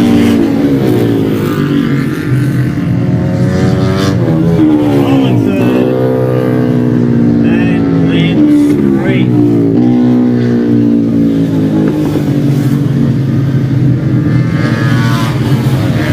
Go a long way to see a better ride than that. That was fantastic. Big difference now to the last time I saw the women's races, but it was probably half that size. It's really putting everything on the line there. Initially try and get through the first corner unscathed, and then the last round the balls like everybody else wasn't there. That was really top stuff. Go a long way to see a better ride than that. Okay, 250cc 4-strokes. Again, their 3rd of 4 rounds. KMA Engineering, the sponsor here. Engineering and Master Fabrications, offering a wide range of engineering and fabrication services to Bathurst and surrounding areas. So what's happened here, we've got the other Hutchinson boy, Angus, he's got a first and a second, but so too is Cody Lewis with a first and a second. So this is well and truly moving around for them to see who will be the leader going into the fourth and final round. The other rider who's been in the mix, and there have been a couple of good three-way goes with James Sordy on the 157 machine. So they're the three riders. I think I'll be very surprised if they're not out front again, Glenn. Okay.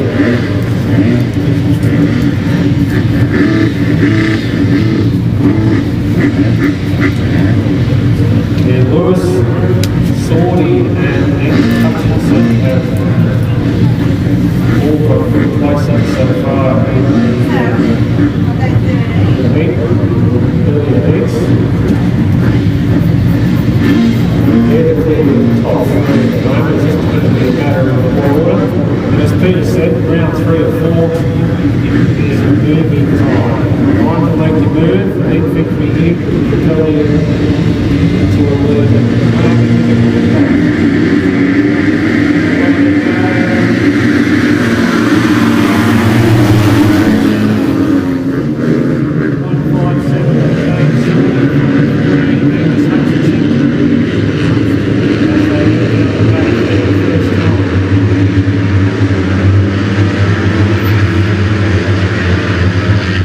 Lewis won't be too far away, you wouldn't think.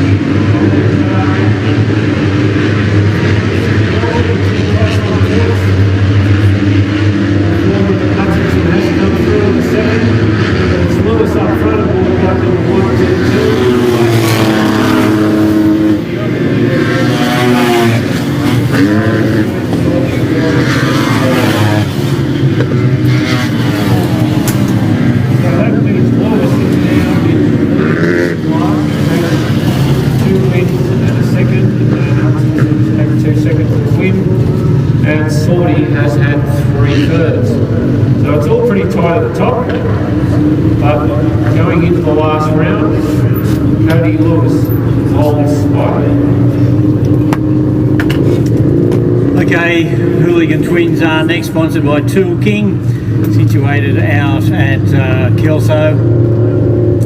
3 generations of the Robson family have worked at Tool King, and they've got everything the tradesman needs out there. You're going to do a job, you need the right equipment, they can sort you out. And now thanks to Tool King at Kelso for their support of this Hooligans class. Now, Damien Bombardieri on bike number 16 has won both rounds to date. This time he is the second one in from the outside of the grid. Outside him, Julian Bombardieri. And the other rider really in the mix is Kenny Angel on the 93. He's also out fairly wide on the track on position number 9.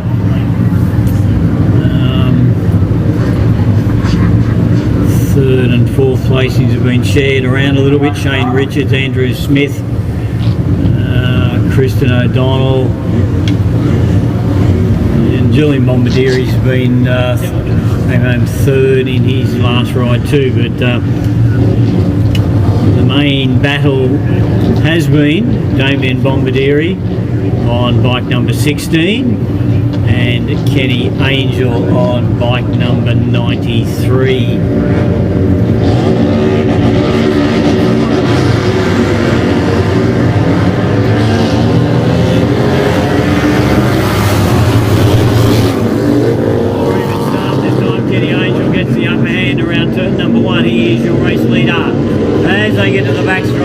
happy lap.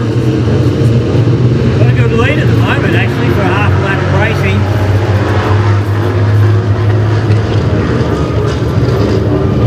Then again, if you remember back to both the first two rounds, Angel likewise was in the lead and got run down late in the piece by Damien. Still trying to get up to second at the moment, Justin Steele turning his best ride of the day. He's hanging on to second place at the moment. Damien Bombardiri back in third.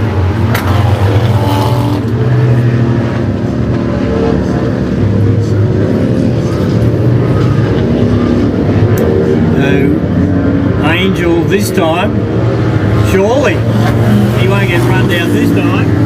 Comfortably run. Bombardiri's got the second.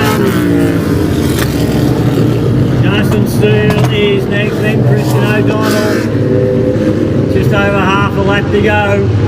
The gap doesn't seem to be changing much.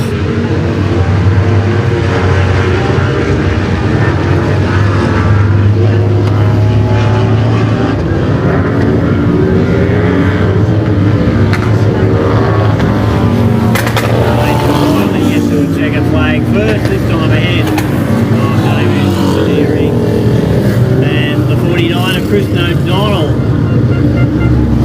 That was his best ride thus far. So even with some of these classes to be decided over 4 rounds, fourth round is, as it's called, the fourth round, but it might as well be a final. Quite often it will be a case of whoever wins that last round will come out on top overall. Okay, the juniors now with Oxley plastering the sponsor. There's 2 each of this one. This is for the 85 2-stroke 154 stroke machines for 9s to under 11s. And we've seen some pretty good young riders out there in the earlier rounds today. We've got Hugo Holmes on the 5, on the 06 Hugh Hope Hodgetts, Zach Brady, Cooper Antone's in this heat as well on the 213, Bentley Williams 329, Jake Page the 552, Levi Layton 851, Lenny and Hayden Duggan are there, Charlie Nichols, Gage Gow, William Gott, Zach Brady, Jacob Adamson and Nico Donovan. He is another one who's been going pretty good today.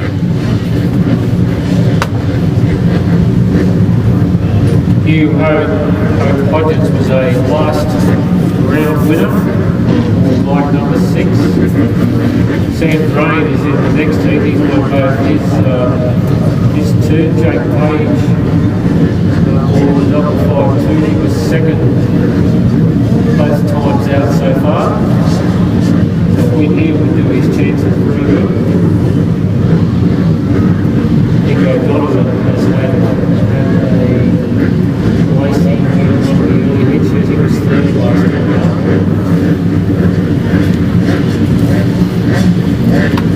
Should be competitive heat. As we said earlier, the luck of the lead win is important.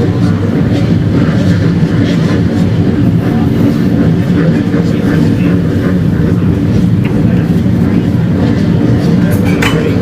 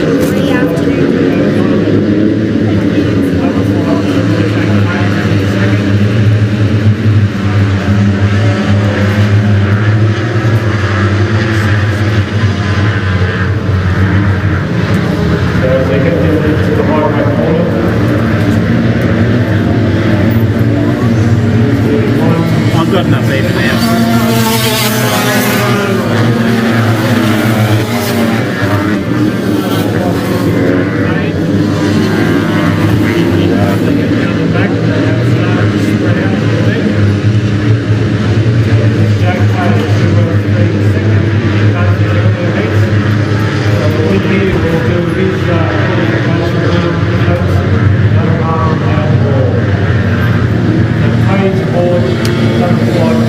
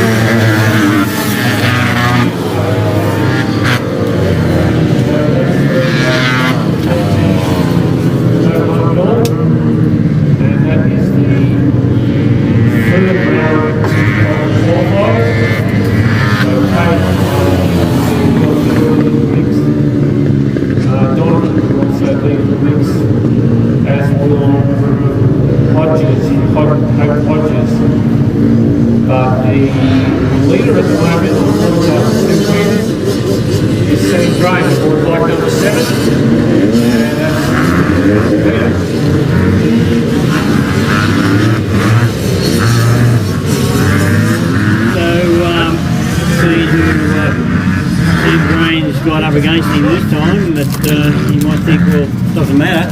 He's been pretty dominant. In fact, we just saw Jake Page, who Drain had kept in second place in both of the opening rounds.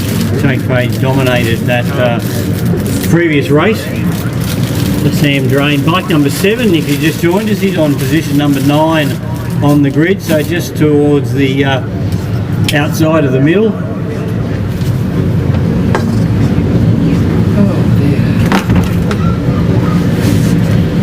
107 of Taylor Howard has been pretty good so far. He's got a win in a second actually, so he's going to be well up in the points.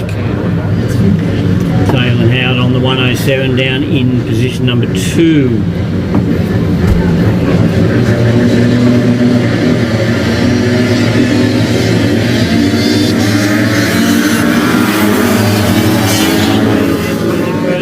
Very wide on the track there, on the try, right, gone around the outside of the train actually. So Stan very quickly comes back and reasserts himself.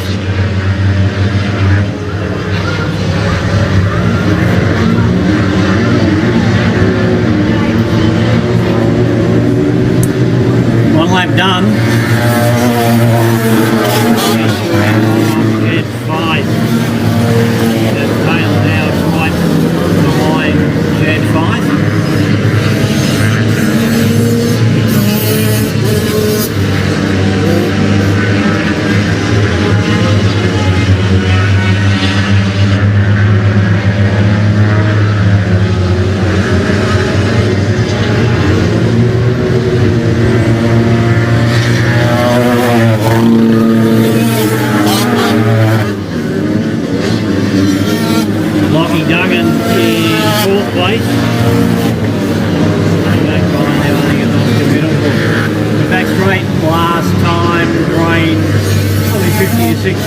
To the good of the opposition.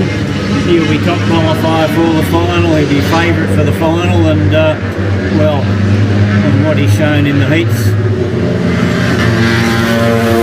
all over until it's all over, of course, but we're not favourite. 23 of Jet Fife comes home in second place ahead of Taylor.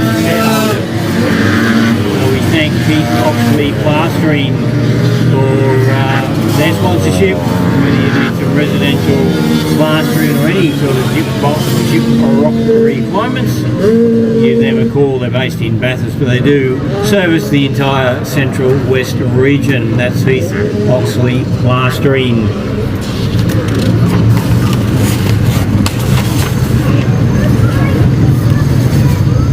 Sliders are back. Harrison Ryan had a DNF last time, so you would imagine He needs some big points to go with his second placing.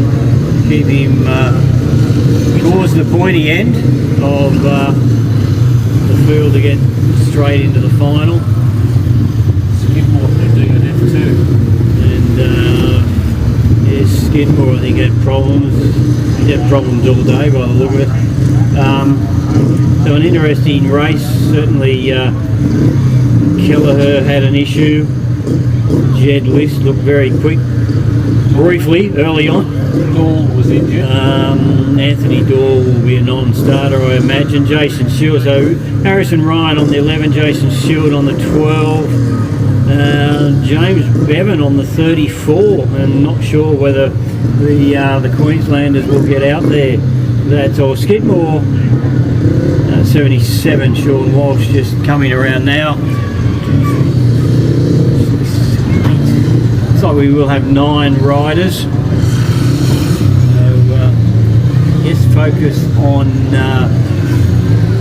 Harrison Ryan because of that no score last time out. Very crucial for him, whereas Jason Stewart has finished both times with a second and only 5th last time, but it's a lot better than not scoring any points when you don't finish.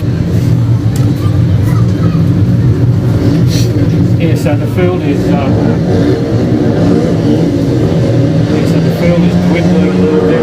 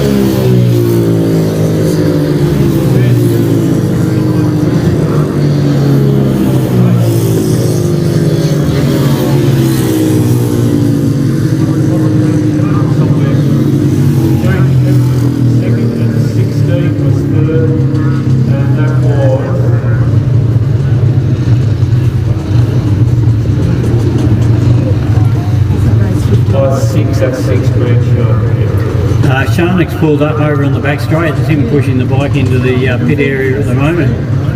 So he had some problems on that final lap. Another rider here with a bit of work to do. Michael Slade had no points from his first ride. He's on bike number 9, but the benchmark so far has been Jack Morrison on the 13 machine. He's out in this one. Jordan Dahl and Aidan Clare as well. So no foregone conclusion for Morrison because he's got Slade and Clare and Jordan Dahl. Brock Hall as well. I think Brock was second in his last ride. So a strong heat on paper at least. Harvey McGrath makes his way up to the start.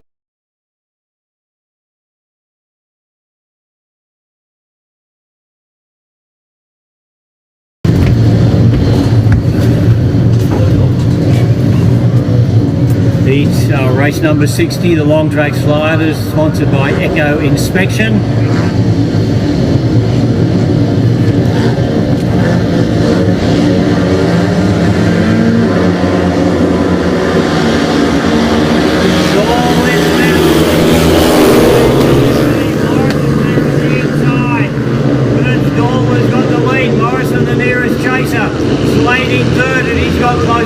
as well.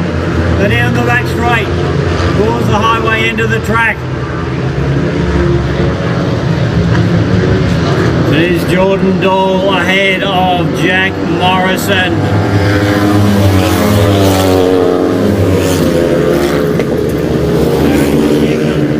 In third place ahead of Michael Slade.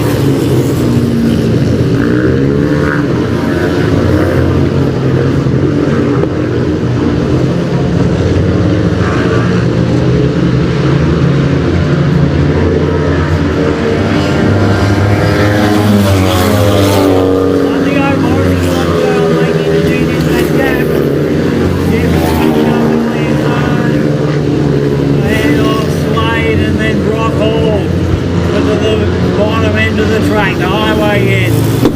Last time, it is still Dahl in front.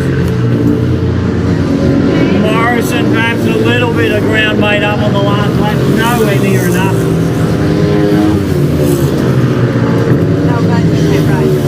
First place and Brock Hall in fifth place.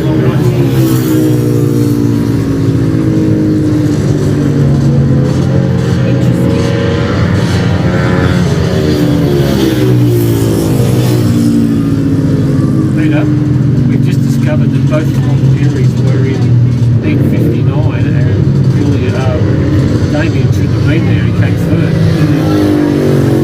And let's check it out. 42, 13, 26.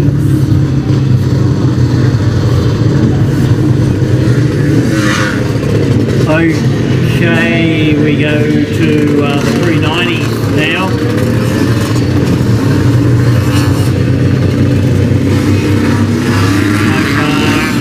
Banks 31 and Daniel 176 have had a win and a second, and so far Paul Edwards and Brendan McCoward have had a third and a fourth.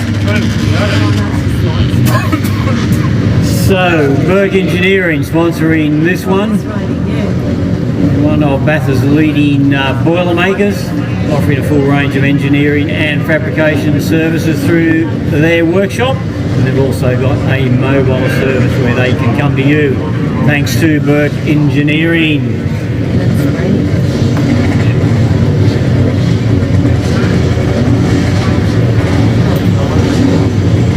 So Corey Banks and Daniel Woods are first and second each. McGowan's had a third and Paul Edwards has had a third. So the higher place wide race with some Banks will take the lead in this class.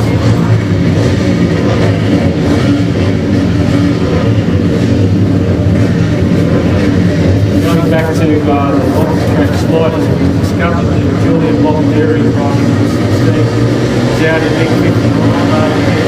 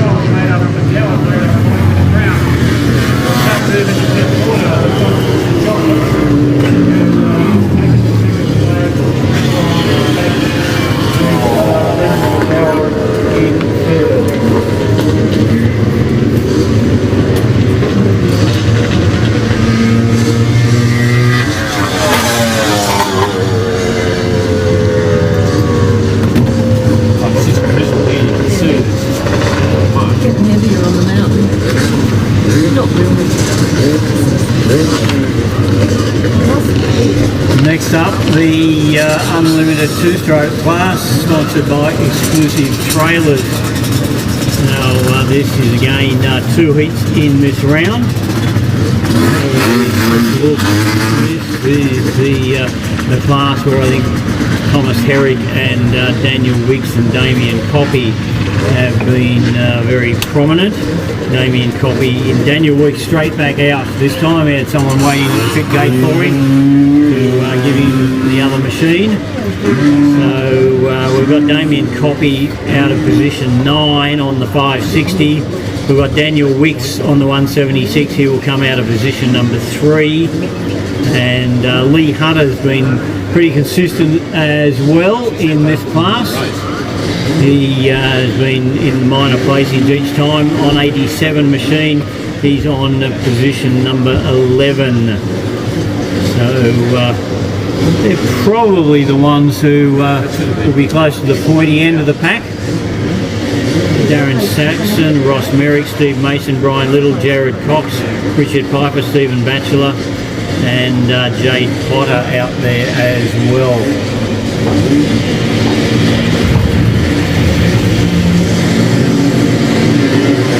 Shapes are up, they are on their way. Line on the track, Lee Hunter, trying to go with him.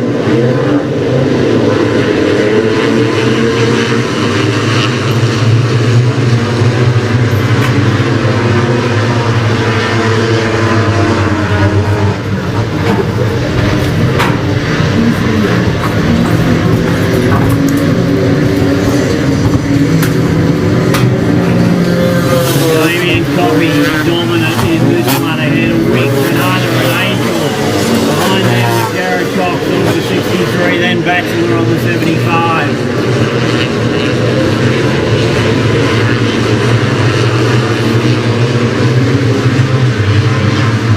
They got themselves pretty spread out in this one as the rain tumbles down. So much for the forecast I read.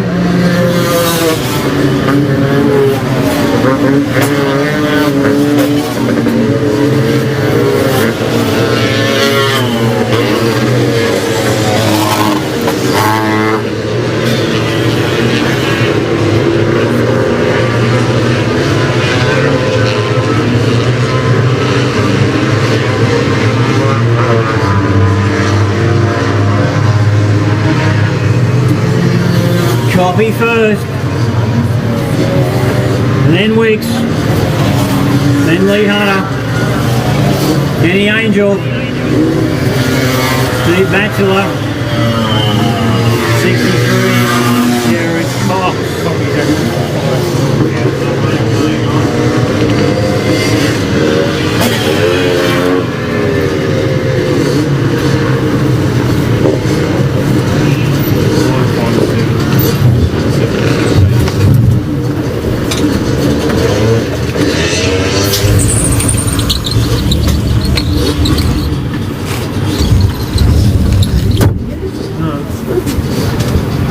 So is it coming into your window? Oh, just.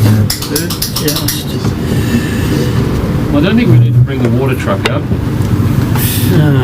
Let the water cats in. Comedians. We could probably pause for a little while, couldn't we? Yeah. Hopefully we just got the edge of it. Yeah. It's been going north and south of us for a while. I had a look on the radar. You have to go outside to find out it was raining, didn't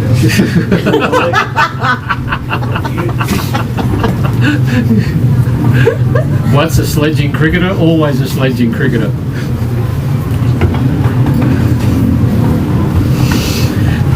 Oh, this is the best sledge I heard. There's a mate of mine who lives down the south coast, mate. Right.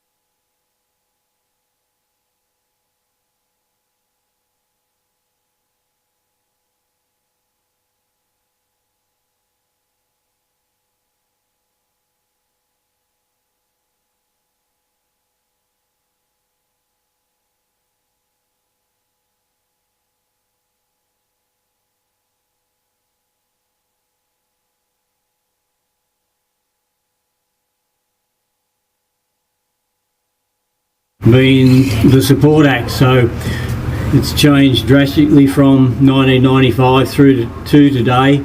It somewhere along the way the sliders hit a real low, numbers wise, quality wise. But this year I think the biggest entry we've seen of slider machines for a long time. But some very significant names have come through. Obviously the name Chris Watson, very successful in both the slider class and 250 class. Not related to him, Craig Watson had some wins here.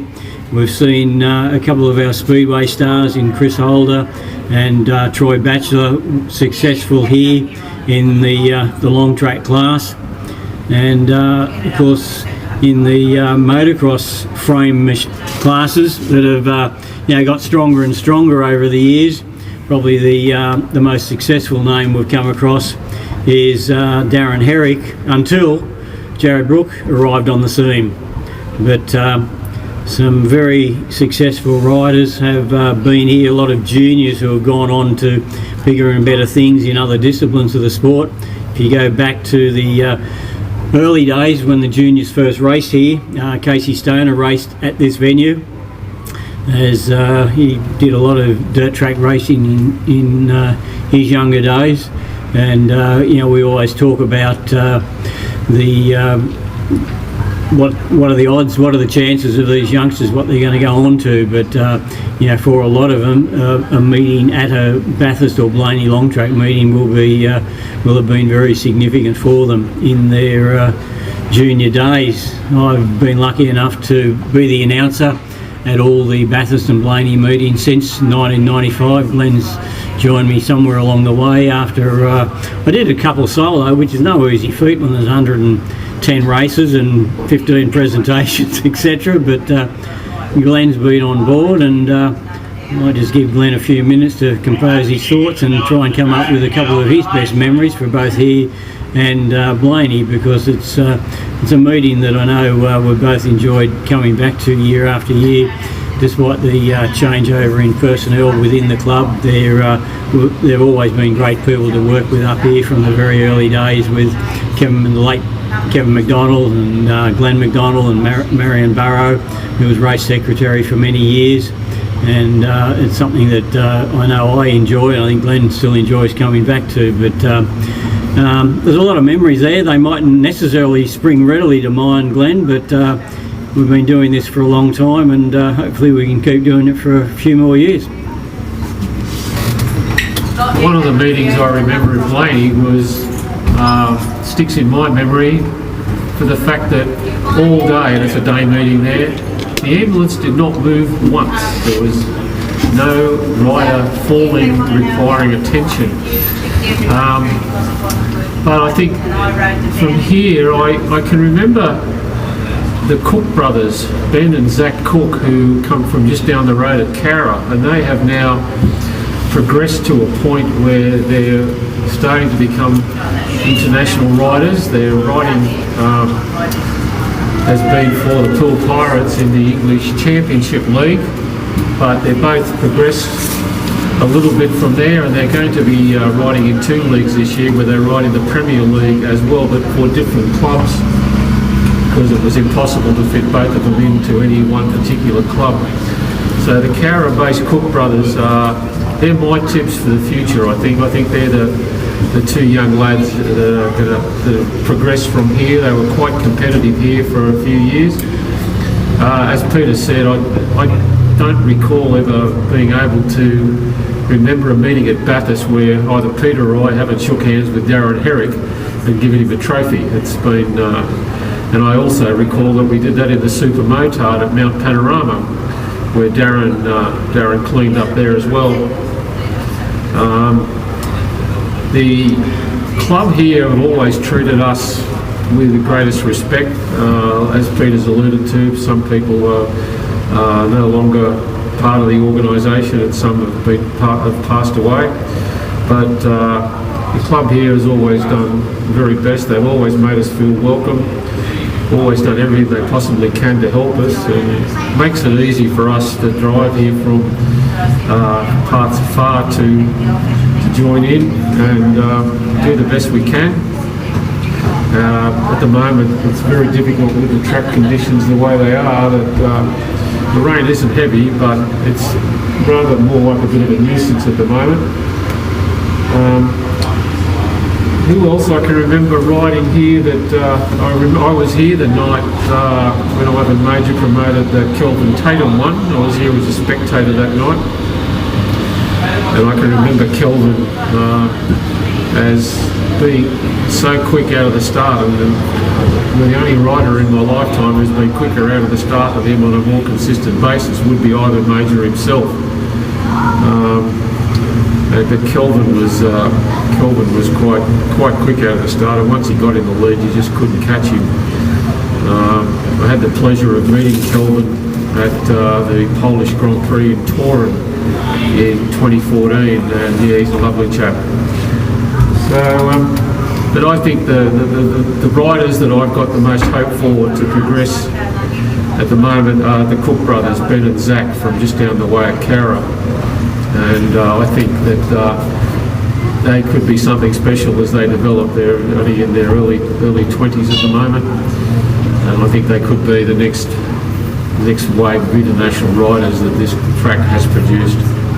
Yeah, of course they're involved in speedway, but the origins of dirt track, suggests that it's a nursery, if you like, for riders heading off in different directions. Now, you and I obviously would like to see these riders head towards speedway. A lot do go road racing, as we've mentioned. The likes of Casey Stoner, who did a lot of dirt track racing in his younger days. But just while we're talking about the Cooks, when I look back through results of recent times, I think it was the last meeting here in 2017 when I think Jared Brook had been dominant for the last couple of meetings and won 3 classes. He was denied winning 3 classes by Ben Cook in that meeting in 2017. But a lot of the dirt trackers, of course, it's been good in one way to see that other avenues are opening for them. If you were here 12 months ago, you'll know one of the standout riders was a youngster by the name of Tom Drain. We see his little brother racing here today, but Tom's not here today, and the reason for that is that he is in the US of A, and on Thursday, I think it is, next week, the very first round or double header for two days or 2 nights at Daytona, the first 2 rounds of the AMA Flat Track Series. Now Tom Drain and Max Whale, a young Queensland rider who headed over there a couple of years ago. Max has finished as high as 2nd in the singles class at the AMA Flat Track, and it's good to see that they're taking that opportunity, Tom Drain and Max Whale there for the full year.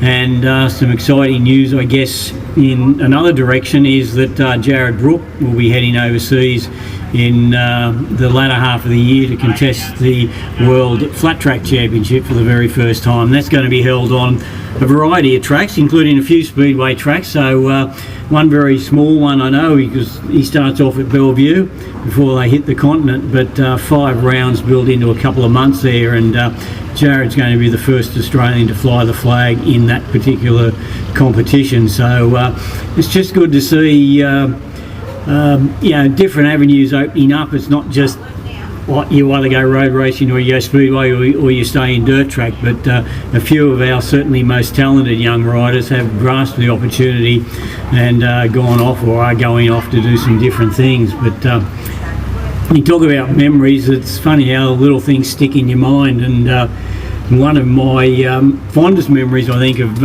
Blaney being a daytime meeting.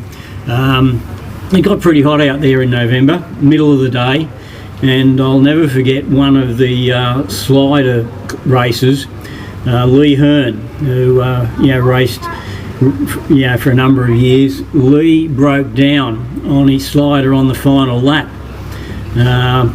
with about half a lap to go. Now we're talking an 800 metre track, and it was 12 o'clock lunchtime. It was stinking hot, and by the time the bike completely and utterly gave up the ghost, he still had about 250 metres or more to go. and he got off and he pushed the bike. And he pushed the bike and he got home and he got some points for finishing it. If he didn't need oxygen, I don't think he was far short of needing oxygen by the time he got to the finishing line. And that, more than anything, just reinforces the point that, we've already made a few times about if you fall off, if you can pick yourself up and finish, how important it is in any point score competition, because getting some points, even if it's the lowest number of points you can get, it's better than a non-finish sort of thing. But that's just one of those strange incidents that happened that day, a daytime meeting. And in fact I bumped into Lee many years later at a speedway meeting, and someone had pushed home, and the commentators that night, which I wasn't involved in, nor were you, had made a big fuss about that rider pushing the bike home. And Lee said to me afterwards, he said, that was nothing to what I did at Blaney, because it was a long way to push a bike, and it mightn't look much, but when you've been going flat chat for a couple of laps and then you've got to get off and push it in very oppressive heat, it was quite a struggle. But that's just one of those funny little incidents that happened. I think from memory too, with that incident with Lee Hearn, I think the points he got might have got him onto the rostrum. I can't remember, it may well have been a points thing, but as I said, it just really exemplifies how significant it is to, if you can get some points, then nothing at all, because it could come back to account that, and goes back to the lowest score you've got, and anything's better than a nothing.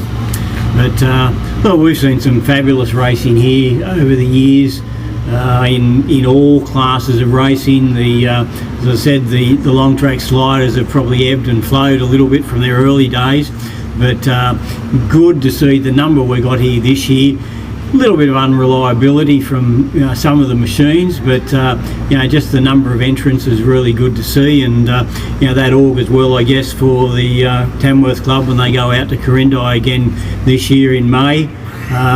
We've seen the old bikes, but the motocross frame machines have certainly turned on some fabulous racing over the years. I guess if you're a speedway purist, you're probably a little bit disappointed that we haven't seen the speedway sidecars here, but it's just, I'm not sure what it is. It just seemed to be the current trend that they're not all that interested in long track. I know last year they were programmed. I think we had about 8 names in the program. We got here, it was down to 5, and by race day we had 1 bike. So they did not call for entries for the long track speedway bikes, sidecars this year, and fair enough. The dirt track sidecars have continued to support the meeting, and the juniors love getting out there and racing. As I say, we can talk about a lot of these kids that I think we're going to hear a lot more about in years to come, and we can always look back and say, well, we know they were at Bathurst in one of their earlier days.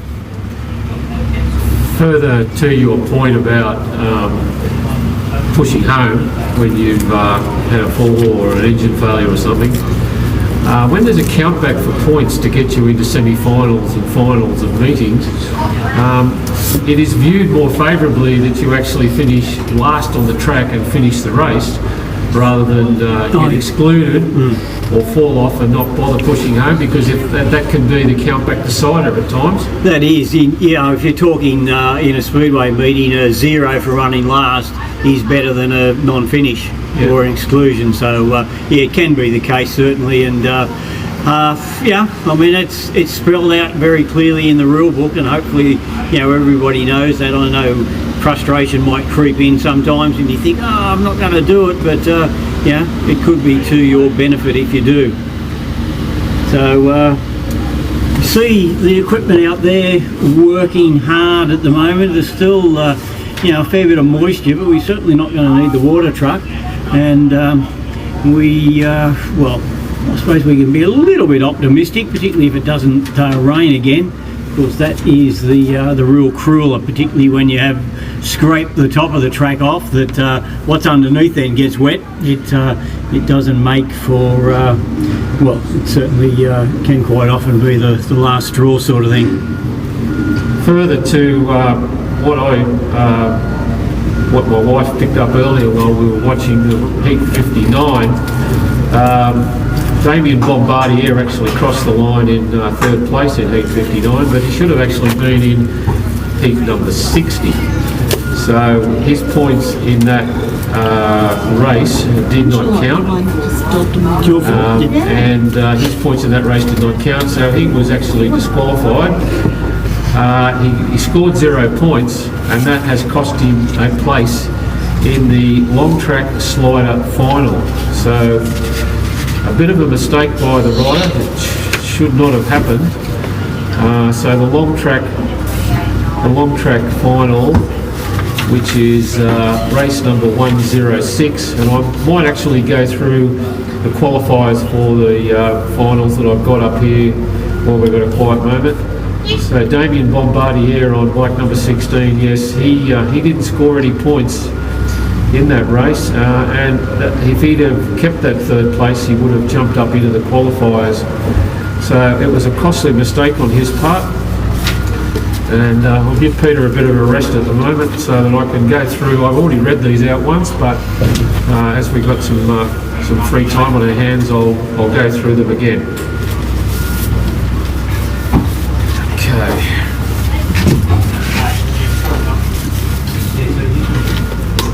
Okay, we've got the 19-inch wheels. We've got Group A and Group B. They've been split up into 2 groups. And Group A, which is event number 95, will be bike number 25, Kaishan Wheel, bike number J21, Jared Brook, bike number 14, Thomas Herrick, bike number 176, Daniel Wicks, bike number 414, Matthew Davies, bike number 7, Zane Kinner, bike number MK, Michael Kirkness, bike number 33, Reed Batty, bike number 178, Dale Borlase. You missed one. Bike number 164, Harrison Maxwell, bike number 329, Grant Sharnell, and bike number 39, Edward Grabham. So that is race number 95. Race number 96 is also the 19-inch. This is Group B. Bike number 49 is Kristen O'Donnell. Bike number 16 is Damien Bombardier. Bike number 87 is Lee Hunter. Bike number 45 is Michael Booth. Bike number 72 is Shane Richards. Bike number 76 is Darcy Claver. Bike number 48 is Tom Northey. Bike number 95 is Mackenzie Booth. Bike number 66 is Corey Booth. Bike number 36 is Daryl Mallam. Bike number 334 is Katarina Robinson. And bike number 215 is Robert Griffiths.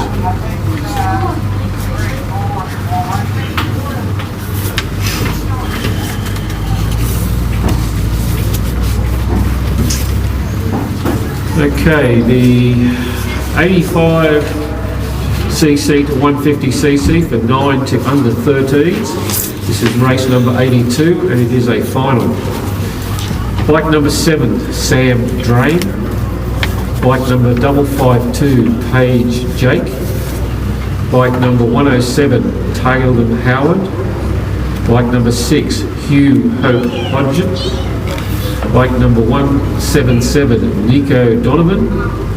Bike number 23, Jed Fife. Bike number 213 is Cooper Antone. Bike number 104 is Lockie Duncan. Bike number 24 is Gage Gower. Bike number 5 is Hugo Holmes. Bike number 12 is Lenny Duggan. Bike number 851 is Levi Layton. Bike number 143 is Hayden Duggan. And bike number 564 is Jed Louis.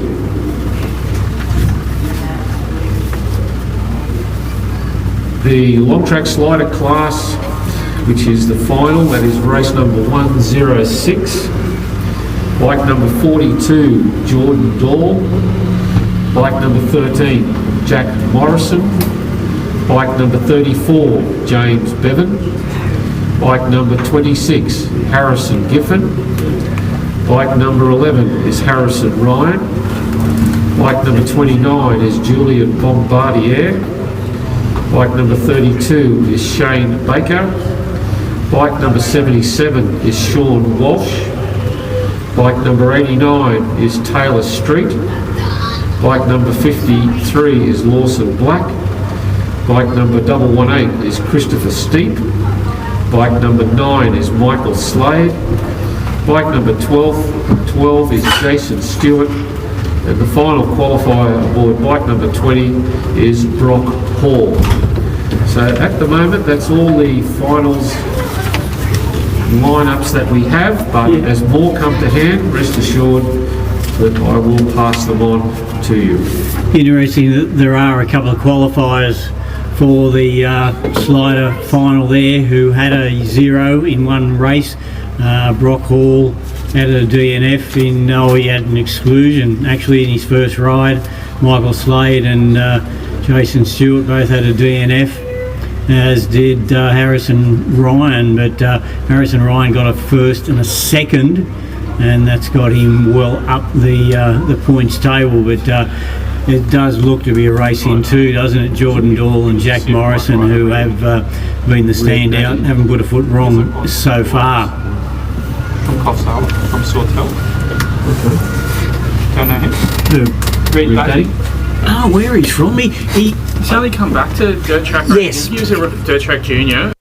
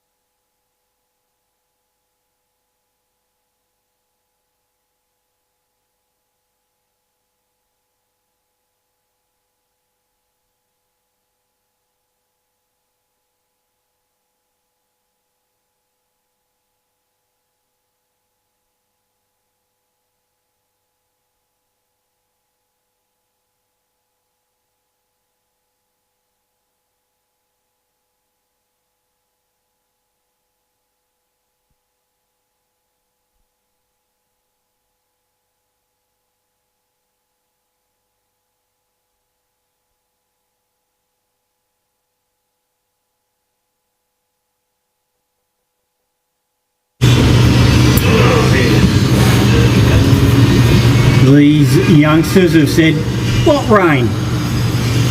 We're right to go." Maybe a few of the parents have said, "No, you better not." There doesn't seem to be as many of them out there this time, but they're going to carve up that infield track. Not quite sure who is missing from out there, but we did read out the list of names before. Spencer Marks, Otto Duff, Ryder Negus, Cade Manville, Harrison O'Brien, Skylar Manville, Parker O'Brien, Callan Morris, Flynn Beard, Sater Beard, Nixon Manville, Chase Hunter, Harry Coops, Kobe Hunter, Hux Davies, Cohen McCosker, and Levi Teddy Campbell. A couple of surnames there are repeated, Manville and Beard and Hunter. They're siblings or cousins, but these are young riders starting out on their journey. Hopefully each and every meeting they go to, they just go home feeling a little bit more confident and a bit more assured of themselves, particularly when, as they're happy to increase the speed.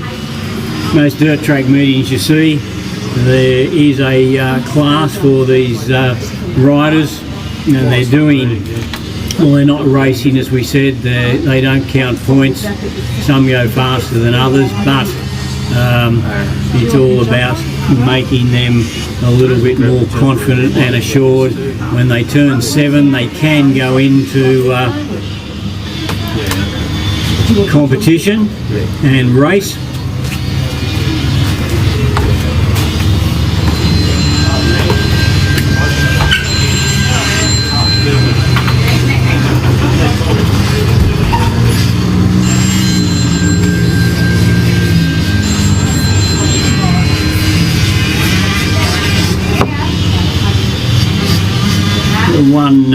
One youngster's gone down there. One of the parents will run over to assist. We'll see who that is. 61. There's a Jason Morris, 61, entered in the main part of the program, and we've got Callan Morris on one of these bikes. So may well be been Callan who's had a tumble out there, but picked himself up as most of the bikes continue to circulate.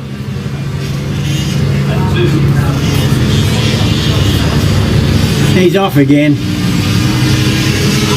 I think it was number 38, Callan Morris. Just as another one goes down in, well, I was going to say in sympathy, but he's picked himself up pretty quick. And he's out of harm's way.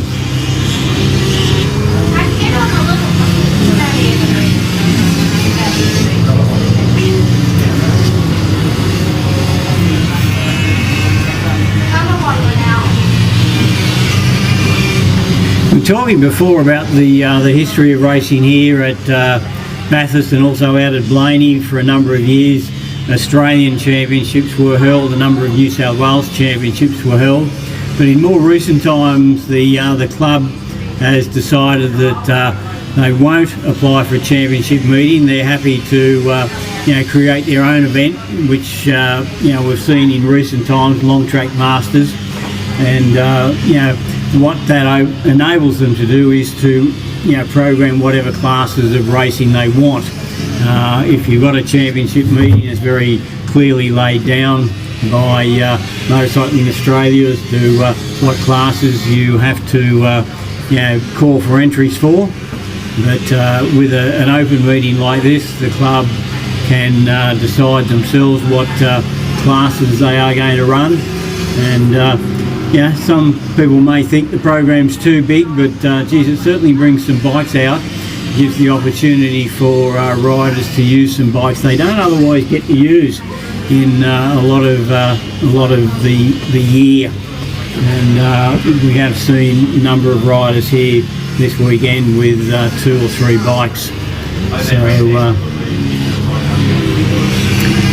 that's the way it is, and looks like it will continue in the immediate future.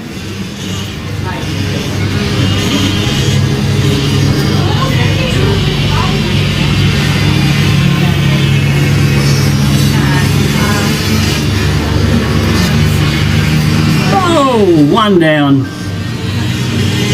Quickly up. Picks the bike up. He's off.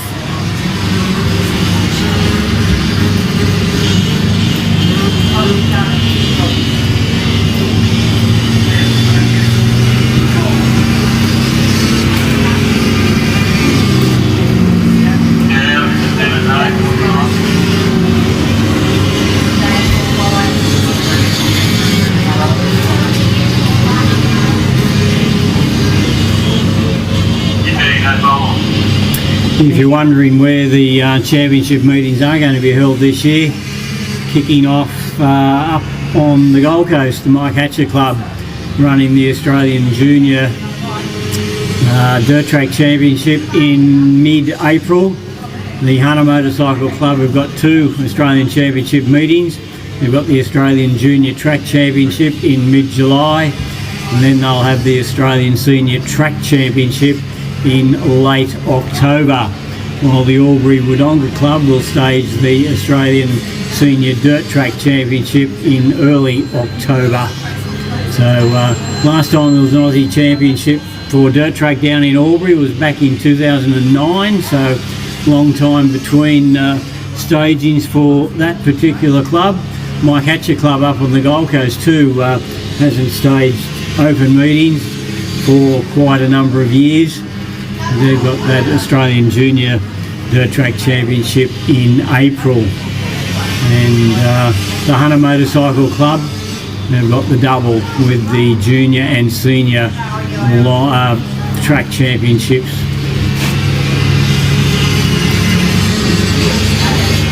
I wonder why the graders are circulating so slowly. Pick up a bit more dirt. They're going to slicker this off.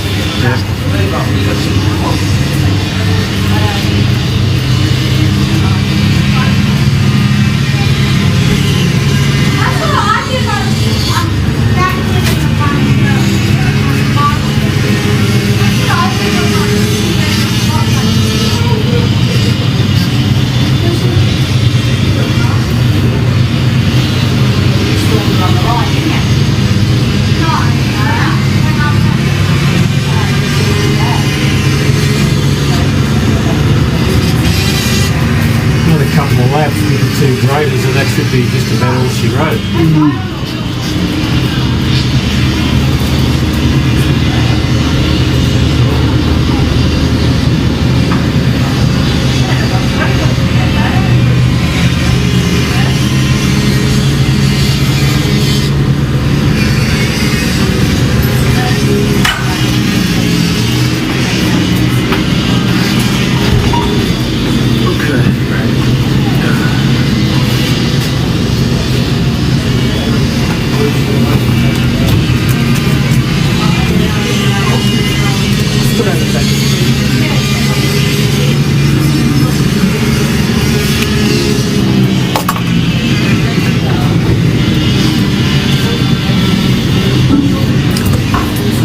So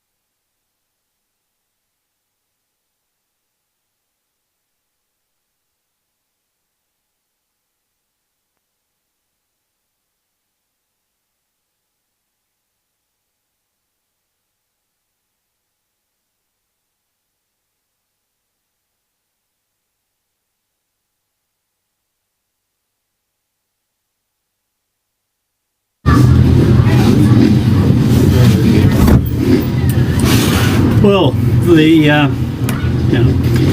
tapes are in place. Some motorcycles have fired up.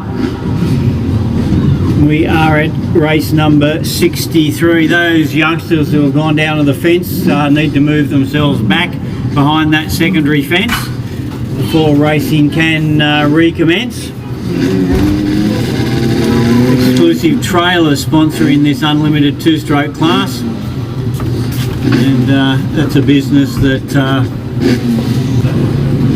emerged from a welding booth which used to go to local motocross tracks. Since the inception, Exclusive Trailers have engineered numerous industry-first innovations due to their burning desire to fabricate features for trailers or trailer enthusiasts who relish an elite experience. Aluminium has been proved by science to be the ultimate material for building certain products because of its superior strength to weight ratio and natural resistance to rust. Their trailers will last for generations. For that reason, they take pride in their customisation process by building each trailer with distinctive features. They're based in Bathurst but also offer shipping service of trailers right around Australia. So you can check out exclusivetrailers.com.au if you're in the market for trailers.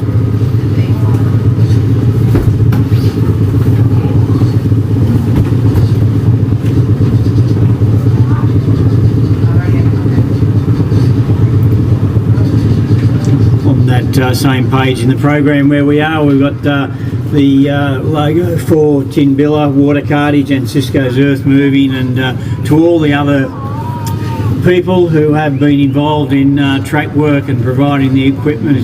You've just seen how crucial it is for a meeting like this, particularly on a track as large as this one, to get the work done and give us the chance to finish off the program. But this equipment, wherever it's from, whatever companies or whoever has provided it, a huge shout out to all of you for contributing in what may well turn out to be a very significant manner.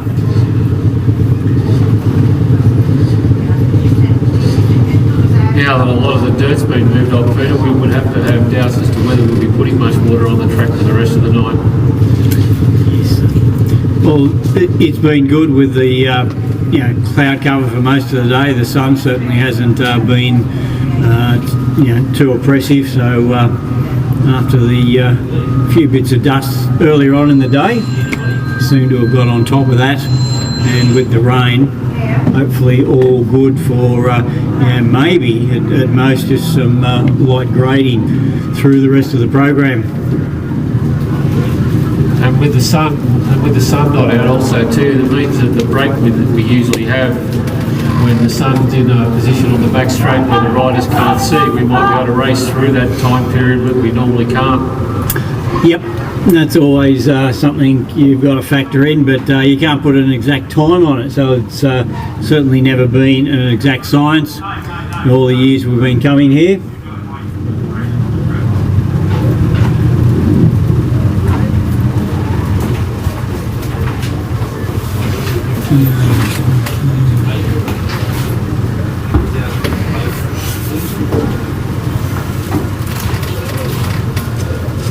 Putting together a meeting like this with all the equipment that you need, all the track officials, who all have expertise in certain areas, must be a huge logistical exercise.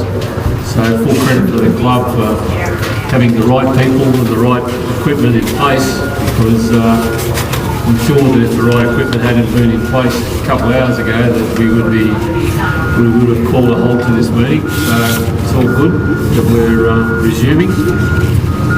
And looks like the grader is just about ready to exit in the back straightaway gate. And the starting line officials look like they're getting ready.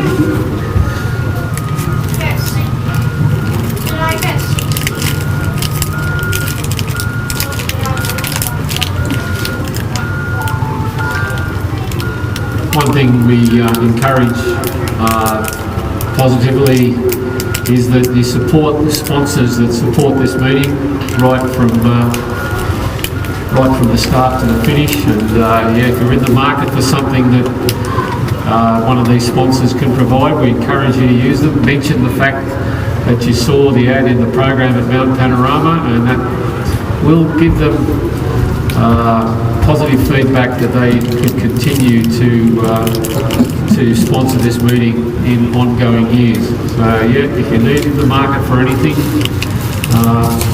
keep the program and contact the people who are helping us and putting on the meeting.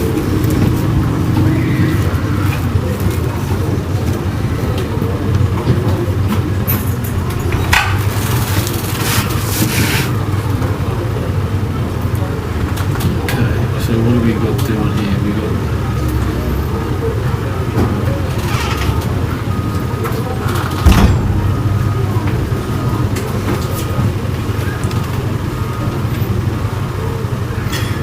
Yeah, I must say it's particularly significant with the major sponsor, Group 1 Site Services, that not only come on board for this year but next year as well.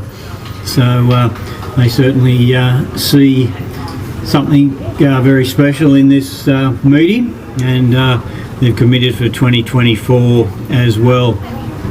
And if you've read that piece in the middle of your program there today, it talks about the hard work of all the people who have got involved, and you know, when you leave here tonight and go home, and others, competitors, and some of the officials take off, the club and a lot of people involved in the club have still got a lot of work to do, because that fence around the entire track has got to be taken down.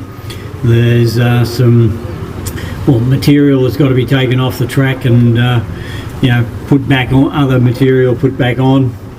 So it's certainly not over when we leave here tonight, and it's a lot of those unseen things that you know, we do encourage you to stop and think about. You turn up, see the racing, go home, but a lot of work's gone on beforehand and will go on again afterwards to you know, pack up before everything is over and done with. Yeah, as I said earlier, it's a huge logistical exercise to put on a meeting like this. Right from first initial planning stages, and like the people who put the track together, put the fence up, they've been here for close to a week. And as Peter's alluded to, they'll be here for another few days yet to get everything sorted and back the way it was, so that the track can be used for other purposes during the year.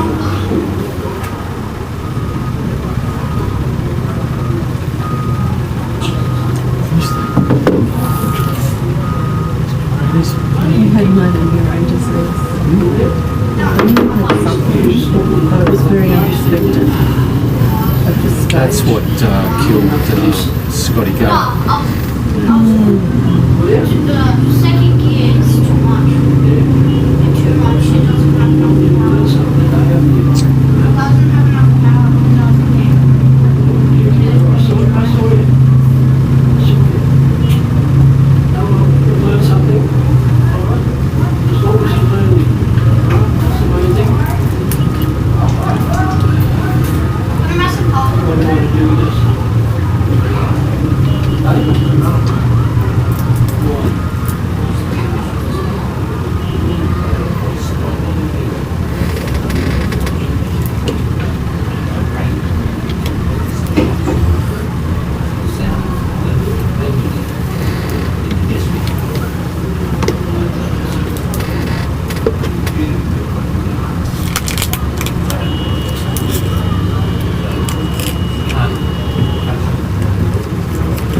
Alright, so he looks like he's getting ready to exit, doesn't he? He's going a bit quicker.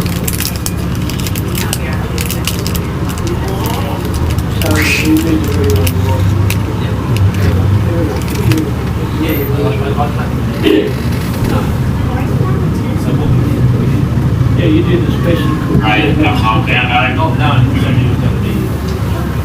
You got to write out.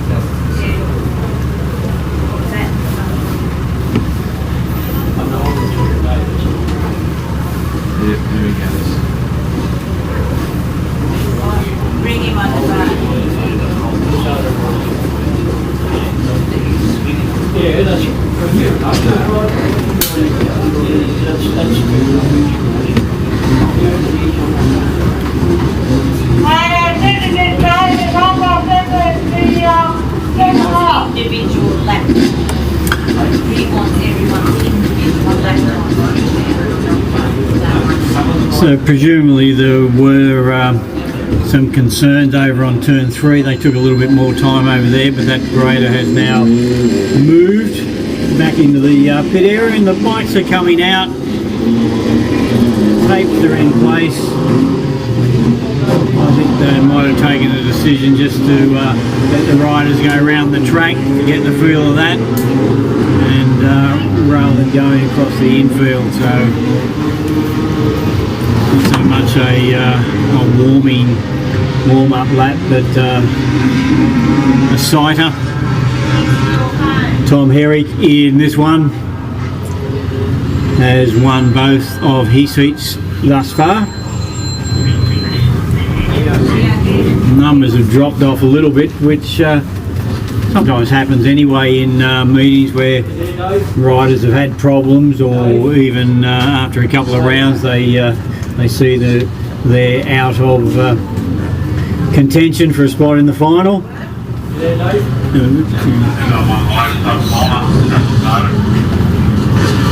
We've got 7 at the tapes and maybe one more.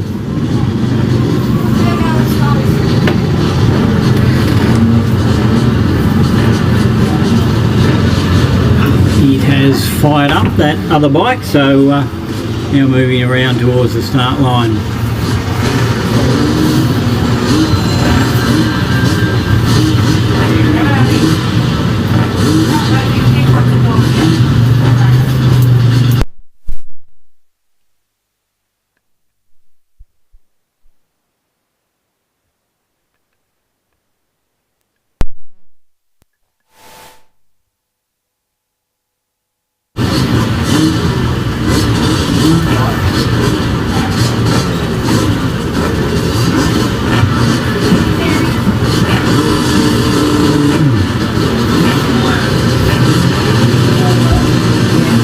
Tapes up, we're back racing.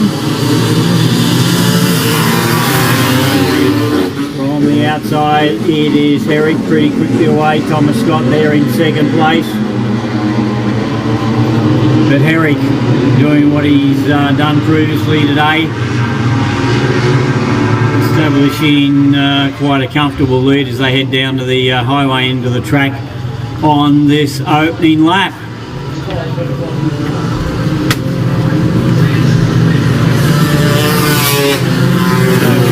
Leading 17 of Tim Darmody, got up to second place ahead of Thomas Scott. And they got a pretty comfortable buffer behind them back to the 4th, 5th and 6th place rider.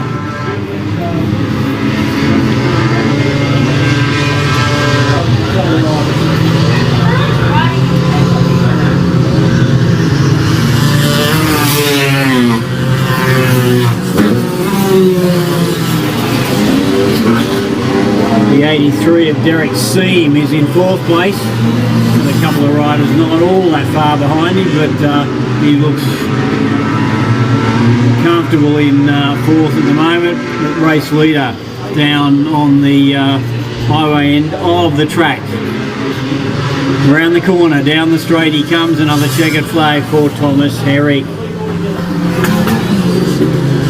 Then Tim Darmody and Thomas Scott, the 83 Derek Seam and the 31 of Scott Brown. That was race number 63, heat number 6 of the unlimited 2-stroke class.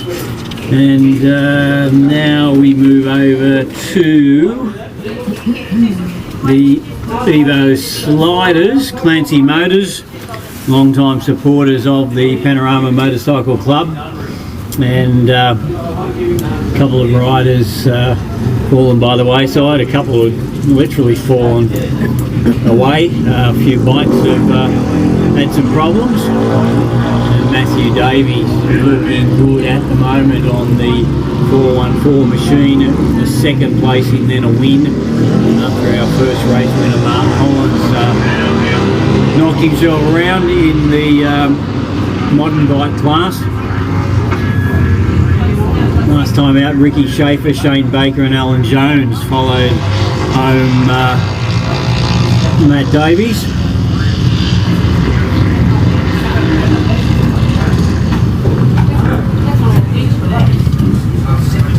Okay, the Evo Sliders, race number 64, round 3. There's 4 rounds in this Good evening. I'll be up at the Knickerbocker if you're looking for me. There's a few of them that have dropped out with issues. Mark Collins being one of them, of course. Being taken away to hospital for observation.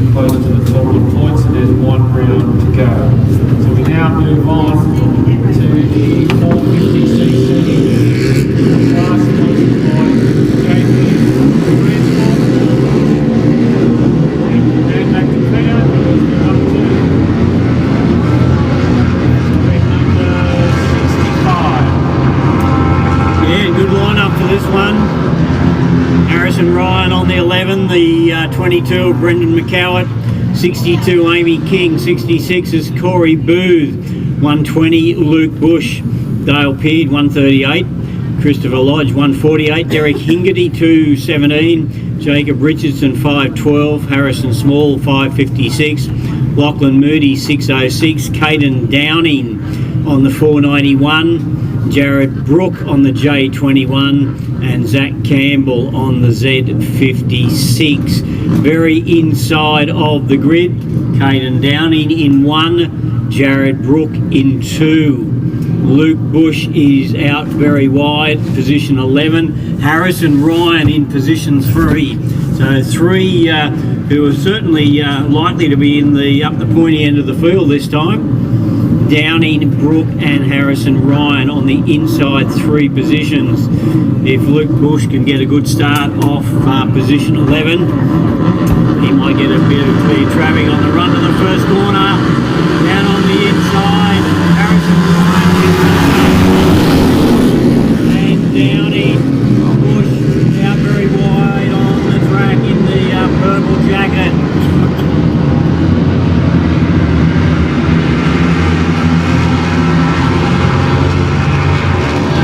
Ryan and Brook it is at the front of the pack. I think Brook's just come through to take the lead.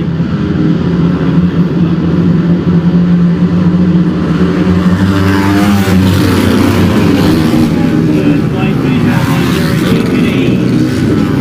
There's Downey, the yellow top, coming through on the inside of Higgity.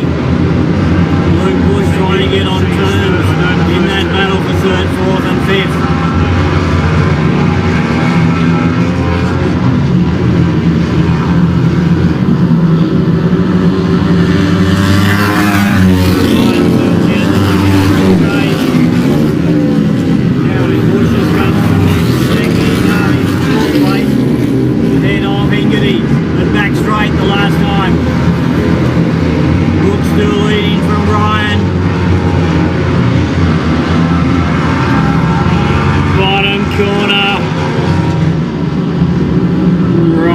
Close enough to Ryan.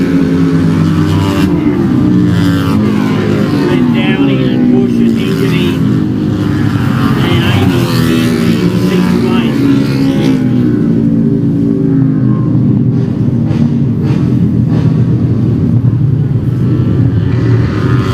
I think that's a sign of things to come, Peter.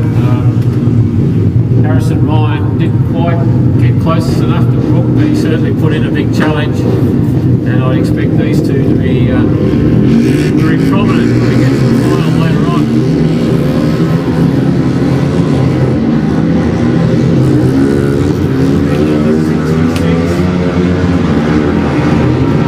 Tyson Wheel is unbeaten so far. He's on excellent points.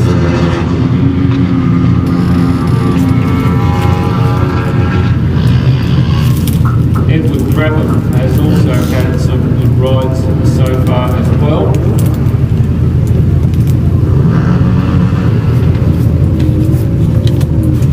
So Harrison Ryan and Jared Brook are certain finalists.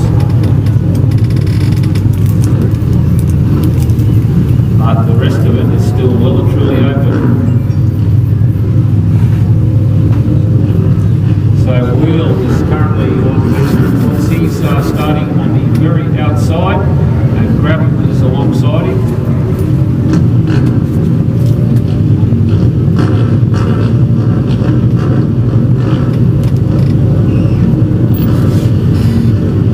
Ronnie Hendrickson's also in this, and she is down on position 5.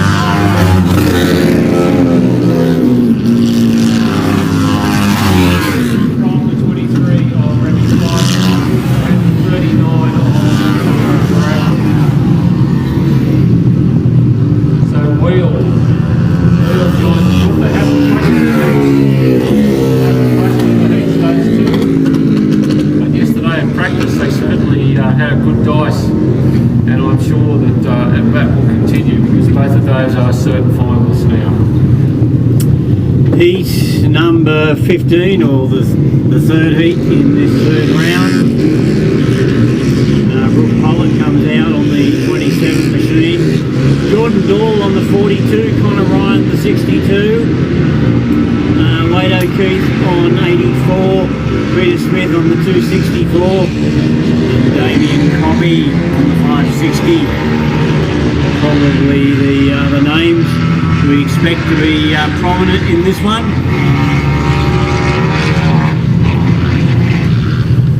Yep. Have we got any riders in? Damien Cobby had 2 wins, has he? No, he got a win in the second, hasn't he?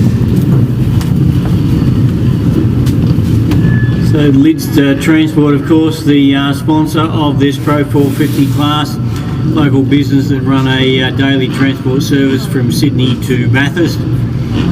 So whether it's a parcel or a pallet or a full load, they can sort you out. So if you want to get something from Sydney to anywhere around the Bathurst or Central West area, or for that matter from this area down to Sydney, give them a call, Josh Lidster, and as we've said, let him know that he was sponsoring this particular meeting.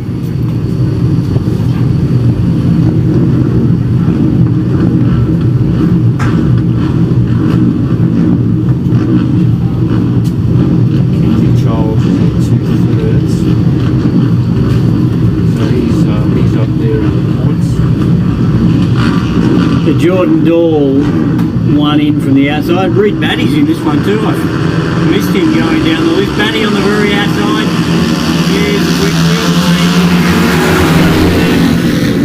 down lower on the track. It was the 27 of Brooke Goulding quickly in the stride. Here's Copley on the scene now. Third place, second place. Back straight the first time. Batty leading from Copley.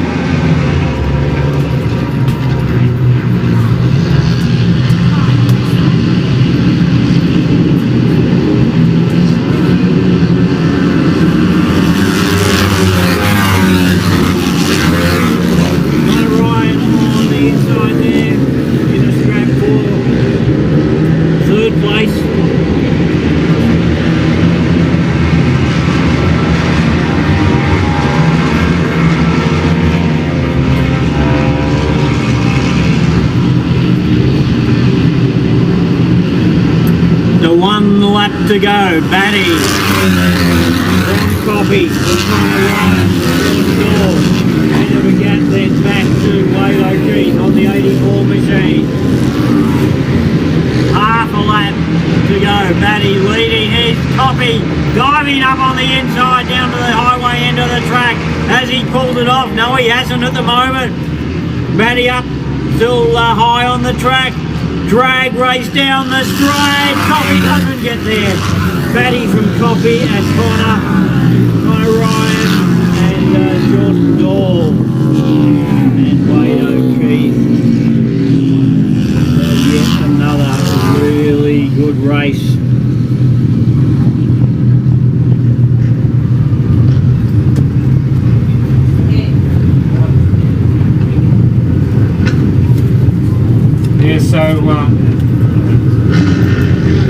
So coffee and bagel.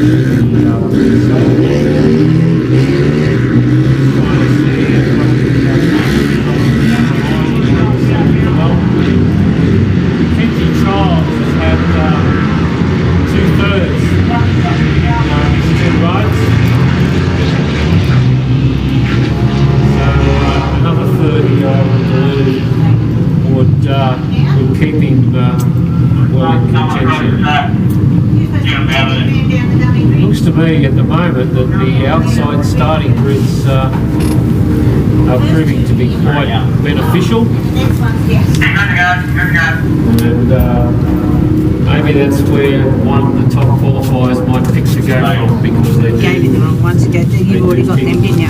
What's the Race 84. For the final, and the two that qualify from the river charge will have to take what's left. There, we can throw them away, can we? What did you do with the other two? Did you get 84? Yep. Sax brought them. Something wrong with it. No. One for you and one for him. You just go to the ones I was sending down to the dummy room. The other dummy room, the other one.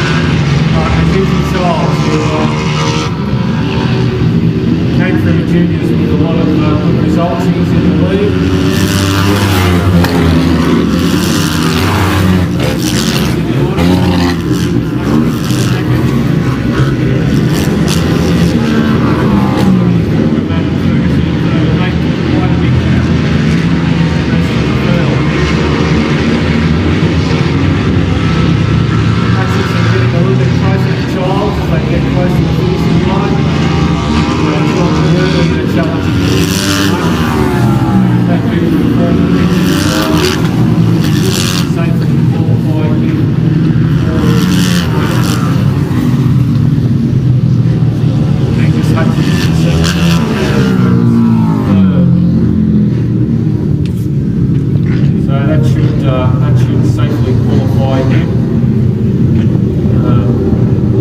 There's going to be points paid out.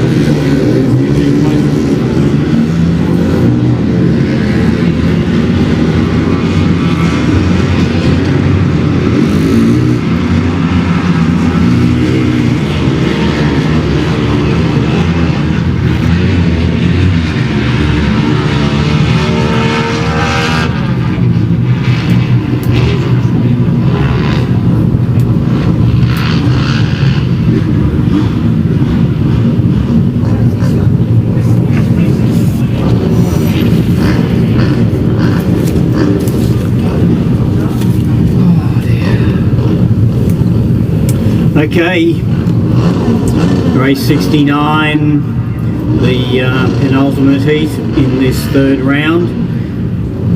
Thomas Donnelly on the 9, Alex Hurst the 101, Rory Hutchinson on the 114, Cody Lewis 122, Harrison Maxwell 164, Daniel Wicks 176. Among the line-up here with Jack Collier, Shane Richards, Shannon Fine, Michael Anderson.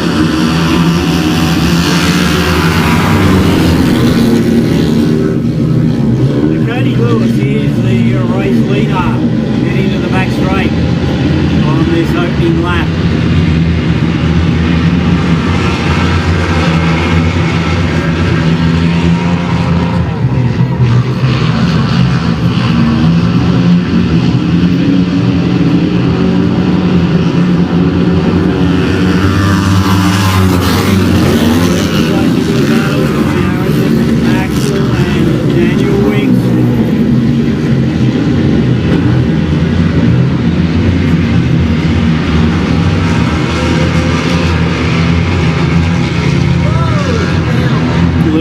I think it is, has gone down.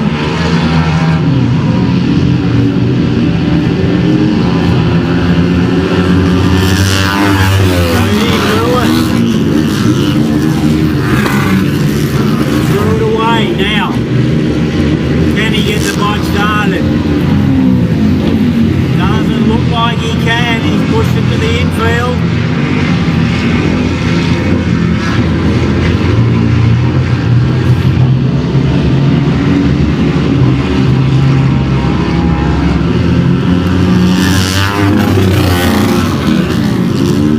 6 from Maxwell Thomas Donnelly.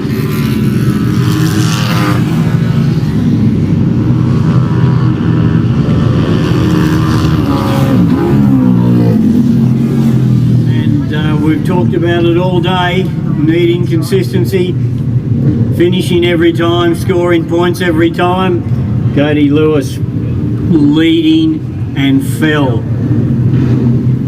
So we'll register 0 points for this race. And that means it's going to be pretty difficult for him to even get into the repechage. He might, at very, very best, sneak in the tail end of the repechage, but looking back, he's had a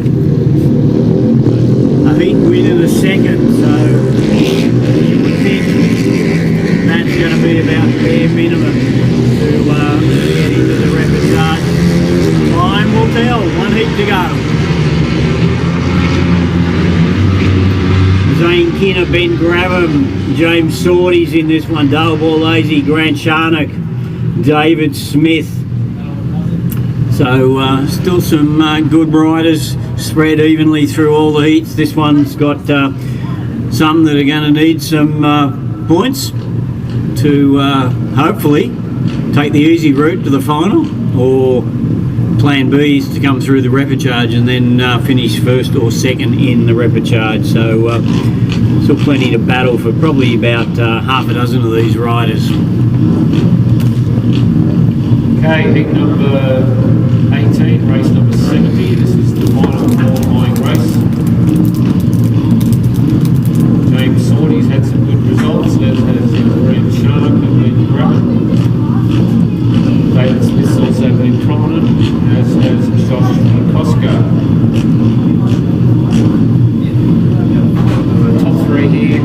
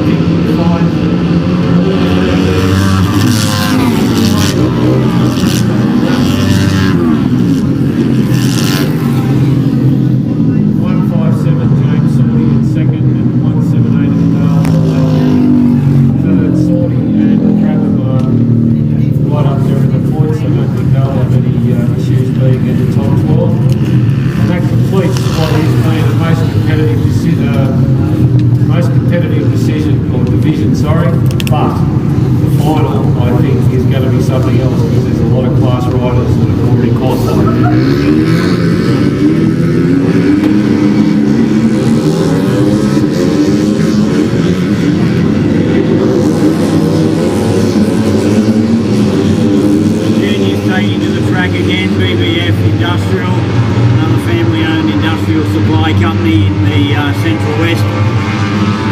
Stores in Bathurst, Orange and Dubbo. And you can check out their website, BBF Industrial, for their full range of goods and services and products that they sell. Okay, 2 heats in this final round for the juniors. These are the 13s to 16-year-olds. Bodie Page has won both of his races today. He's on bike number 174. Jet Carter on the 25, Jaden Holder on the 27, Noah Grabham on the 72. Probably the others who have been fairly prominent in their races so far. Max Carter on the very outside of the grid with Jet Carter just inside him. And then Bodie Page is the third one in from the outside, Riley Nauta and Henry Small from the outside towards the inside, where James Wood is on position number 1.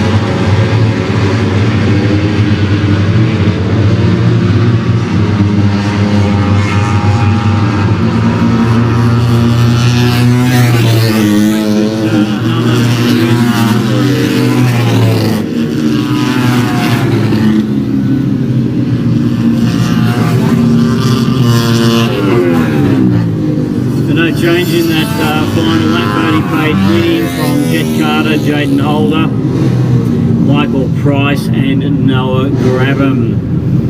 Second heat to come, Rory McWalter in that heat, and Jet Calderwood as well. Both have won so far.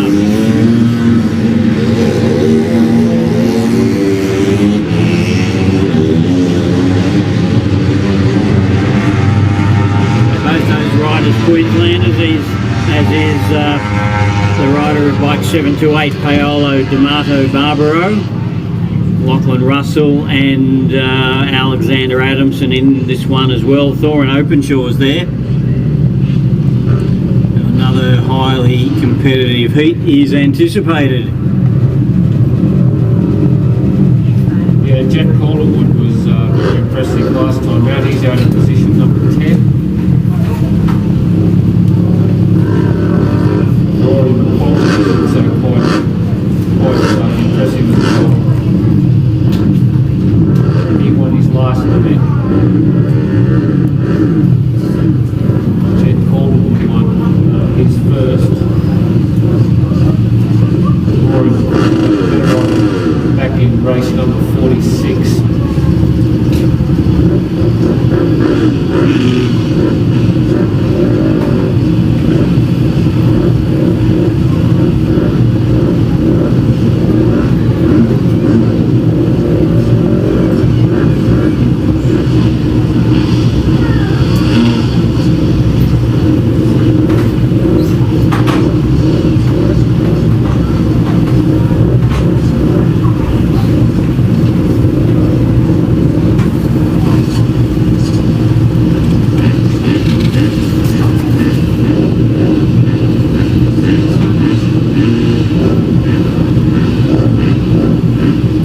Okay, so we're up to race number 72.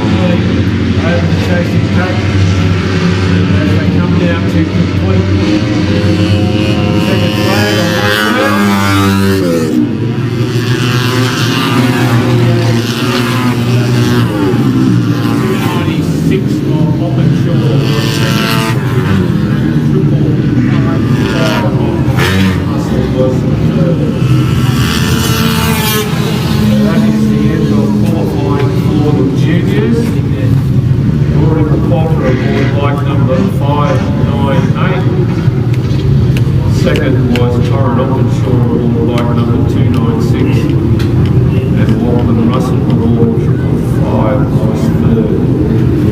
So that completes qualifying for that class. And that was sponsored by BBF Industrial Construction.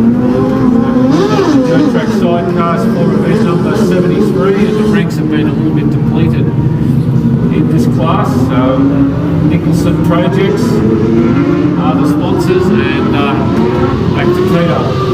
Yeah, Nicholson Projects, of course, specialising in the construction of sporting fields throughout the state of New South Wales. Heat number 7 for them. We should see the 7 of Ken Miller, Lionel Cornwall, the 22 of Corey Ford and Darren Freudenstein, the 36 of Matthew Kelly and Anthony Martin, 43 of Brett Davies, Andrew Fleming, 139 Brian Pritchard, Chris Gibbs, and the 145 of Jack Grosser and Corey Grosser. Now we've got 5 on the track, so 1 is missing in action. I think Brett Davies did have a DNF last time, so I'm wondering if it is him. We'll pick it up when the race gets underway. Last chance for some big points to either go direct to the final or finish up in the repechage. Tapes are up, good start.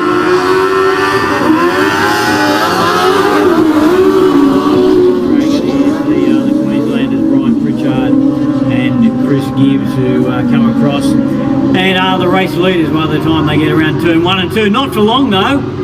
The big move comes up on the inside there. That might be Corey Ford and Aaron Freudenstein. They've been in good touch so far today. And in fact, at the moment they're on track to make it a clean sweep of each win. And Grosser and Corey Grosser now challenging and got themselves up into second place ahead of Pritchard and Gibbs.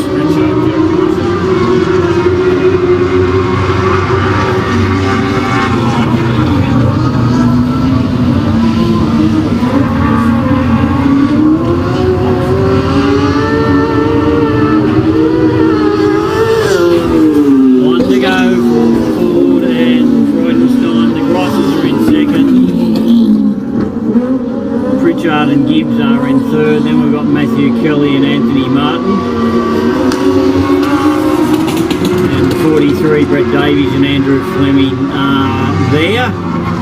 So Kent Miller, Lionel Cornwall, the one who didn't come to the start. But this has been an impressive win. Got the lead on the opening lap on the back straight and gone right on with the job. Ford and Freudenstein on the 22. Grosser and Grosser were second on the 145, then Pritchard and Gibbs, Kelly and Martin, and at the rear was Davies and Fleming. So the one that's out is Kelly? No, Matthew Kelly. Miller wasn't there. Sorry? Miller wasn't there. Miller? Yeah. Now heat number 2 coming up, we will be without Matthew Brown and Brendan Justice. Matthew had a heavy tumble in the previous round. And Davies did not face the starter last time. And Jobling was third last time out. Constables have been struggling for pace, so looks like we've just got 2 coming up to the starting tapes. 2 riders. Well, there's another one coming now, so that will make 3 obviously. Yeah.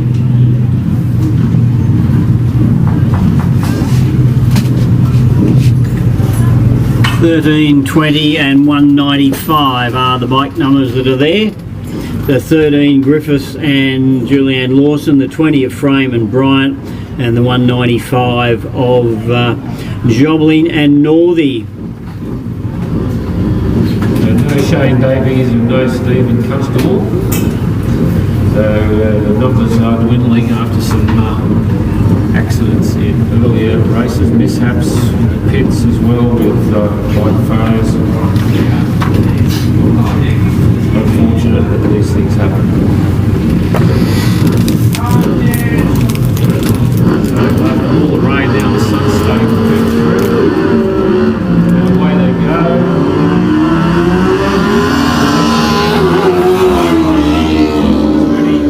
High frame, 195 in the second spot is Jim Jobling, and 13 offshore Griffiths is in third. And they're spread out a little bit as they head down the back straight. High frame and Michael Bryant are the leaders as they get into the southern corner for the first time.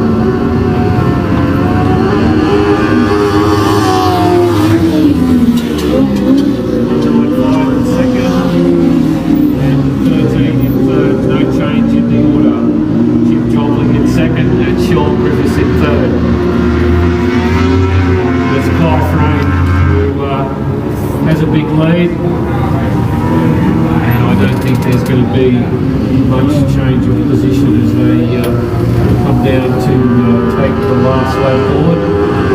25 Jim Conley, and 13 a long way back is Sean with us.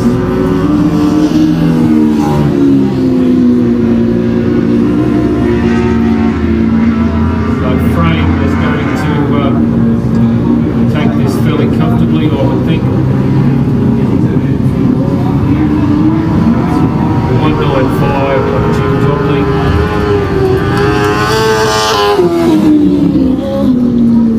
And that's the one waiting now for the third place block. Sorry? He's coming, I can't see, there he comes.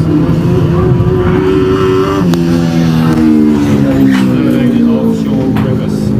So 3 starters, 3 finishes. And that is the completion of race 74. There's only one race to go in this class for the number 9, which is race 75, sponsored by Nicholson Projects.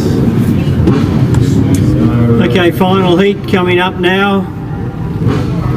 Samantha O'Mealy and Brendan Denzel on the 6 machine. Trevor Harvey, Tommy White on the 12. Bo Brealey, Tyson Keogh on the 26. Chad Monaghan, Darren Russell on the 29. Corey and Tom Banks on the 31. And Jared Marco, Sean Fuller on the 308. I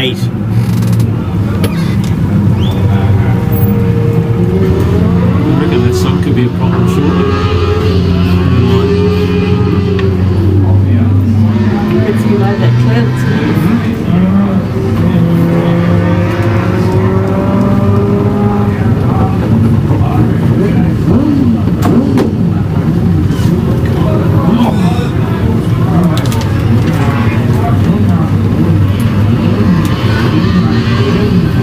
We've got a few more spots there earlier. Yeah, well, it's just very, very light. You just said, What they call it in New Zealand, a mizzle. Cross between a mist and drizzle.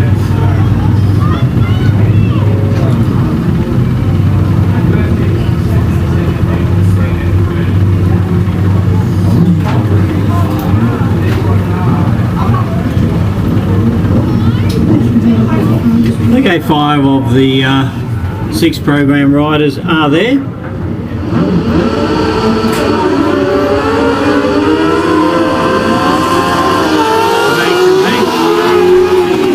Very quickly ahead of Marco and Fuller. The 29 of Monaghan and Russell are in 3rd place. Harvey and White back in 4th at the moment.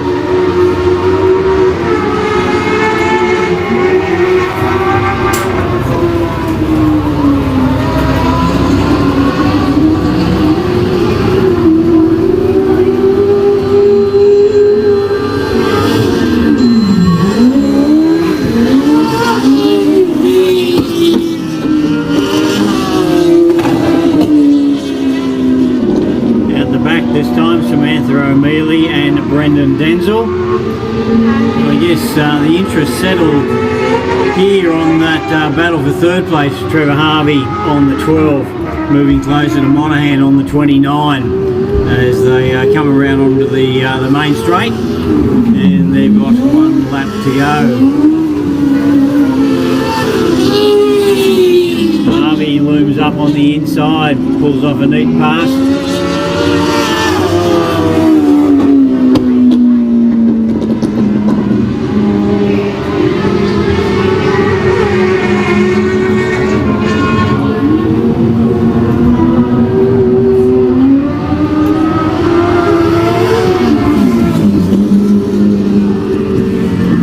Banks and Banks ahead of Marco and Fuller. Harvey and White in 3rd ahead of Monaghan and Russell. Samantha O'Mealy, Brendan Denzel, the worst result of the day. And Bo Brealey, Tyson Keogh was the non-starter. We've got 3 3 races to go to get to the end of round number 3. That's for the over 40s, sponsored by Carter's Engineering, another local business established back in 2009. Become a leader in structural and mechanical fabrication and rotating equipment industries.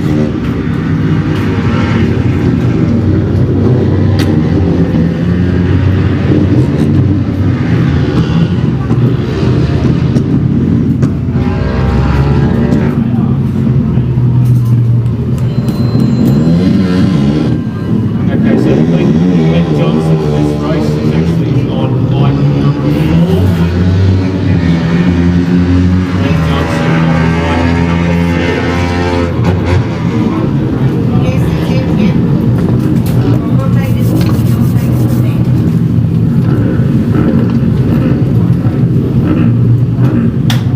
Okay.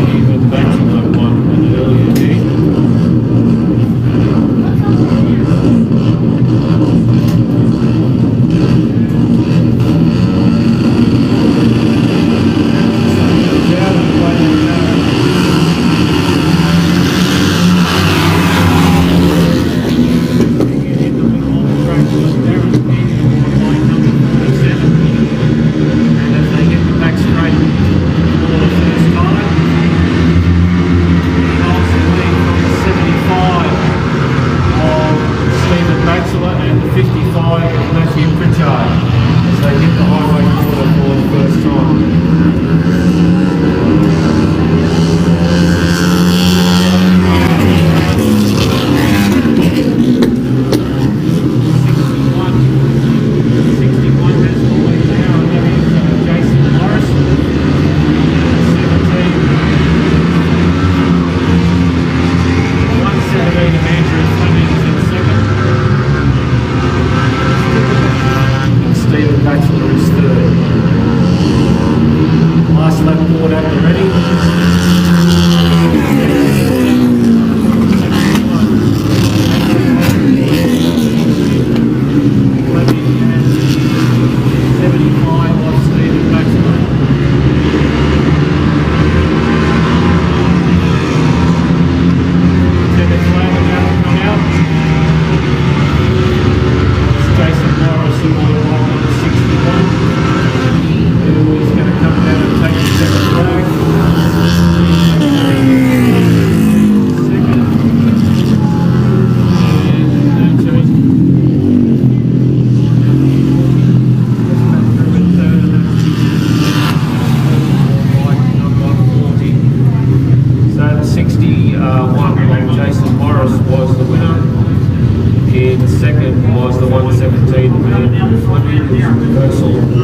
where they finished the previous time, and the 40-odd was in third.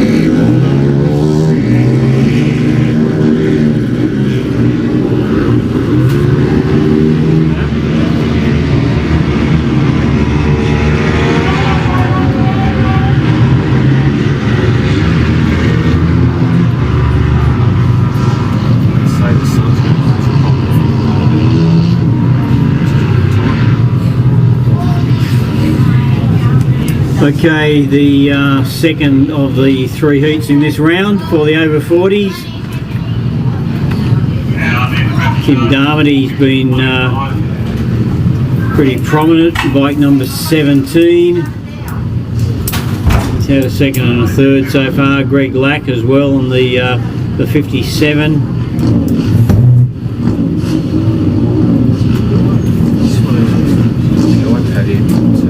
Paul Edwards on the 971.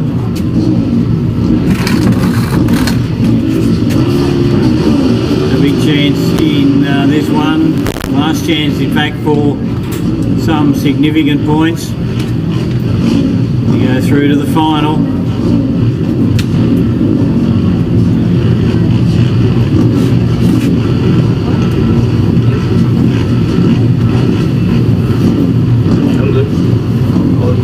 That's the A-turn. That's A-turn.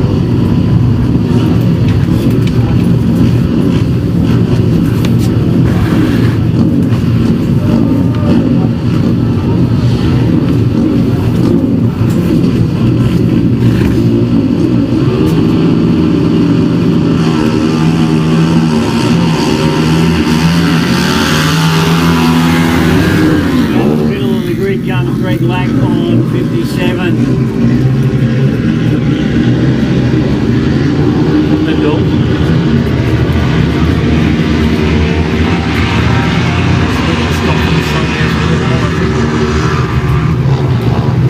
What the line? Sun.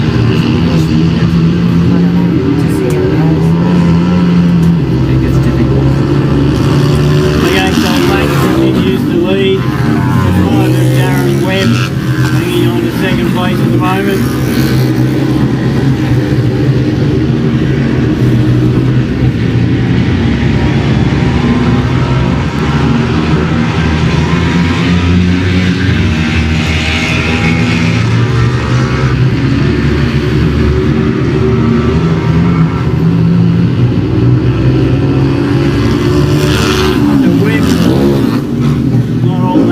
Adrift of the race leader, Tim Darby, there in third place. Back there, really bunching up on this final lap. Black, Webb and Darmody. Darmody's the one making a bit of a move. Bottom corner last time. Did a big run around the outside. I think it is. He's pulled it off. Darmody got there. Ahead of Lack and Webb.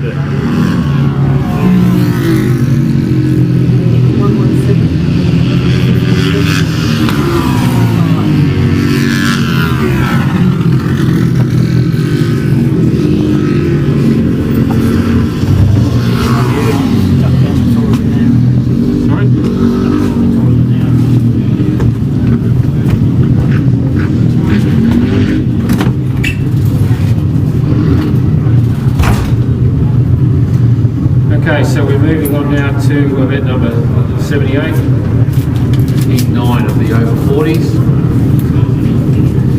And this is the last qualifying race in the third round. We're going to rapid charges, final rounds, 4 classes, there's only one grid, and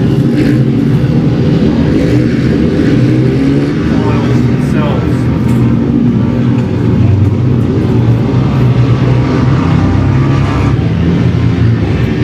My instinct is telling me that with the sun where it is at the moment, there might be a short break until the sun is not in the rider's eyes going down the back straightaway. It's always been a bit of an inexact science as to when we stop racing for the sun.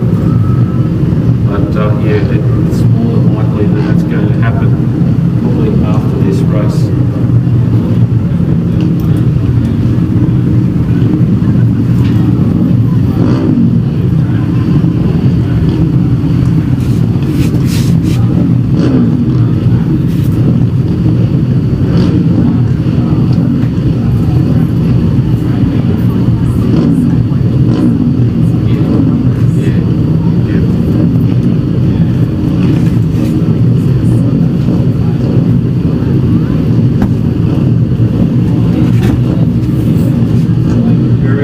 Very difficult for us to see up here in the box with the sun.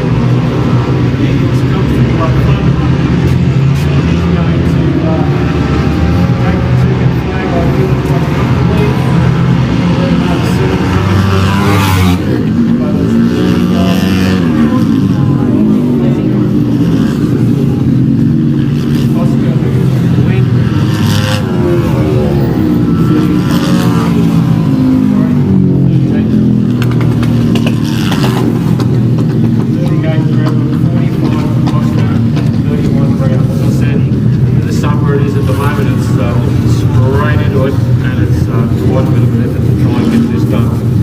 So that completes round number 3. My suspicion is that racing might stop for a little while, but we'll liaise with the officials and see how that goes.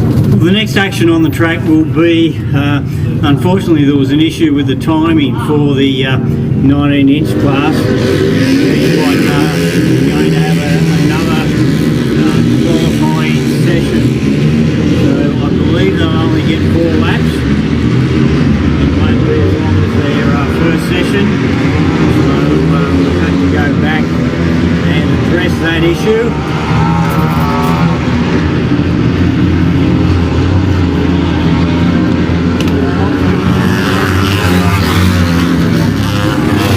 Would be the first group of riders listed in the program for the Bathurst 19-inch.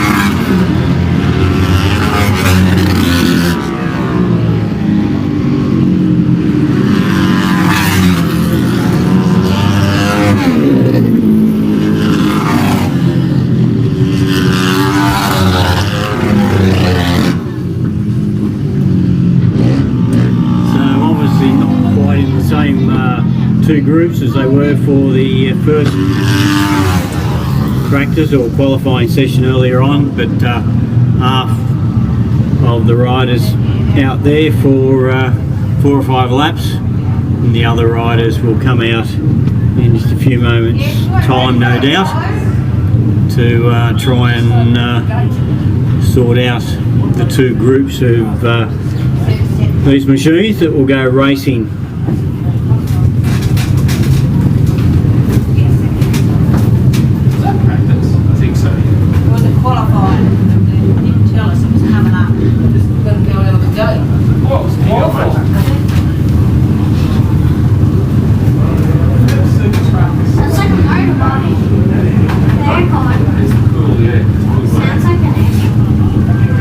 Sounds like a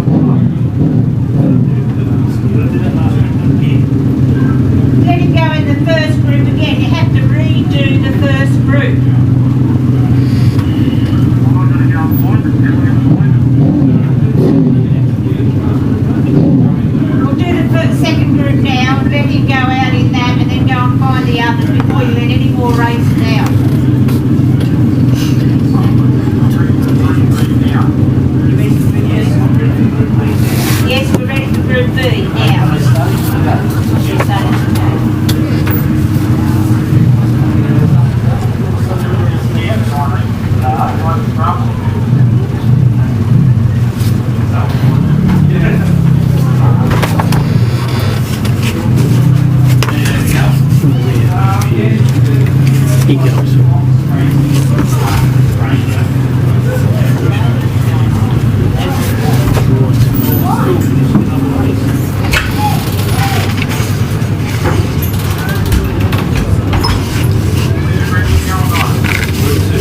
Group 2 we're ready for now, yes.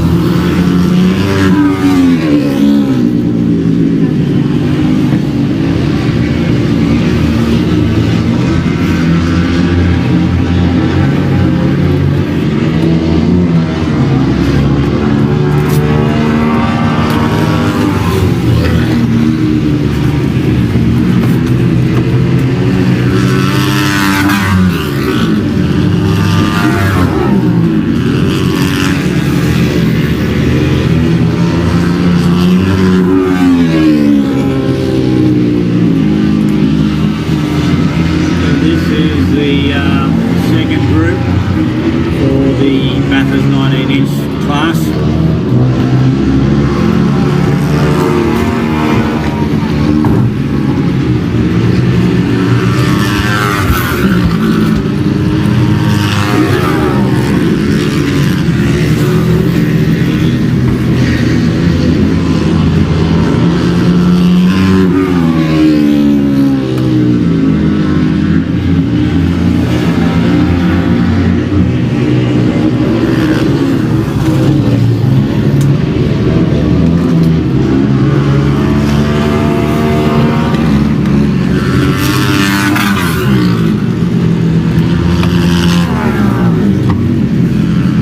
Then I'll go for toilet stop.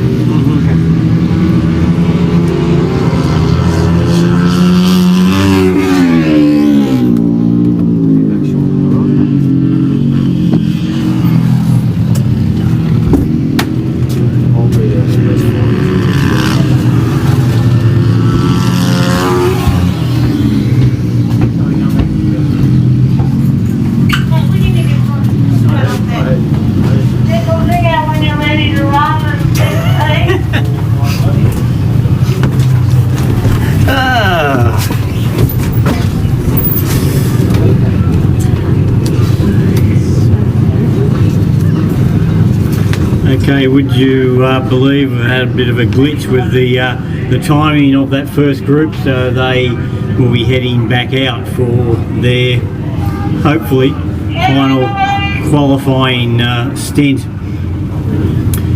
and after that they can sort out who the top riders are. We'll go into the first group and the rest.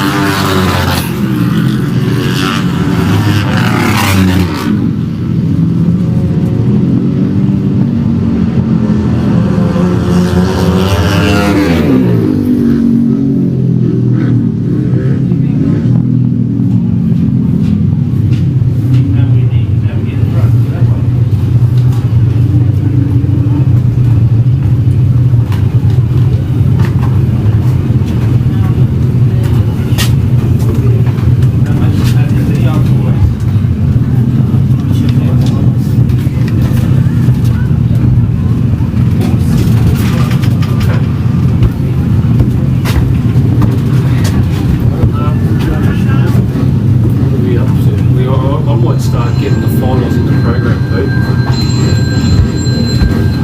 We've just run the qualifying Group 1. Yeah. I don't know where that Let me goes. do this 451 to start with. The next race we're going to see will be the first of the repechage, event number 79. Now I'll very quickly run through the field, the riders who have qualified direct to the final before I tell you who's in the repechage. Those direct to the final in the Pro 450, Jared Brook and Kaishan Will, 3 wins in their heats. Daniel Wicks, Ben Grabham, Reed Batty, 2 wins and a second each. Harrison Ryan and Damien Coppy, a win and 2 seconds each. Dale Borlase, Caden Downing with a win and a second and a third each. Mackenzie Childs with a win and 2/3.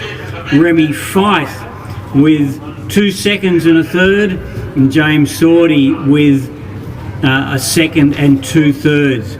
They are the ones that have gone direct to the final. The riders we're going to see in the repechage are Luke Bush on the 120, Angus Hutchinson on the 141, 62 Connor Ryan, 139 Braden Gay, 426 David Smith, 42 Jordan Dahl, 164 Harrison Maxwell, 9 only Thomas Donnelly, 39 Edward Grabham, 101 Alec Hurst, 474 Adam Ferguson, 217 Derek Hingerty, 62 Amy King, and 92 Jason Richards. Missing out completely among, I won't go through them all, Rory Hutchinson, Thomas Arnold, Brendan McCowart. Cody Lewis with a win and a second placing has been the 30th top qualifier. He misses out. Then you go down the list for riders who have missed out with pretty consistent placings over 3 rounds. So that repechage we're going to see 14 riders: Bush, Angus Hutchinson, Connor Ryan, Gay, Smith and Dahl, Maxwell, Donnelly and Grabham, Hurst, Ferguson, Hingerty, King and Jason Richards. They are the 14 riders chasing 2 spots in the final via the repechage for the Pro 450 class. What did you say? A win and a second, and he only made the repechage. He didn't know. He come 30th. With a win and a second, Yep. but a bad finish in his other race. Well, he got nothing.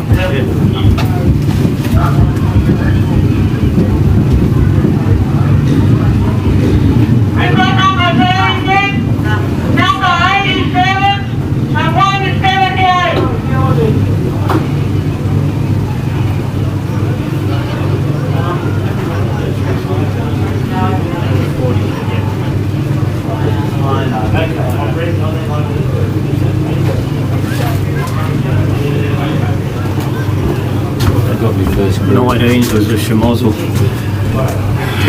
Okay, Dave, we're ready to go. You send them out. 19-inch third The qualifier. signal sitting outside there for the 4G data on my iPad was full bars.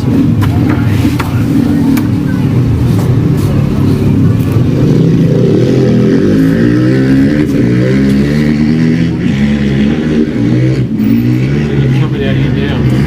I think this might still be the 19th, I'm not sure. There's only a couple of them, so I think there's probably still some issues. Let's see who's who.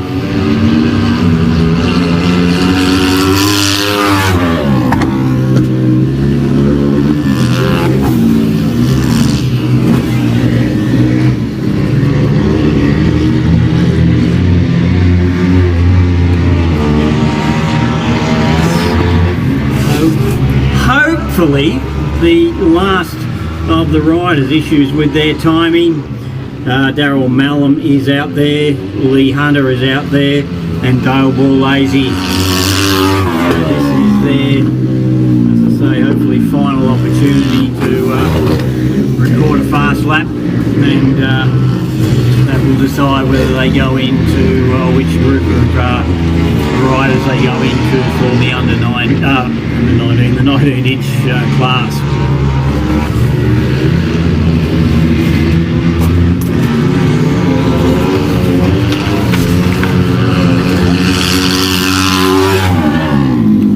The other race we can tell you about after the Pro 450 reportage was still waiting on the final field for the reportage for both the dirt track sidecars and the over 40s. We'll have our first actual final, and that's one of the junior classes, the 9s to under 13s. That will be race number 82. No reportage there. Top 14 go into the final.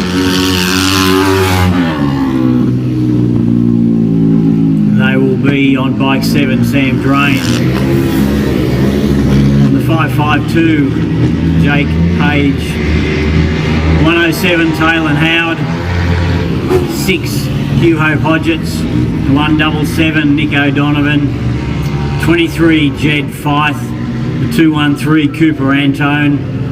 10D, Lockie Duggan. 24, Gabe Gower. 5, Hugo Holmes.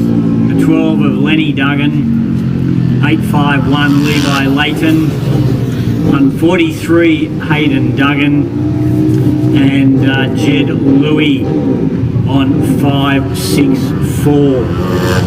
They are the 14 riders who will do battle in race number 82, 85-2/154 stroke for the 9s to under 13s.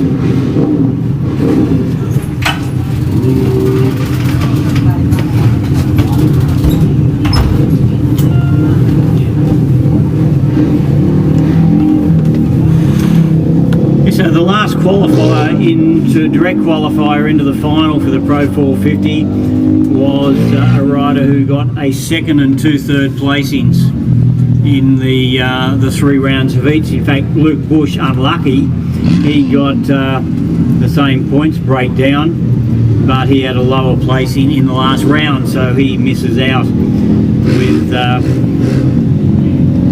same number of points. 2 seconds and a third was the last qualifier. A 2nd and 2/3. 2nd and 2/3 was the last qualifier in.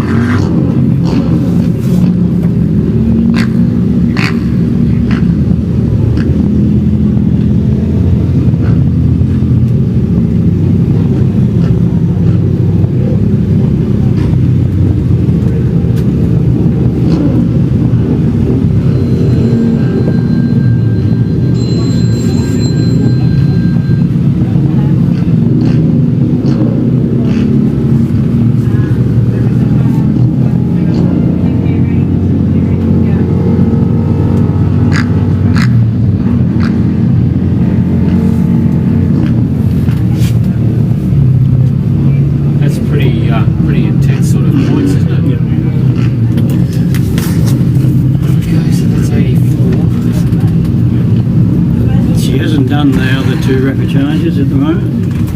The sidecars and the over 40s. So still You call the rapid charges and finals from the sheets usually. yeah, I think that's a better idea. much. You don't think it's necessary to write them up in the program? Have you announced any? We're back racing, are we? Okay, so this should be the reportage, the most cutthroat race on the program. Normally, 2 riders will go to the final. 14 riders want to be among that 2.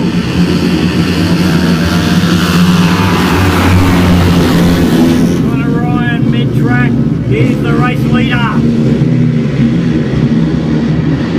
And have a look at the bunch of riders behind him down the back straight on this opening lap.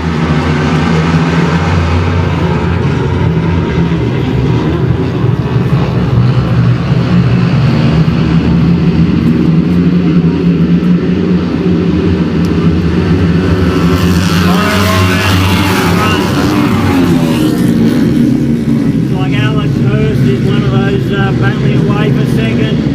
Might have been Angus Hutchinson with him. And Connor Ryan.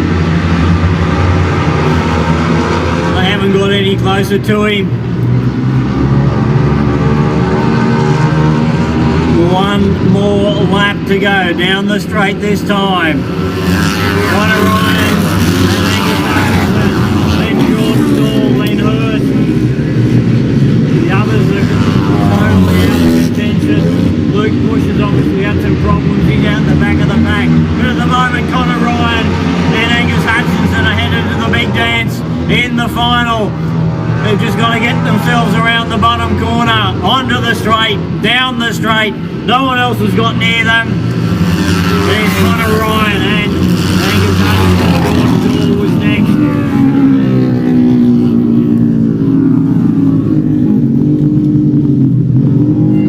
The two riders who were third and second to miss out, if you like. Luke Bush, I don't know what happened to Luke. He was out the back of the pack, so major issues for him. And we've now got our complete feel for the final. She hasn't sent him down to the 80 and 81 we haven't got. Is that right? No, but well, she hasn't sent him down to the pits either. So the pits haven't got these either.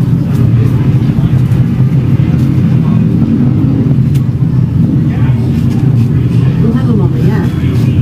Yeah. Yeah, we'll come up with the names. 82, we have to put an 82 on it. The champions have been.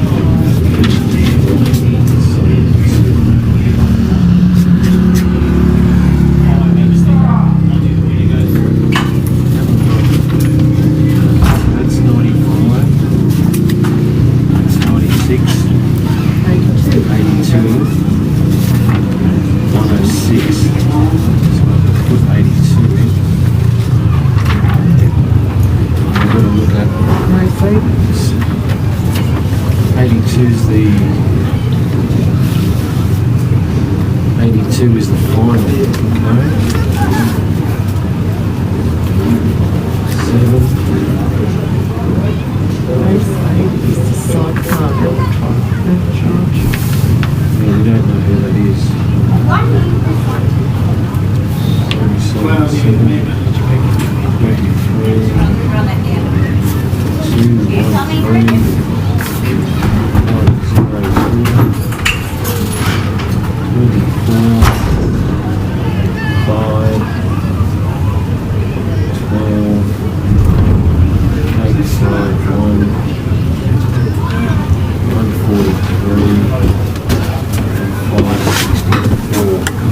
So is there a sidecar record? So the list for the sidecar repechage has been taken down to the dummy grid area, but I can read them out to you. Very quickly, top qualifiers for directly into the final: Corey Ford, Corey Banks, Jim Jobling, Jack Grosser and Jared Marco. These are the riders who will contest the repechage, which will be our next race on the program. Bike number 20, Kai Frame, Michael Bryant. 36 of Matthew Kelly, Anthony Martin. The 12 of Trevor Harvey, Tommy White. The 6 of Samantha O'Mealy and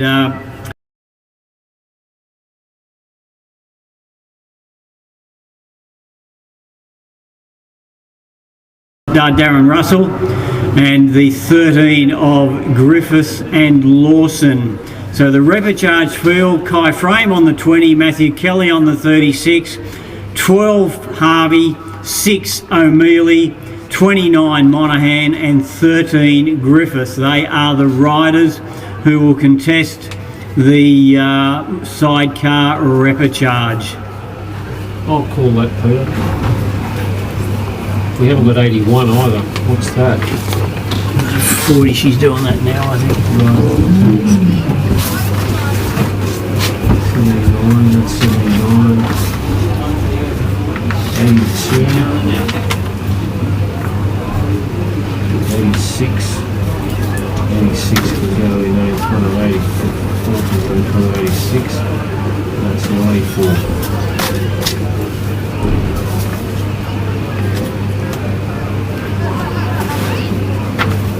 And this is 95. This is 96. And this is 106. So that's the way to do it. pull them off the sheets.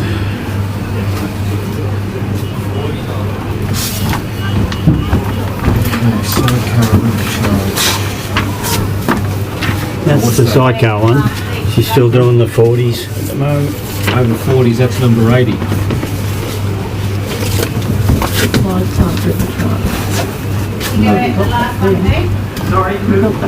got that one. That's Peter's copy. Oh, he's good.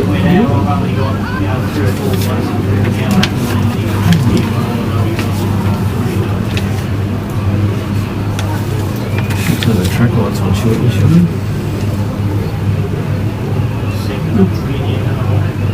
My son's it wasn't too bad actually. No, it wasn't. Can be a lot worse than that, but the crowds are sort of... Yeah, and I think because of where it is, like it's at up, so it's not in their eyes at that angle. Might be there and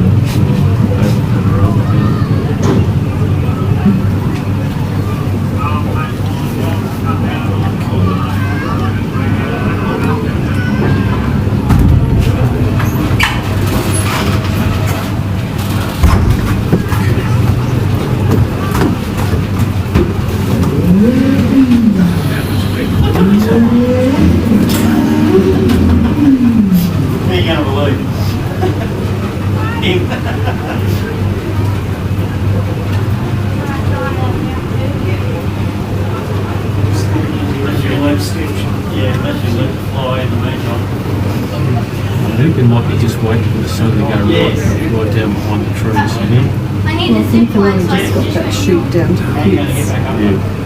So you've got to go around town and then get them to the gate, haven't you? Each string is So they can set it up with a machine.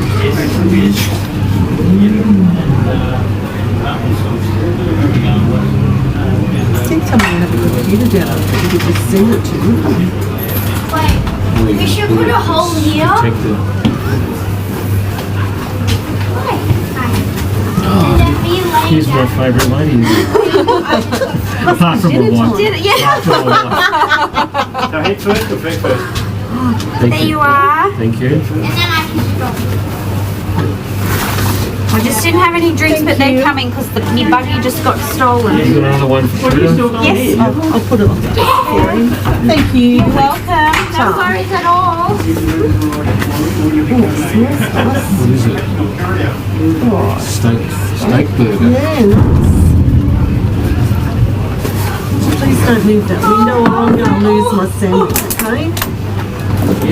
GB? Yeah, also need written charge for the over 40, please. Race number 81, please. Written charge over 40. Steak burger, quick. Okay, the replicharge for the over 40s, the list is being hot-tailed down there at the moment. Very quickly, the ones directly to the final: Grabham, McCosker, Fleming, Darmody, Morris, Brown, Lack, Wolf, Webb and Harris. The replicharge will be... Should that be 12? Should be 14, I suppose. Number's that? So Tyrrell and down to Tyrrell's in the final. Well, what? I only picked it up because I was wrapping them off. I'm not sure there's anything.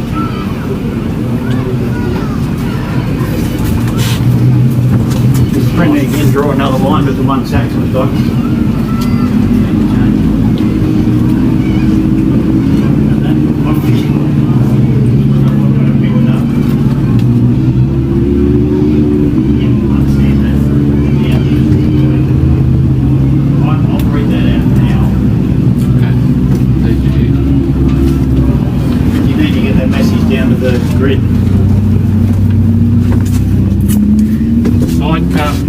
Sidecar replicharge, event number 80 on the track now. Yep, just very quickly that over 40s finalists: Grabham, McCosker, Fleming, Darmody, Morris, Brown, Lack, Wolf, Webb, Harris, Pritchett and Tyrrell. The replicharge: Batchelor, Edwards, Griffin, Barnes, Mallam, Mason, O'Regan, Claver, Keegan, Griffiths, Lodge, goes down to the 14-2 to Hagney, Wallace and Pink. We'll check them again for you in a minute. Glenn's going to call the repercharge for the sidecars for you. Okay, so we've got Kai Frame, Matthew Kelly, Trevor Harvey, Samantha O'Mealy, Chad Monahan and Sean Griffiths.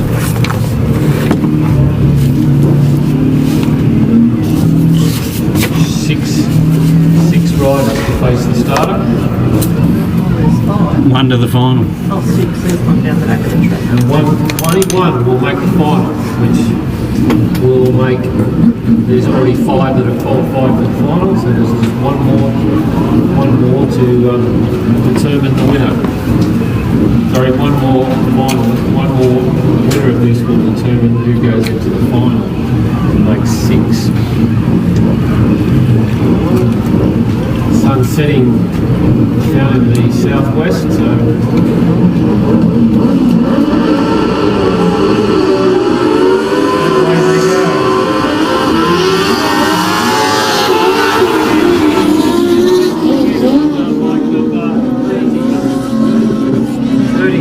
was Matthew Kelly, and he leads as they go down back straight for the first time.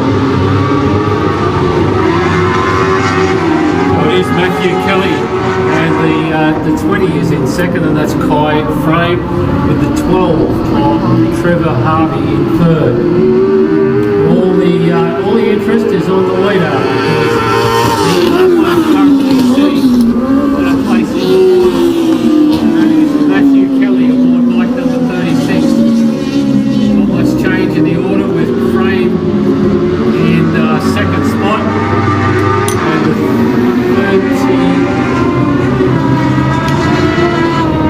the 12 of Trevor Harvey in third. Sorry, 12 of Trevor Harvey. Last lap board is at the ready. Matthew Kelly aboard bike number 36 who has final spot pretty much sewn up at the moment. Barring any last lap mishaps. He looks like being our 6th and final qualifier for the final. Down in the southern Carrington Park corner. And it is Matthew Kelly aboard bike number 36 who takes the victory from no, it is number 12, Trevor Harvey, who was second. Coming through now is Kai Frame, bike number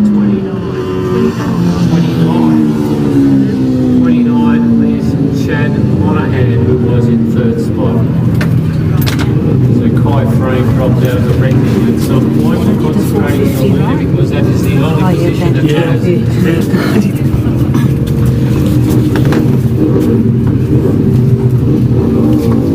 Okay, so that's done. Now that one, 2 lines, you've got to start from 13 down. 13 to 26, that's the repercharge for this one, 40s, over 40s, Okay. from number 13 down. That's bigger print too.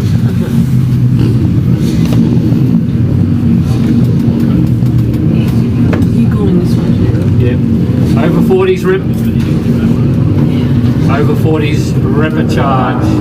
Stephen Batchelor, Paul Edwards, Jason Griffin, Wesley Barnes, Daryl Mellum, Steve Mason, Matthew O'Regan, Darcy Clever, Darren Keegan and Robin Griffiths. These are the riders who finished 13th to 22nd. 26. 26, 13 to 26, and only one goes through the final, Peter? 2? Top two go through the final to join the other 10 that have already qualified. 12. 12, sorry? Yep. Yeah, that was it. Lyndall had that problem with you. Yeah, okay, yeah, now I've got it, yeah. So the last qualifier on position 12 at the moment is Timothy Tyrrell. So we're looking for 2 more to make the final.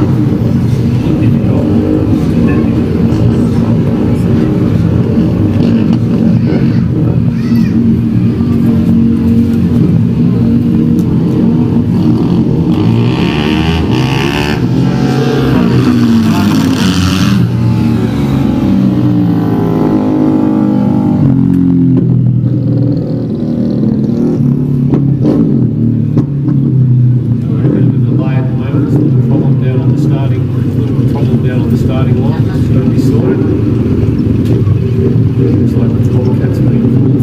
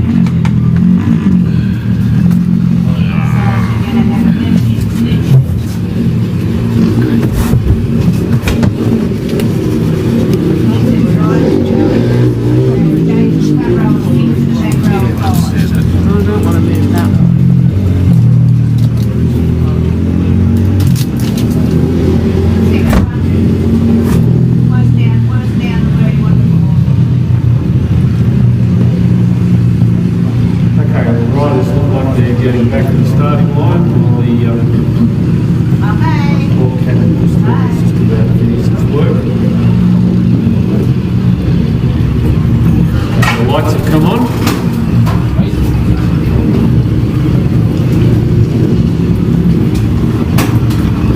I'd say so, true.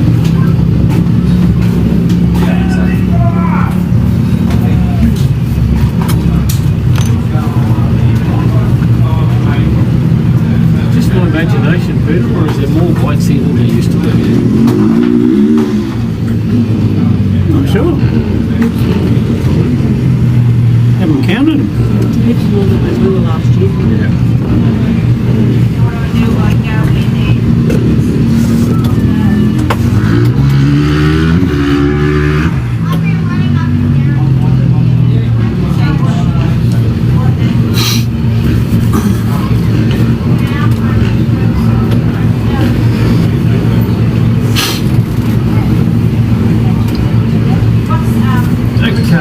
Getting ready for the river charge in the over 40s.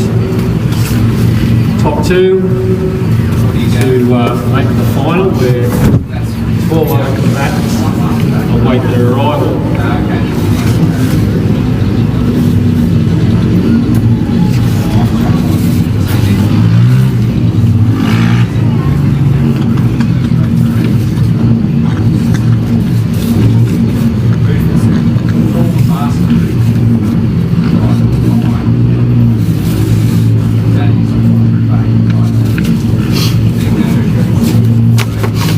Race number 81. 81. Final is 103. There we go.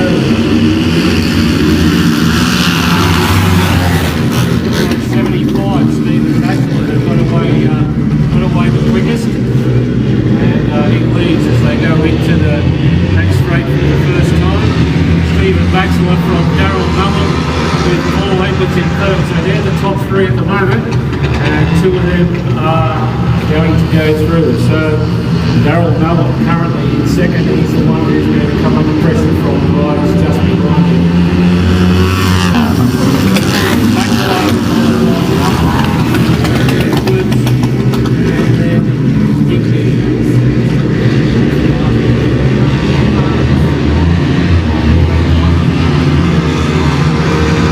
Which has now come up in a second, and Wesley Barnes has actually snuck through into third as they head down into the bottom bottom corner. Comfortable up front is Stephen Batchelor. Second is Paul Edwards. Take the last lap forward. So the interest here now is if Wesley Barnes can get up close to make a challenge on Paul Edwards. Batchelor looks safe up front, barring any mishaps. And he's got a comfortable lead.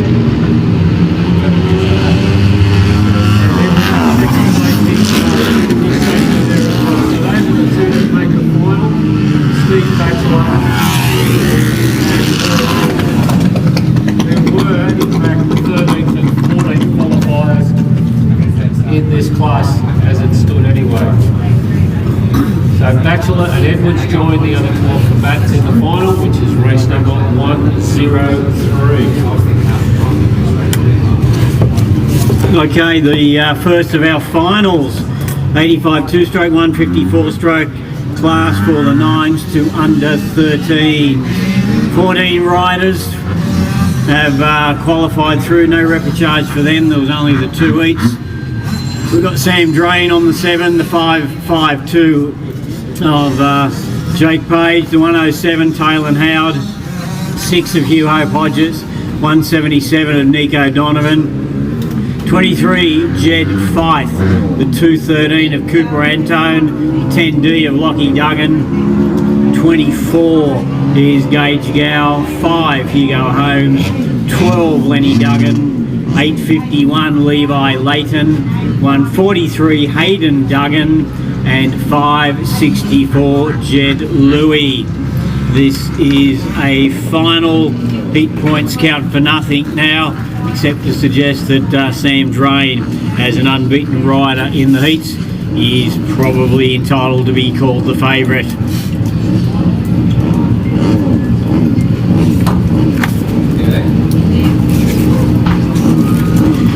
This class is sponsored by Keach Constructions.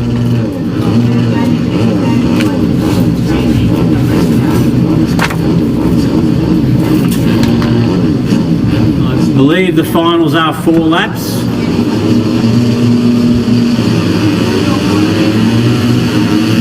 they are away in the final. The Drain is on the inside there, but challenged as they go around the first corner. Drain sitting in second place now as they head off down the back straight. Unbeaten in the heats was Sam Drain. He's made an inside move there off the bottom corner, and by the time they complete 1 lap, Sam Drain is your race leader. The 23 of Jed Fife, the one that really took the battle up to him in that opening lap. He now finds himself defending second place as they go down the back straight. Second time. Fife in a real battle to hang on to second place. At the moment he surrendered it.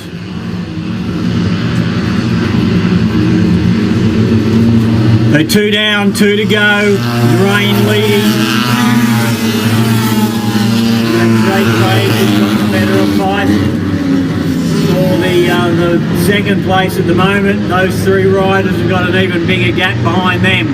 Back to the next couple, but 4 lap final, so they'll get the last board this time around.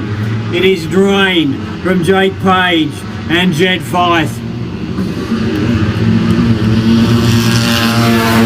Fife still in third, although he dropped off the pace a little bit. The 06 is in 4th place. He's got a lot of ground to make up if he's going to get himself on the rostrum. Back straight, last time. He's been in front for most of his races. Took a bit of a battle in the opening lap of this one, but got the upper hand before a lap was over.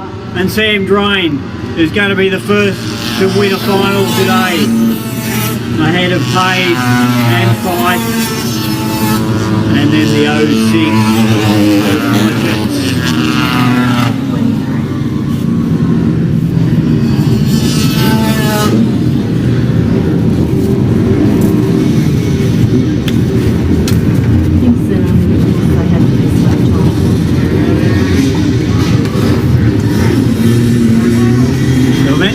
83 is listed in your program.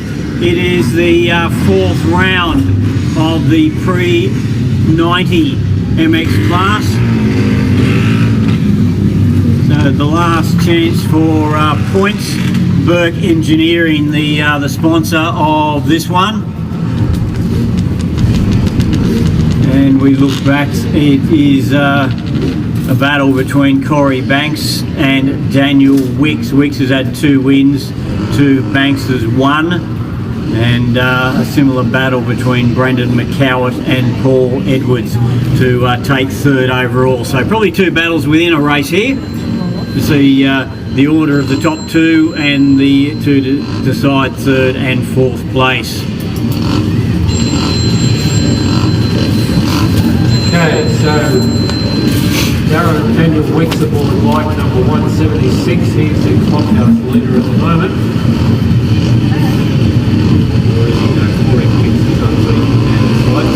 Banks will be ahead. There you go. Let's begin.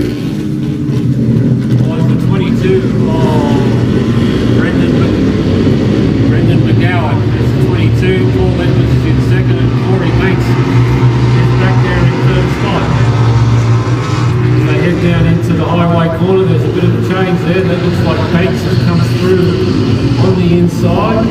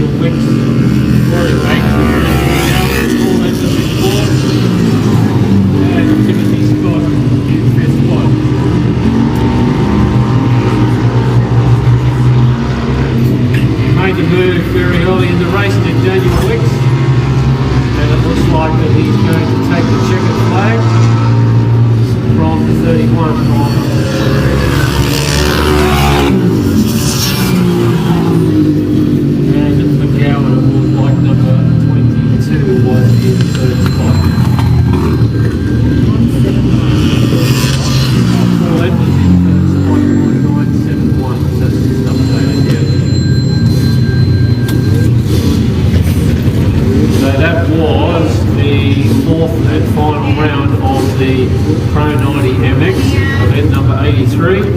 So by our calculations, that will give Daniel Wicks the overall win, having won 3 of the 4 rounds. Thanks, probably enough points for second, I would think. Oh, definitely for second. The other issue was Edwards or McCowett for third. Okay, unlimited 2-stroke final. Event number 84 on the program. The finalists will be Thomas Herrick on 14. On the 560, Damien Coppy. Daniel Wicks straight back out again on the 176, or another 176 numbered machine. 17 of Tim Darmody. The 87 of Lee Hunter. 13, Derek Seam. 93, Kenny Angel. 31, Scott Brown. Jared Cox on the 63, Thomas Scott on the 121, Jackson Welsh on the 72, the 75, Steve Batchelor, 23, Steve Mason, and the 11 of Darren Saxon.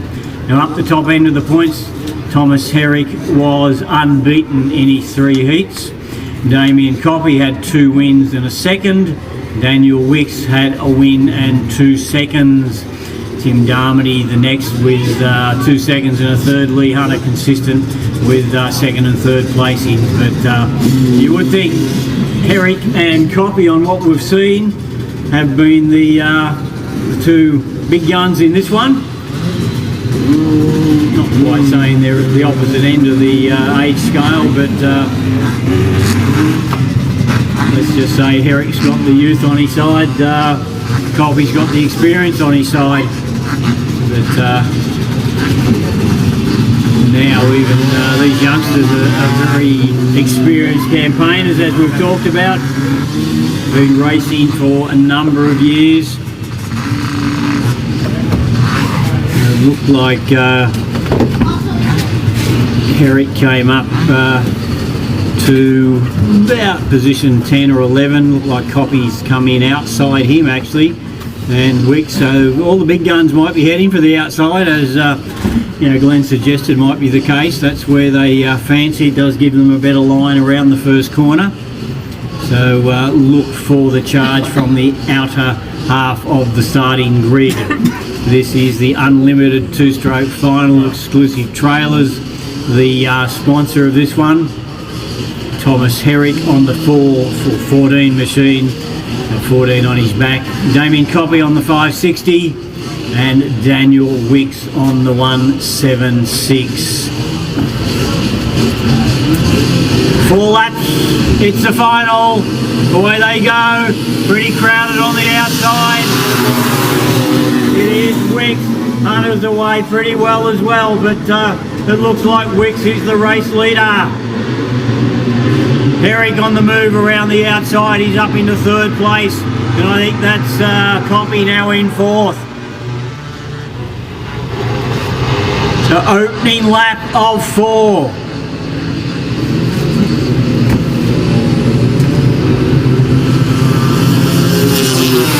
Wicks, Herrick. No, Coppy it is, and then Herrick in 3rd. So I guess it was just a matter of what order, but these are the 3 riders that we certainly expected to be battling it out.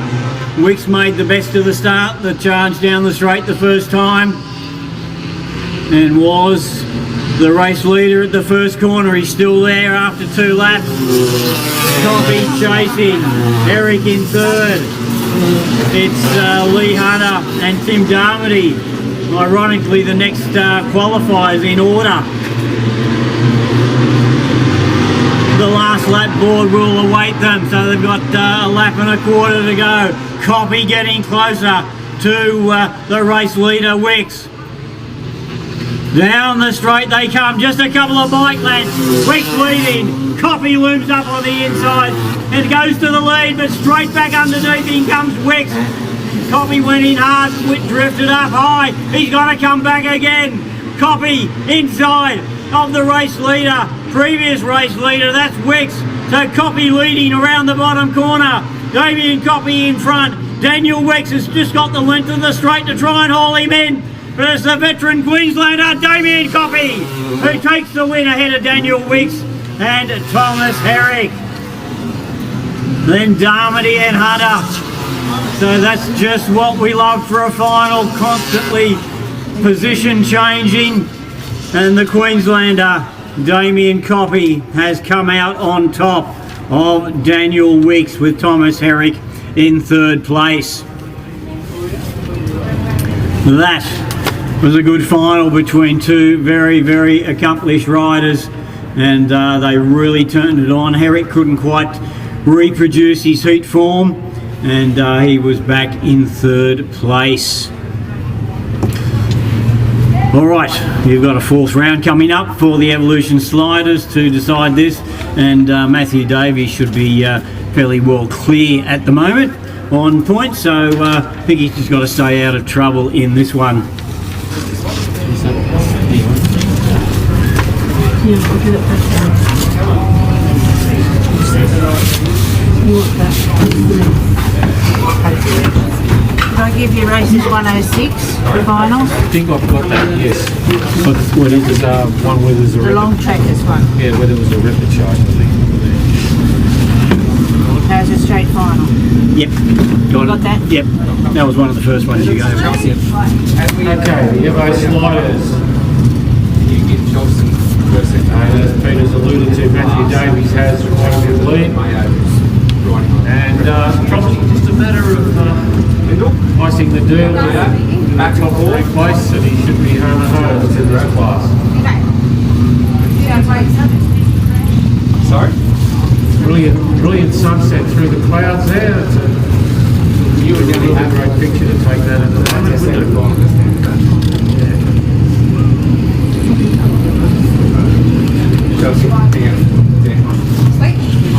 The track's ridden pretty well since the break of the rain.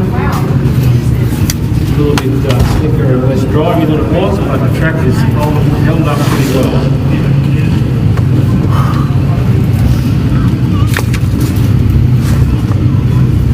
So Matthew Davies is in the centre of the starting grid in position number 7.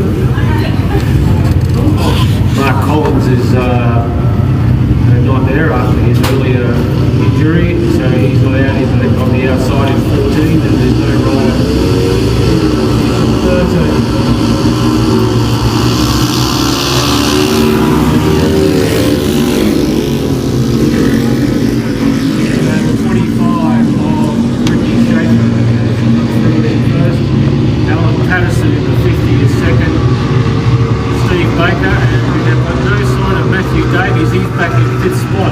He's in that battle for second. He's now moved up. He was in the fifth spot across the line for the first time, but he's moved himself up into second now.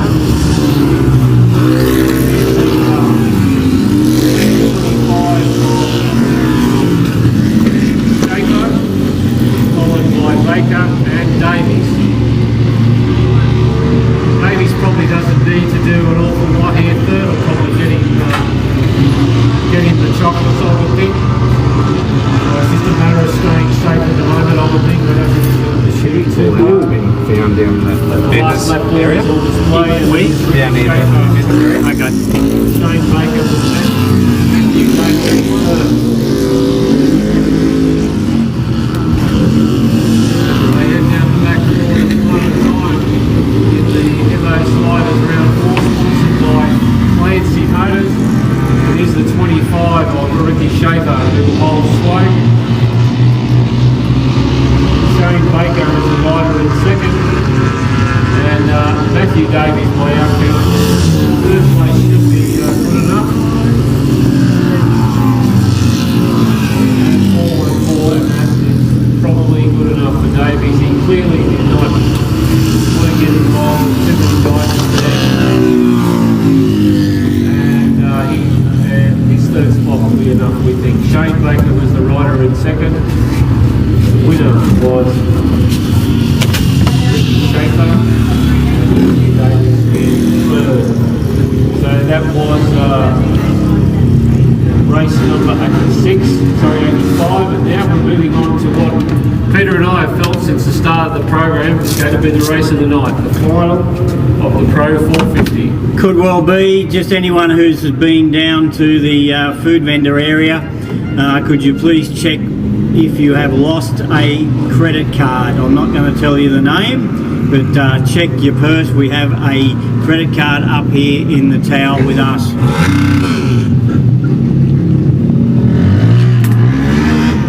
Okay, quickly the finalists again. Jared Brook on the J21 and Cushion Wheel on the 25. Unbeaten in the heats, obviously they didn't meet.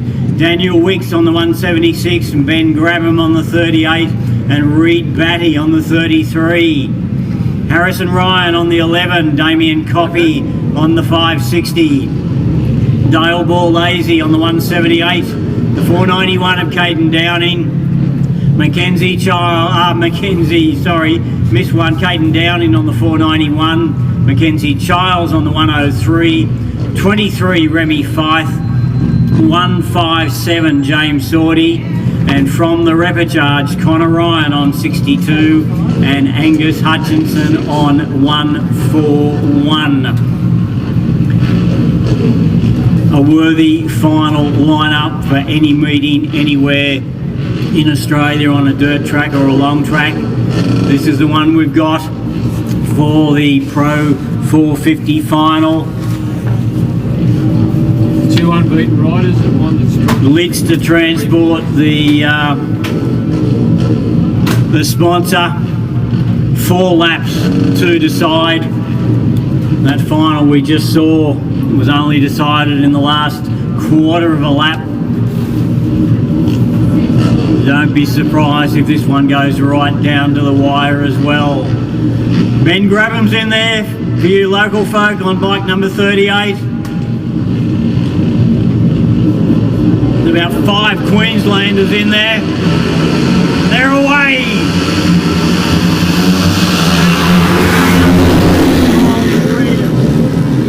Big charge there. Lee Brook was down on the inside of the starting grid. Already 3 riders have edged away somewhat from the rest.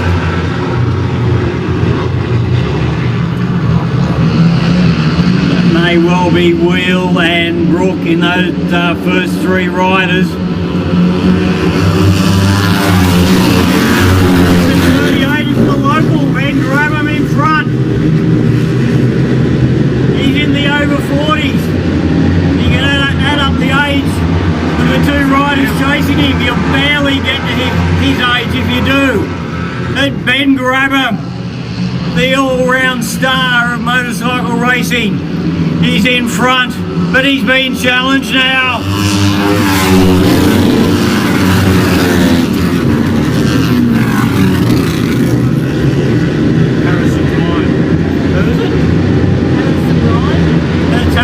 Ryan, who's made the big move and grabbed the lead.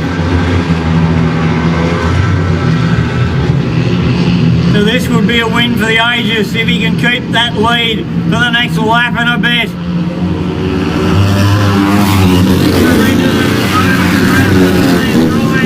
Might come again. Around the outside he looms. Grab him on the inside. Ryan's gone past him on the outside. Grabham will come back on the inside as they head down to the freeway or the highway end of the track. Ryan wide, Grabham in tight as they come onto the main straight. Harrison Ryan right out near the fence. Grabham coming. Ryan got there from Grabham. What a finish. What a finish. I said that one might go down to the wire, and we did have to hold our breath as they got to the line. It was third. 157. Sortie. Yep. So where's all the others? The Wheel and Brook and Wick Wheel and 7 yeah. Where's Brook? To get a second, give them a call for transponders. Yeah, Riders okay. remind them of transponders. Brook's 4th. Brook was 4th. All right. Just quickly trying to read down the placings there. Harrison Ryan from Ben Grabham, James Sortie in 3rd place, then Jared Brook, Reed Batty, Daniel Weeks, Kyson Will back in 7th, ahead of Damien Coppy, Doughball Lazy, Remy Fife, Caden Downey, Mackenzie Child. Wow, you see guys like that far back in the pack. It has been a red hot go, but Harrison Ryan, he's had some big wins in the last couple of years. I don't think anyone is bigger than that. Call down to all the guys in the pit. Make sure, please, that you hand your transponders back in before you, or as you pack up. Certainly was a good final, Peter, and as you said, it was going to go down to the wire, and it probably went down to the last 10 metres. Yeah, just what, half a metre or a wheel sort of thing in it, at the line, so very little to split them, and well, I think we're going to have more to come when the Bathurst Masters class come up after these next 2 races. Last heat again, last round for both of these classes. The 254 stroke class. This is the next one that Glenn's going to call Quiche Constructions. It is event number 87 on your program.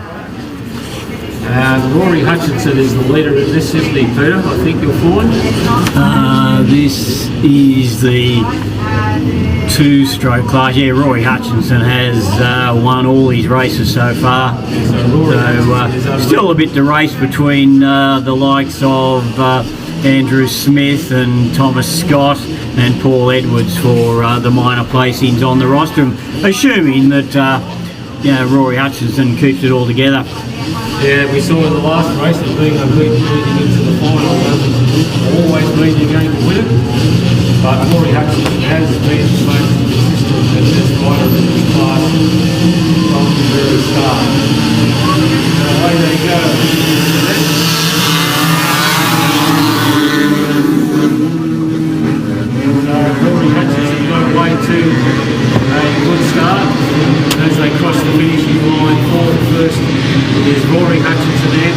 and Thomas Scott, the usual suspects who've been in the best positions right throughout the race, right throughout the class.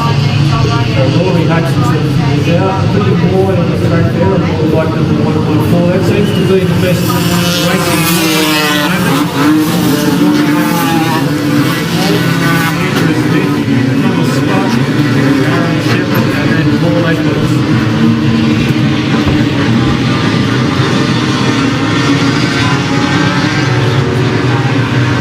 Rory Hutchinson is 0.707 second in front. And having wasted quite a few metres, but he's having a good taste. This is the last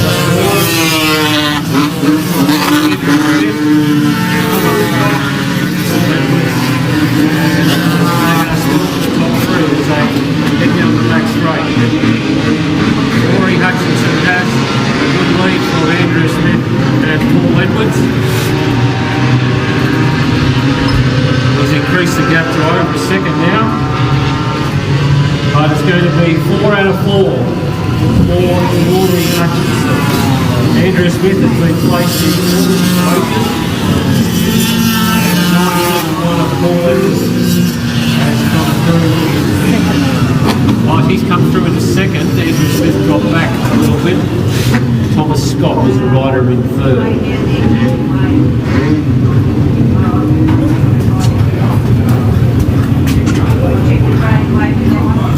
Yeah, the line now seems to be on the outside part of the track. And it's brilliant sunset over there in the southwest. Absolutely brilliant.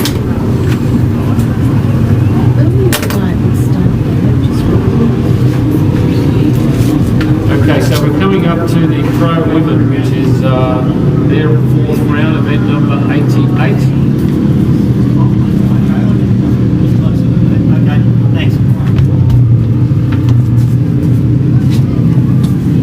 So the fourth and final round of the Pro Women's class. Ruby 6 Hair and Beauty and Cutler Construction, the sponsor. Bryony Hendrickson has a lead of, I think it's 5 points at the moment, ahead of Amy King. But Brooke Pollock won't be far away, nor will the 89 of Taylor Street, if previous races are anything to go by. Laura Saxon and Brianna Etheridge also been very consistent. Now Bryony Hendrickson down on position number 2. Brooke Pollock on the one in from the outside. Right on the outside is Taylor Street. Brooke Pollock's just inside her. And Amy King is pretty much slap bang in the middle in position number 7. So if, doing a quick calculation in my head, if King was to win and if Hendrickson finished second, that would still give Hendrickson the win. But if Hendrickson was back in third place with King winning, it would turn the overall victory to King. King did win one race. So there's 5 points difference between them at the moment as we await event number 88 on the program. Not quite ready.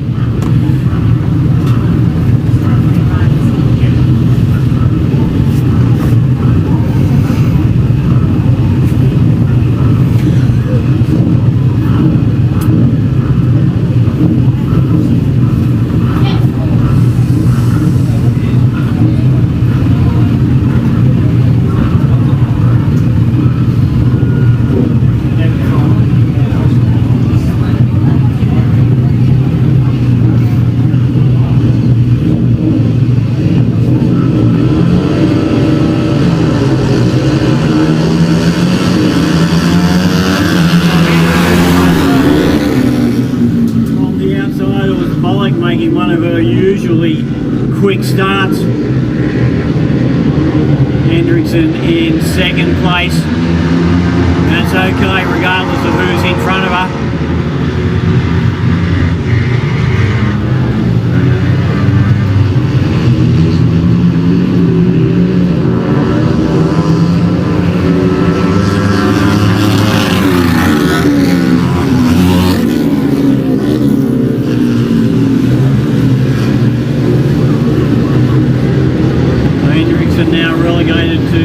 place.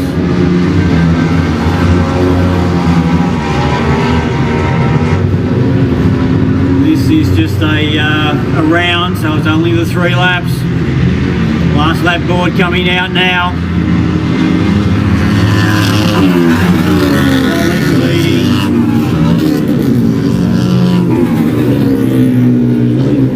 Pollock, King and Hendrickson. Is that right, mate? Yeah, Taylor Street. Sorry, apologies, Taylor Street in front. So she's been back in the points a bit. Taylor Street takes the win.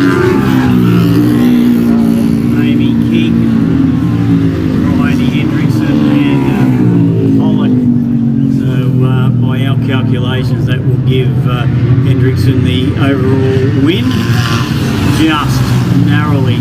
So Amy King, and it may well lift Taylor Street up into 3rd place overall. Need to check that. So some very good racing, not surprisingly. Certainly expected it from the pro women's class. We got it. That is all for them on this 2023 Long Track Masters meeting. Some of the ladies may be out again in the heats of the Bathurst Masters Unlimited, which we're about to see the first heat of. This is event number 89 on the program.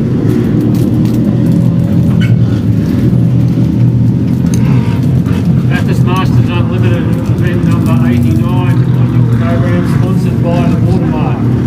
The first of 5 heats in this round. There will be 5 more heats a little bit down the track after we have 3 finals. Sorry, no, we'll have the big final and then the Group A and Group B of the Bathurst 19 inches. That's 19-inch wheels. So yeah, we're getting through these events very safely at the moment. I haven't shown anyone by saying that.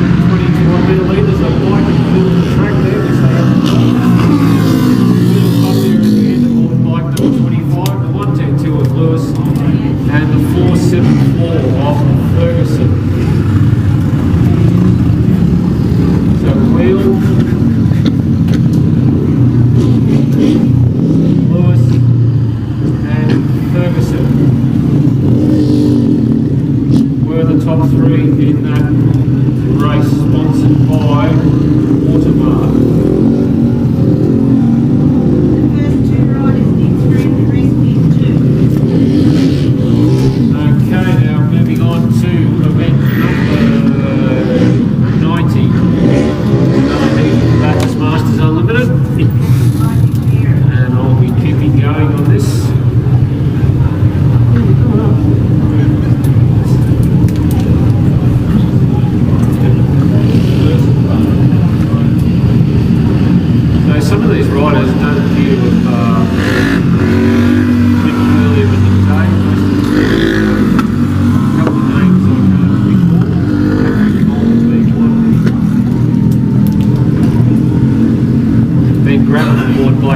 Gladiator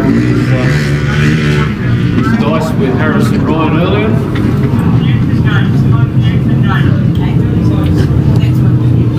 It is a race number 90, it's just coming in the track.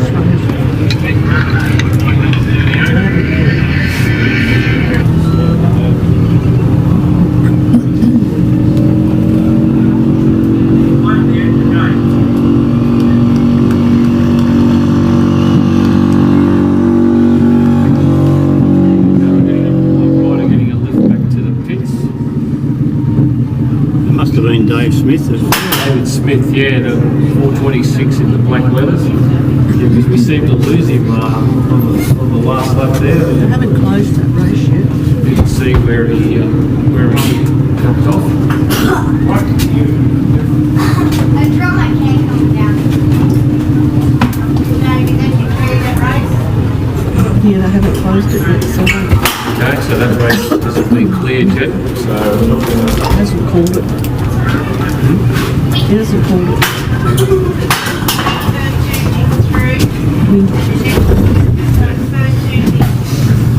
So we're waiting for the previous race to be cleared by the race secretary.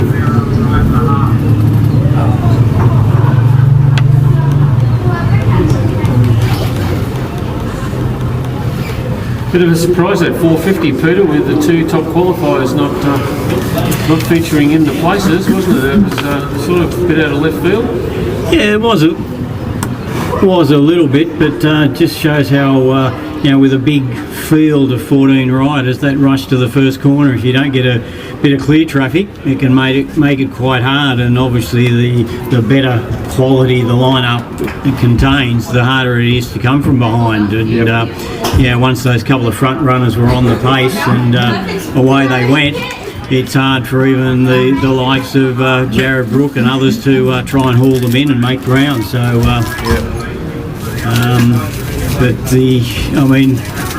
you could have said that there was probably half the field, or maybe more, that had they won, we wouldn't have